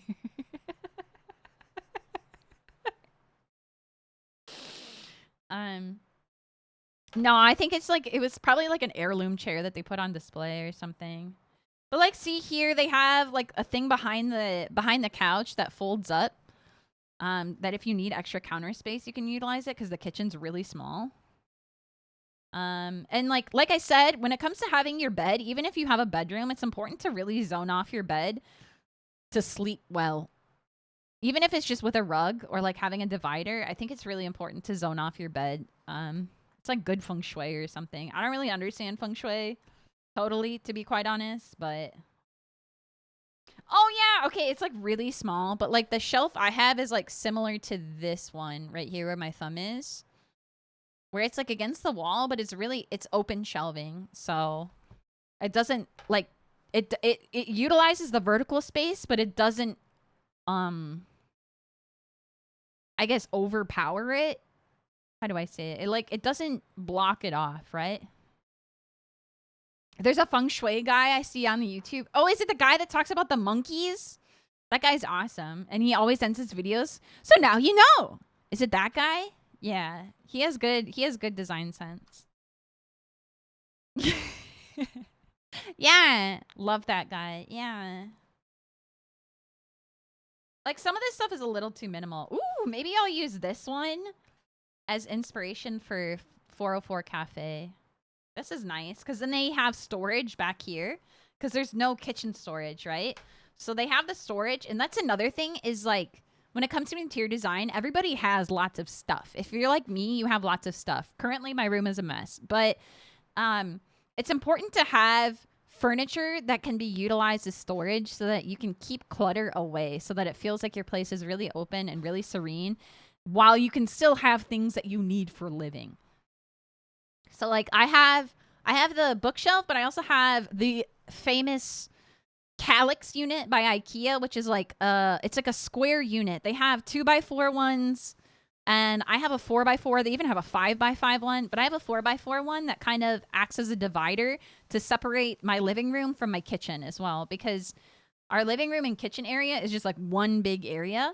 So I have the Calyx there to not only provide myself with additional storage so that I can just like stash stuff and not have to worry about it looking ugly, but also it helps really divide the space. And additionally, the Calyx usually is like flat on the ground, but I added legs to it so it has an airiness because it lets light through from the bottom. So that's another thing. If you notice like here, this shelving has space underneath. That's something that's really important, is to, if you have like really big bulky furniture, adding legs to the bottom. And you can usually, like when it comes to IKEA furniture, they sell legs that you can buy and they're pretty cheap and easy to install. Having legs on the bottom of big bulky furniture can add a lot to the space. It can make it feel a lot more open. That's just stuff that I've picked up and learned. Yeah. But I like this kind of like, I don't really like dark interiors. I like stuff that's a little bit more like bright and that reflects light more. Like I don't usually like dark woods. I don't like black when it comes to furniture, but that's just my own personal preference. I feel like it makes things dark. But like it's still important to have a little bit of dark colors in places. Like here, they have the white bench, the earthy tones of the wood, and then they have a black chair. That helps like really accent. It helps it feel a bit more cohesive. So it's all about balance, I feel like. But at the same time, you don't want to have like too many colors. I don't know. But I think having wood is really important. And that is like not something that people have in gamer rooms. And it drives me insane. Mike, you are only a machine, huh? Work and leisure. Wow. Yeah, this is cute. But this is all stuff that you wouldn't be able to do unless you like are allowed to build things in your house or your apartment. So I don't know if I could handle a lofted bed, to be honest. I feel like I would bonk my head all the time. But it seems cozy because then at least like your sleeping area is like completely separate. So it's like you can really relax and your brain will be like, yes, this is where I sleep. I feel like that's why it's important to have your bed be sectioned off either with a rug or with like a divider because it helps your brain think of that area as only for sleep and I guess other stuff, wink wonk, if that's like your thing. But that's like, and then your brain thinks, okay, all I do here is sleep. And like it has its own, it feels like it has its basically when it comes to places in your house, I think it's important to have like dedicated space for whatever you do. Especially, I'm sure I'm not reading it up right now as you can see, but like here, work and leisure. So, and they were talking about the rising housing prices and pandemic. People, especially with the pandemic happening, people really need to work at home. Or people need to work at home. And it's really difficult, I think, to focus on work if you don't have like a designated area that you're like, okay, this is when I'm in work mode, and this is when I'm in relax mode, and this is when I'm in sleep mode. But because so many places have only so much square footage, you really have to make sacrifices or at least figure out creative ways to section those parts off. At least for someone like me who's a shut-in. This is why I care about interior design, because like I don't go outside particularly a lot and I don't go to a job. Like I don't leave my apartment really often at all. So it's important for me to make my home as comfortable and cozy and like have the means to be productive, the means to get work done, but at the same time have a place where I can really relax and let myself be creative as well. So yeah. I want to do some sort of lofted bed with a home bar drinking area because there's no room for a separate bar. Ooh, that would be interesting. Oh yeah. Sal, thank you so much for linking the book as well. This is called Pretty Small, Grand Living with Limited Space. I got it at a museum. I got it at the Getty. I think I took the label off. The Getty is like a huge campus that's just an art museum, and they have like archives and a library and stuff too. Some of it's not accessible to the public, but it's really awesome. It's got vet on the site. I knew this shit was European. I love tile backsplash. My old apartment had a really beautiful blue tile black backsplash, and I miss her so much. She was so cute. I could take such cute pictures of like my food and my cocktails there. the one that got away. What? I want to turn it into a picture book for Cedars, easily to consume. Right. I mean, that's why I like this, was because there's text and I still need to go through and read it, but at least it's good, like, visual inspiration. Because I'm sure a lot of this stuff is, like, crazy expensive. I'm sure of it. Question from the class: what is a backsplash in this context? So a backsplash is like something behind a sink because it protects the wall from being splashed on. So it's often in kitchens and in bathrooms. As you can see, it's also here in the kitchen. But it protects most living spaces will have a backsplash, because if you just have paint back there or you just have wallpaper back there, odds are it will start to peel from humidity. So it basically protects it. Yeah, it'll be behind cooktops too, to protect them from humidity, from heat, and from splashes, basically. So, because it's easier to clean tile than it is to clean paint or wallpaper. So that's why they're really, really popular. And they're utilitarian, but also it's like, it's cute. I don't know, it's cute. But like, not all places have a black, like this one also has a backsplash that's tile. Like even this kitchen, you can't really see it super well because of the lighting in here, but there's even a slight backsplash there that's tile. We still have a tile backsplash in our apartment, but it's gray. Like I said, like that's why bathrooms have tile a lot. It basically helps protect the wall from humidity. So it's common in bathrooms and in kitchens, places where you cook and where things could permeate the walls. Yeah. This is cute and cozy. I like all the books. And then the bed is up there behind. Whoa, that's so cute. You have to scrungle up there, though. Like, this is the kind of look that isn't exactly my thing, where it's, like, really dark and moody. But, yeah. Why does everyone who makes the decisions love gray? It's because it's trendy right now. It's seen as, like, very minimalist, and it's really... The reason is because gray is really easy to match with. Gray can look good with white. It can look good with black. It can look good with brown. It's because it's really... Yeah, it's inoffensive. It's really easy on the eyes for, like, a majority of people. Yeah.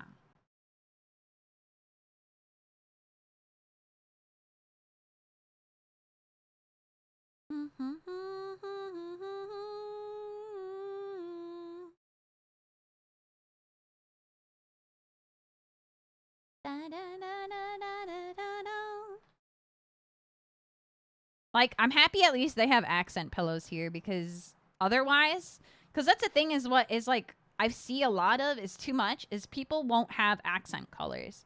They'll only have like gray, white, and black. And I'm like, that's so boring. You gotta at least have a pop of color, man. Come on. Point gray, laneway. Yeah, you're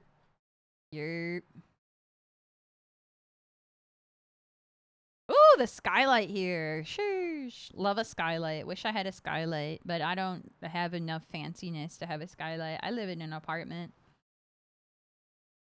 I have given up on ever owning a home, which is okay. I don't really think I got that dog in me to own a house. I'm just going to be a renter until the day I die, I'm pretty sure.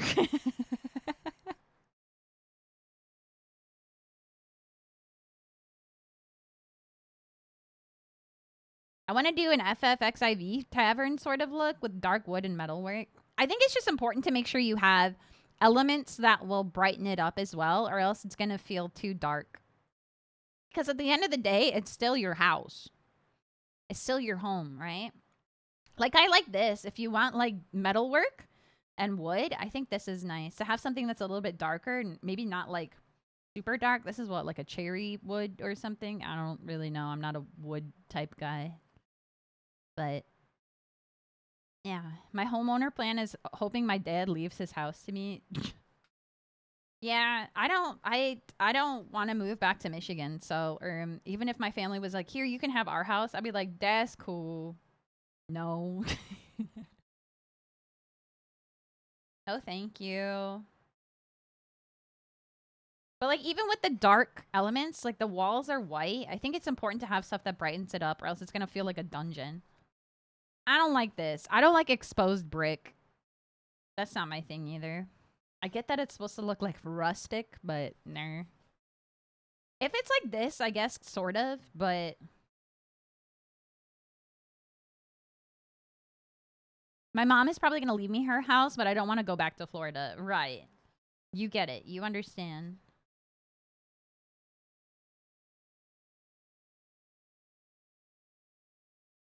I think my parents would sell their house and live somewhere else without leaving it for me. Wabi sabi. It is wabi sabi.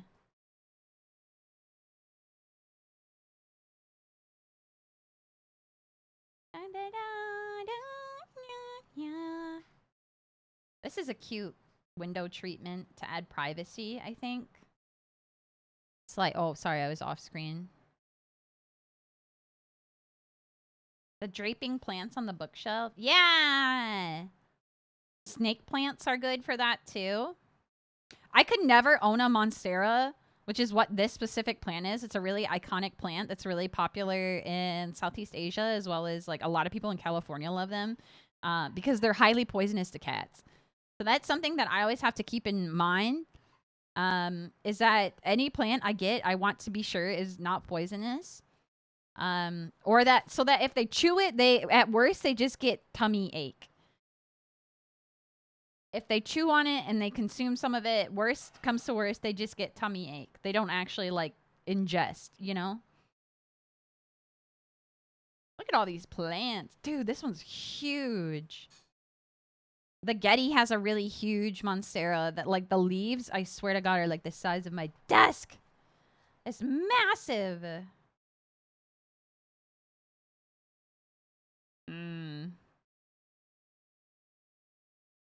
That's an interesting choice.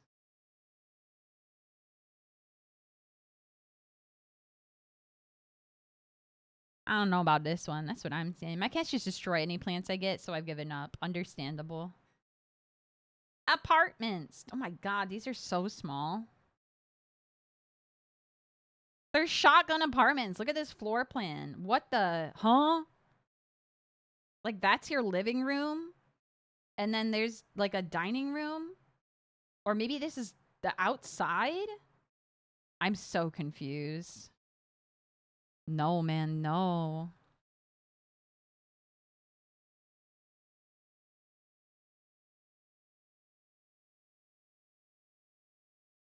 I have a spider plant that won't stop growing. It is a menace. Can't you just trim like some of the leaves off? Like at the stem? No? Or the leaves just get long. These are so small. Shows the kind of apartment I've lived my whole life. Yeah.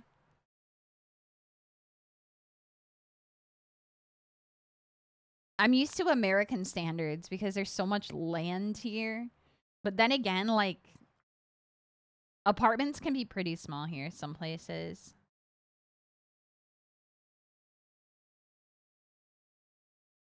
Like, I think this is a modest size, especially for a studio.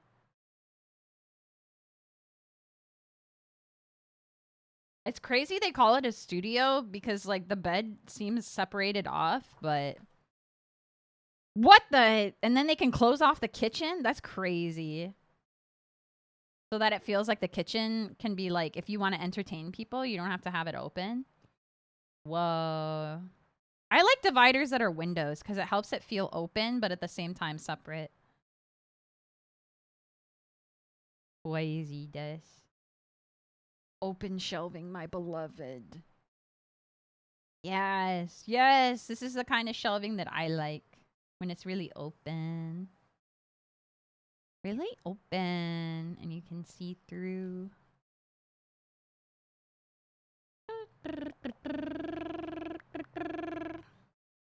I've learned to appreciate that time the big apartments would actually be a nightmare for me to upkeep. Oh.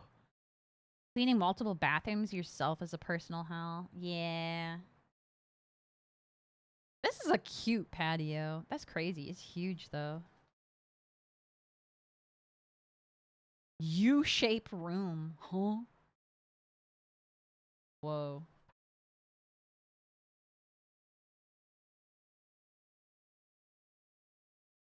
Whoa. Look at this little area. It's so cute with the big open windows.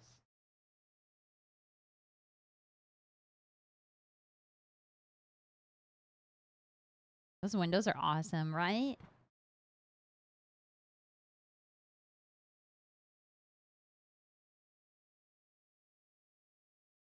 Whoa, with the hammock. With the hammock. I guess these are all most like primarily Japanese. Well, not I guess, they are.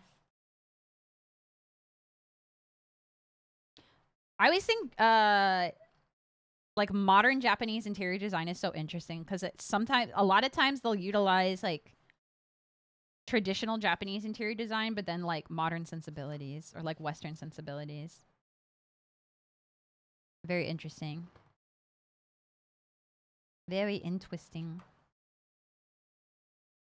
Because like they still have a lot of sliding doors, which is not really popular, I feel like, in Western design. In Japan, they call these designer. Wow.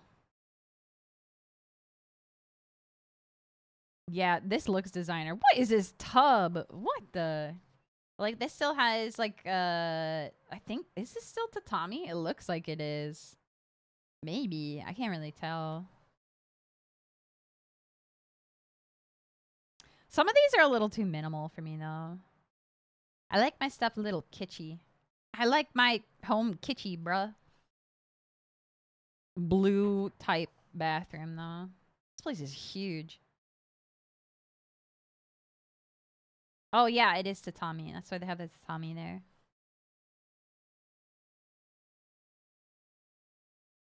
Like, this doesn't feel like a home. You know what I'm saying? It feels like I'm in a museum. Are you remodeling your apartment? No. We were just talking about interior design while I was de-pitting my plums, and we kind of tangented on it. I am, however, working with a 3D artist to make on a 3D environment. So I've been kind of thinking more about interior design. This duplex is nice. I didn't even notice. Wait, did they show the floor plan? No.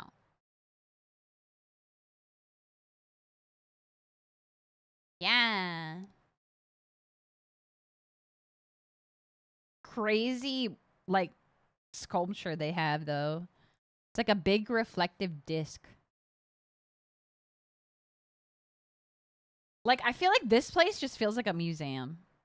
What is that? No, man, no. Look at that bed treatment. That's...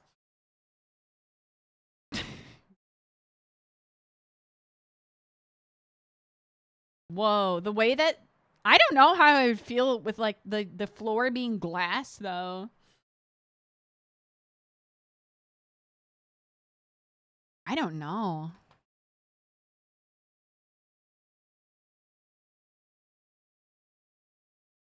I don't know.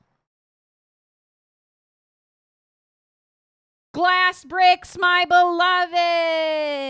Yes, yes! I love glass bricks.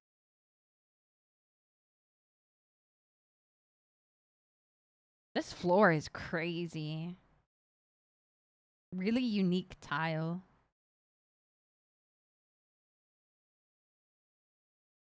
Yeah, you see how... So this is another studio, I'm pretty sure. But you see how the kitchen is the tile, and then the sleeping relax area is wood. It's important to have those separations. Glass floor, you can look up and see your partner's butt. What the... Naked exposed concrete is my fave, but I think that's an unpopular opinion. That's fair. I am not a fan of exposed concrete, personally. Unless, maybe if it's like one wall. But if the whole room is exposed concrete, also the acoustics suck. I think I care too much about acoustics. Mm. But I get the like the brutalist appeal, right? What the? I don't know about this one. It's an interesting design choice though, to have like your desk just like chilling. I mean, it feels really open and airy. Hold on. Hey, bless me.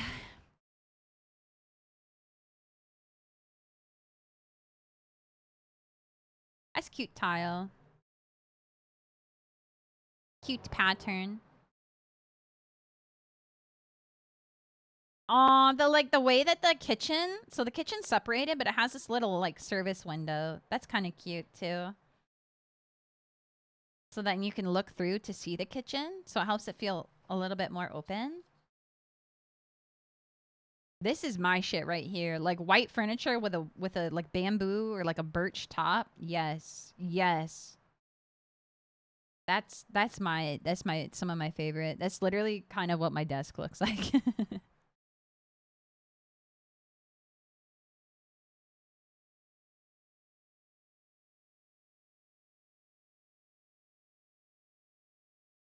So many people say my room looks like a hospital room. I mean, that's fair. I just don't like stuff to feel too sterile. Like I like wood too much.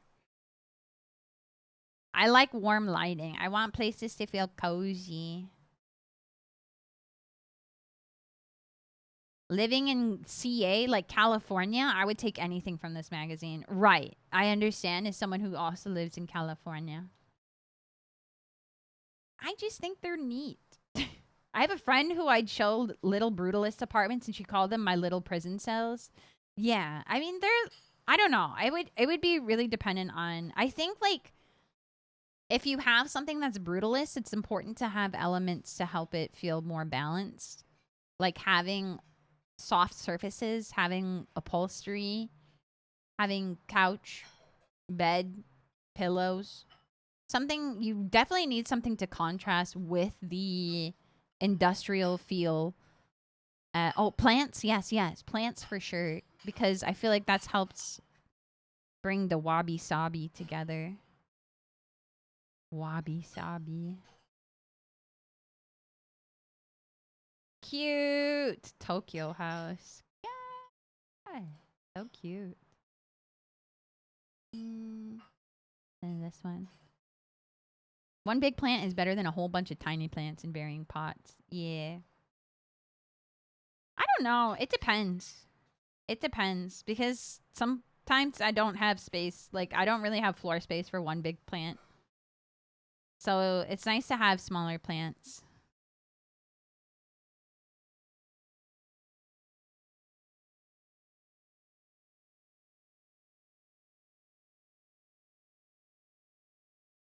This is a crazy place for a window. How do you even open that? How do you even what?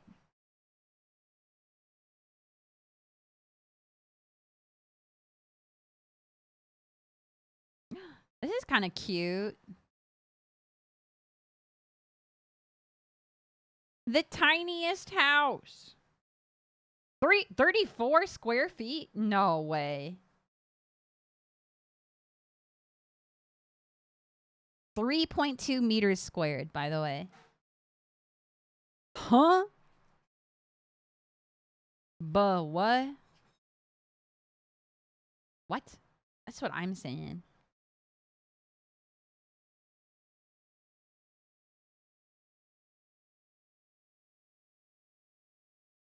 Dude, this looks like a dollhouse. You sleep in there? What? Is that exposed wiring? Yes, it appears to be.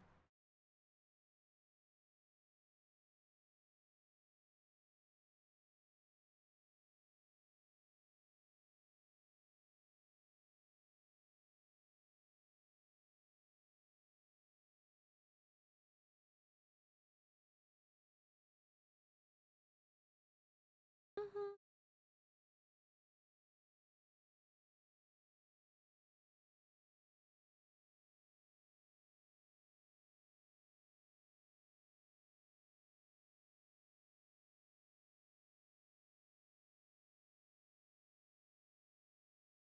A bit too neat for that, yeah. The exposed wires is so lame core. Yeah. It was cool. Da, da, da.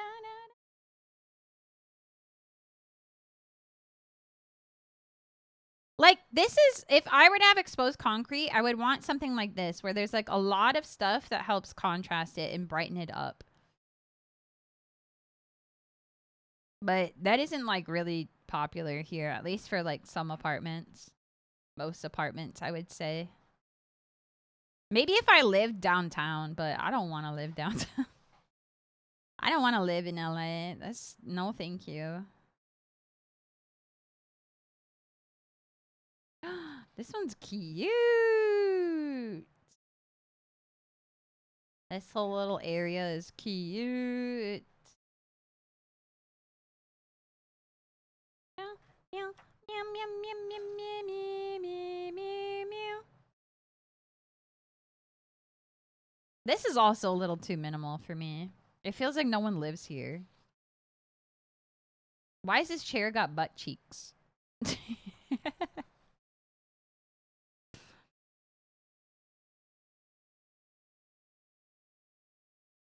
Oh yeah, here's another Japanese. Oh no, sorry, not Japanese. This is in Hong Kong. Honk Konk. That's interesting. So like the floorboard, they have storage under the floor. It looks like, so you can lift that up and then like keep things underneath to really make use of the space. Dude, I need this though. I want a bed like this. Just sit out there brooding. Yes. Yes.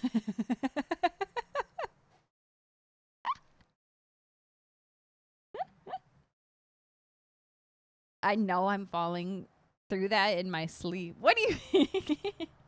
Ghost in the Shell core. Yeah.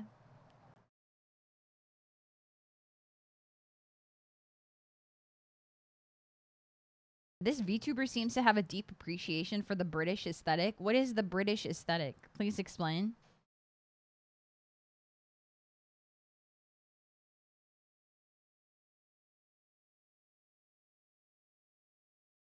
I think this is just like gray, rainy, and brooding. Not really. I live in California. Windows, especially big ones and private spaces, give me the fear. I understand. I like windows a lot. What's he got on that shelf? There's Mario here. And a Godzilla plushie, it looks like. I think this is like a kid's room. Or like a not, maybe not a kid, but like a young. You got Funko Pops too, though. No, man, no. Teenager for sure. This is a cute kitchen. I like this too. Glass bricks, my beloved. Big windows is only nice in a high rise because near the ground floor, I'm scared of stalkers. I feel like if you're at least on like the second or third floor, then you should be good. Or at least like are facing away. What is this monkey? Look at this fixture. Dude, what? Can you see it?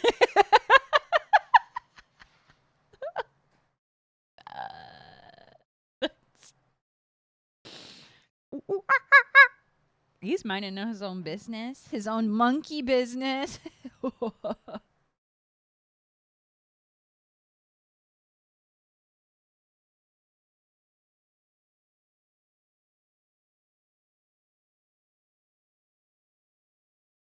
Welcome.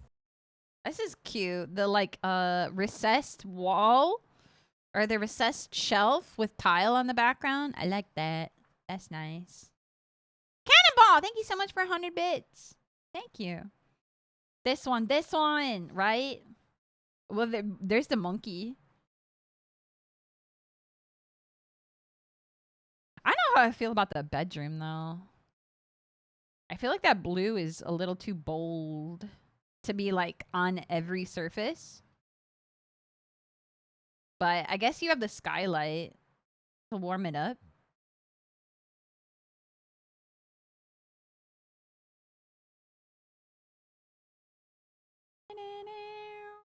I forget what blue this blue shade of blue is. It was like really famous from like a specific French painter. I remember learning about it when I went to a museum. When I went to the 21st Century Modern Art Museum in Kanazawa. Klein Blue. Yeah. That one.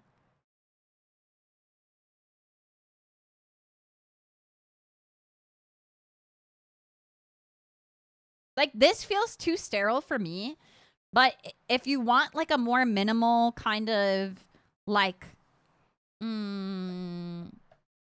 look, I think this is nice because at least the wood finish on the lofted bed in the kitchen at least helps it warm up a little bit and soften it up. Same with the curtains. I think curtains are really, really, really, really important. They can be done really well. But it's important with helping to not only elongate your wall to make the place feel like way taller and way more open, but also to help soften up any kind of like help soften and add additional textures. But yeah, that's the book. Kawaii. See me walking in the tables and chairs because they all blend in, right? Yeah, I don't know. It was an interesting book. I think this is one of my favorites. Dude, I didn't even realize they got a damn swing in the kitchen.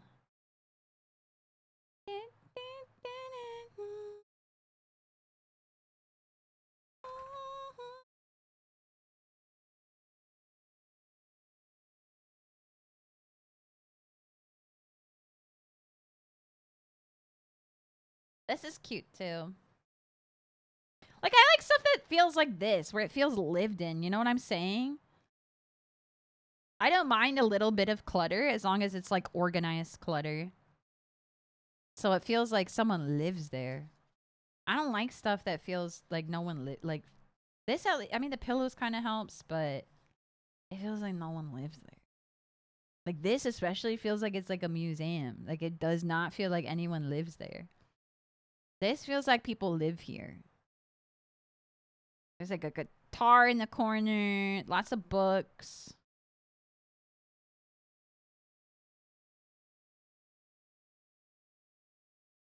I like my place to feel like someone lives there.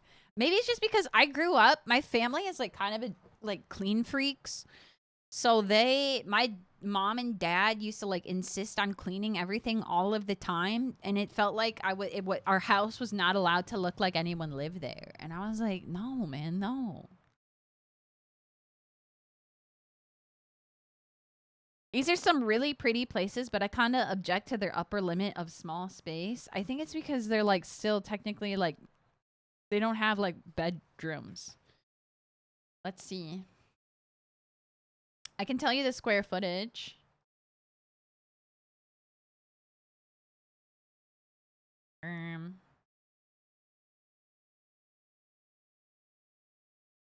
This one's 140 square feet.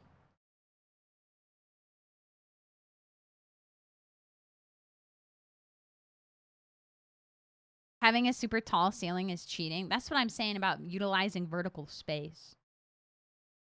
Not everyone utilizes vertical space. This one's 538 square feet. That's pretty big, I would say. This one's 248 square feet. That's pretty small. Including the kitchen, right?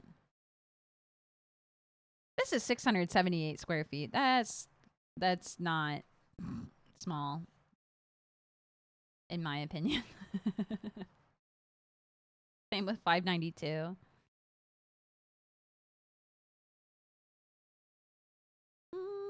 582. Yeah, you right. You right. Yeah, what the heck? This one's 1,119 square feet. That's like huge. That's massive. 527, still pretty huge.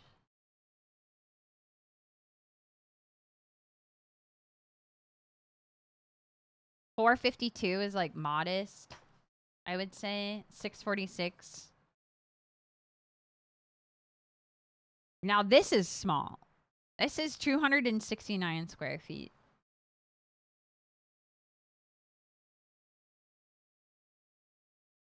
This is 248 square feet. That's small. 269 square feet, small.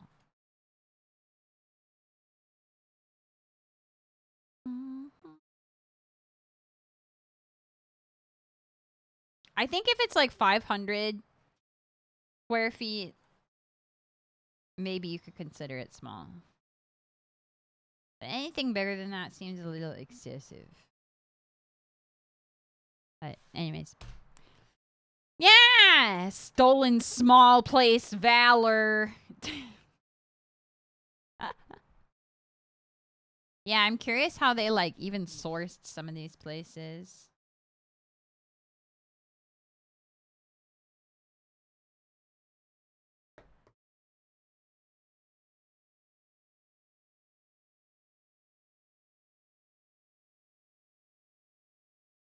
How to manage storage, how to adapt rooms at various times of the day are opportunities to become an inventive space. The book provides both inspiration and tips on anything from hidden away storage compartments, ingenious bike mounts, convertible rooms. So that maybe that's why, because there's like, it's not necessarily small, but like more of like some of the places that are bigger really maximize the use of the space. Yeah. Yeah, creative. I would say it's more like creative use with space. Yeah. Anyways, I hope you guys had fun hanging out today. I didn't quite finish my umeshu. It's probably warm now. No, just diluted.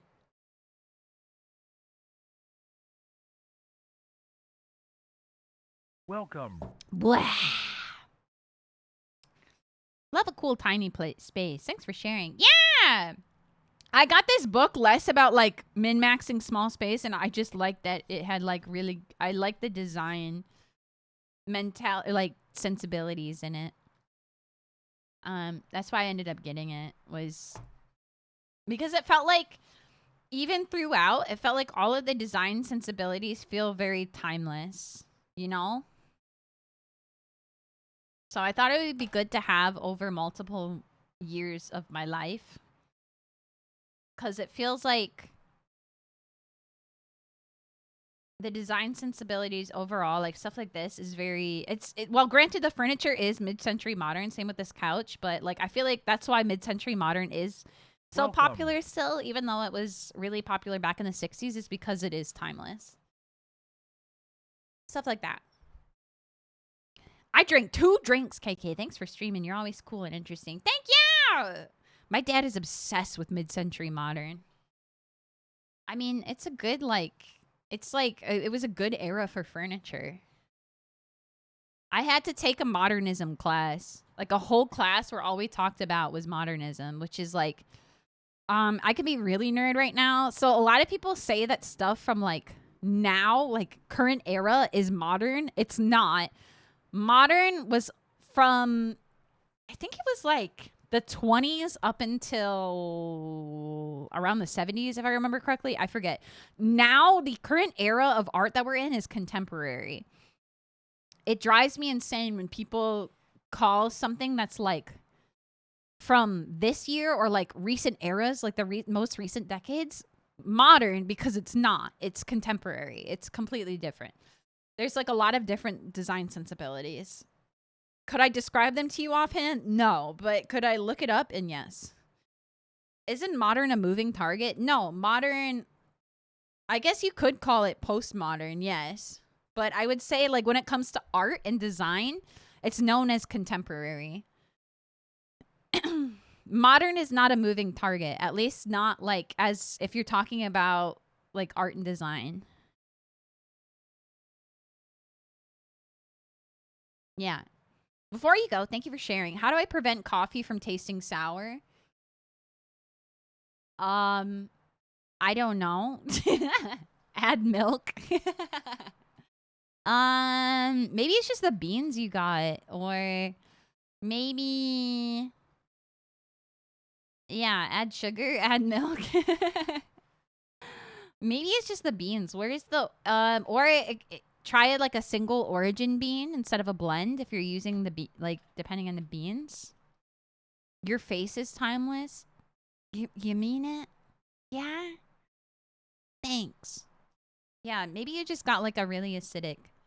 I feel like lighter roasts tend to be more acidic and darker roasts tend to be a bit more sour. Well, it's Forever 17, right? Right. Exactly. Yes. Right. Right. True. Truing. True. True. Truing. Anyways, thank you guys so much for hanging out. Thank you so much for being here. Thank you so much for being you. I'm gonna switch us back. Say bye to RTX Chan. Bye bye. Send us back over here. Hi. Da, da, da, da, da, da, dee, da, dee, dee, doo. Wait, is Karagi still grilling? Please tell me that she like slept. Okay, good. She just started. She's grilling her leftover meats. Okay, good. I was gonna say, what the?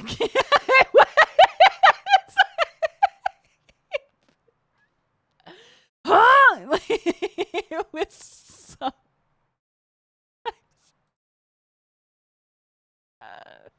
No, man, no. This dog makes streams in 2 parts. I mean, she did have like a lot of meat, right? She did have an insane amount of meat and side dishes. She had so much. So it's fair. I respect it. We're going to raid Karagi because we just made umeshu and she's making Korean barbecue. She prepped it all yesterday.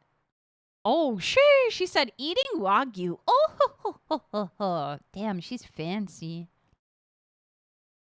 She always cooks for a family of 7. Right? I'm like, what does she do? I assume it's because I overbrew. Like, what do you mean? Like you had it too fine? I would say it's probably a beans issue. Let's see. Hold on.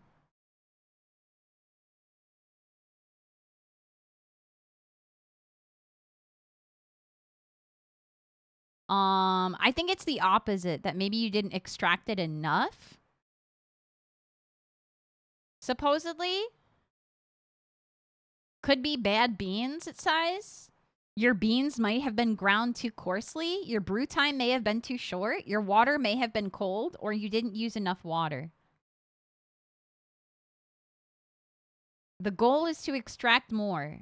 Grind your beans more finely. Add extra brewing time. Check your water temperature. Use a little extra water are the solutions. At least that's what this random article I pulled up said. Don't take my word for it. Thanks for the effort in making this channel. Thank you! I'm just happy that I can share things that are interesting to me. I'm happy that I can share my daily life, but also things that fascinate me, like interior design and coffee and making umeshu. I know it's not exactly the most exciting type stuff. It's not exactly the most thought-provoking, but it's exciting and cool to me. So I'm happy that I can share it. Also a little late, but Giga my goddess, Bellhound, hello, hello. Thank you guys so much for hanging out. Thank you so much for being here. Thank you so much for being you. I probably will not be streaming tomorrow. Don't forget also, I think the Cedars are still playing games together in Discord. Sorry I ended up running over with your guys' gaming time. But if you're listening while gaming, thanks. So you can go hang out, play some Left 4 Dead 2 together. And yeah, I probably won't stream tomorrow. But next stream will probably be on Tuesday. I'll try to get a schedule up by tomorrow, if not tonight. No promises. But I'll do my best, and I will see you again really soon. Wait.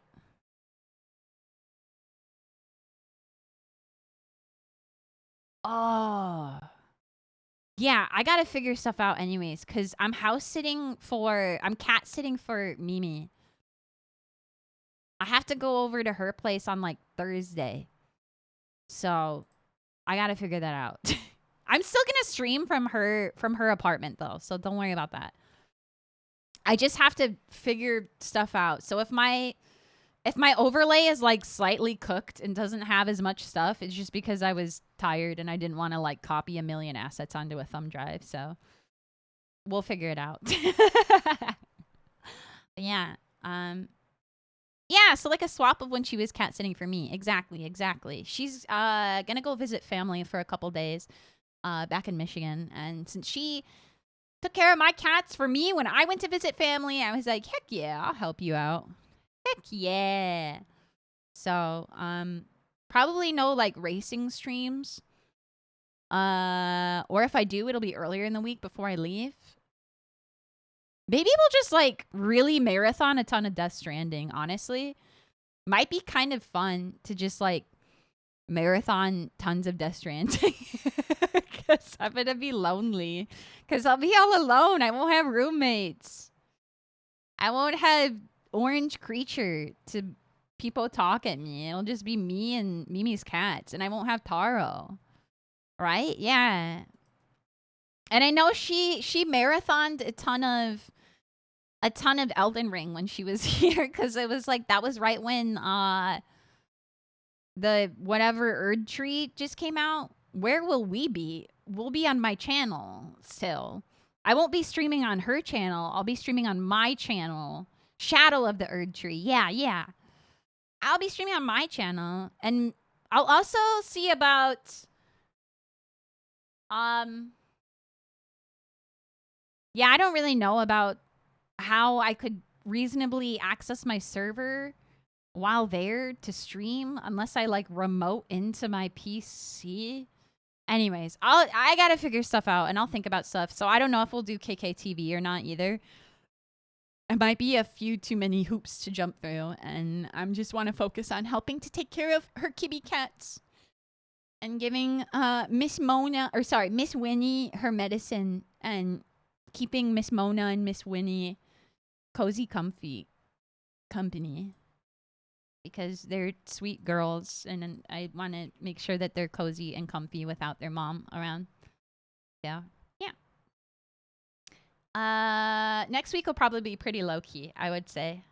I know the last couple weeks have been pretty low-key, but it will be also still low-key. So probably no cafe or hand cam. I just gotta figure stuff out. I know I head her way on like Thursday, I think. I don't know. I gotta double check. But I know it's this coming week. So, yeah. But, so we'll just probably end up playing lots of games. Maybe I'll get Fight Kid and bring my stick with me and we can play more Puzzle Bobble. Yeah. In the future, I can probably direct you to ways to remote into your server. So I can remote into it through, because I host stuff on Jellyfin, but when I stream to KKTV, I usually stream directly from my server. So I don't know if Mimi's bitrate would be able to handle all that, or like internet would be able to handle all that. I really don't know. So we'll figure it out. If I don't do it, then shrudge. It is what it is. Worst case, maybe, like I said, I'll just remote into my PC and tell Shimada to be like, hey, turn my PC on. Or something. So, yeah. And then we can watch together. Because it might be fun to still watch stuff together. Yeah. Anyways! I look forward to hanging out more again next week. I'll probably be especially needy because I'll be staying in a bed that isn't usually my bed. And I just spent the whole day telling you guys about how important it is for me to make my space as cozy as possible. Mimi's space is still cozy. Don't get me wrong. She still has a nice place. But it's like, you know, all the experience of sleeping somewhere that you don't know. So I'll do my best. But I'll probably want to hang out lots or something. So probably long streams. So I'll see you then. Let's make a raid message real quick. Herb. Da da da dee, dee, dee, dee, dee, dee.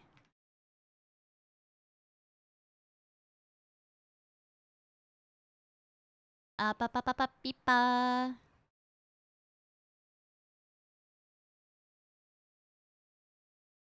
This will be our raid message. We're gonna raid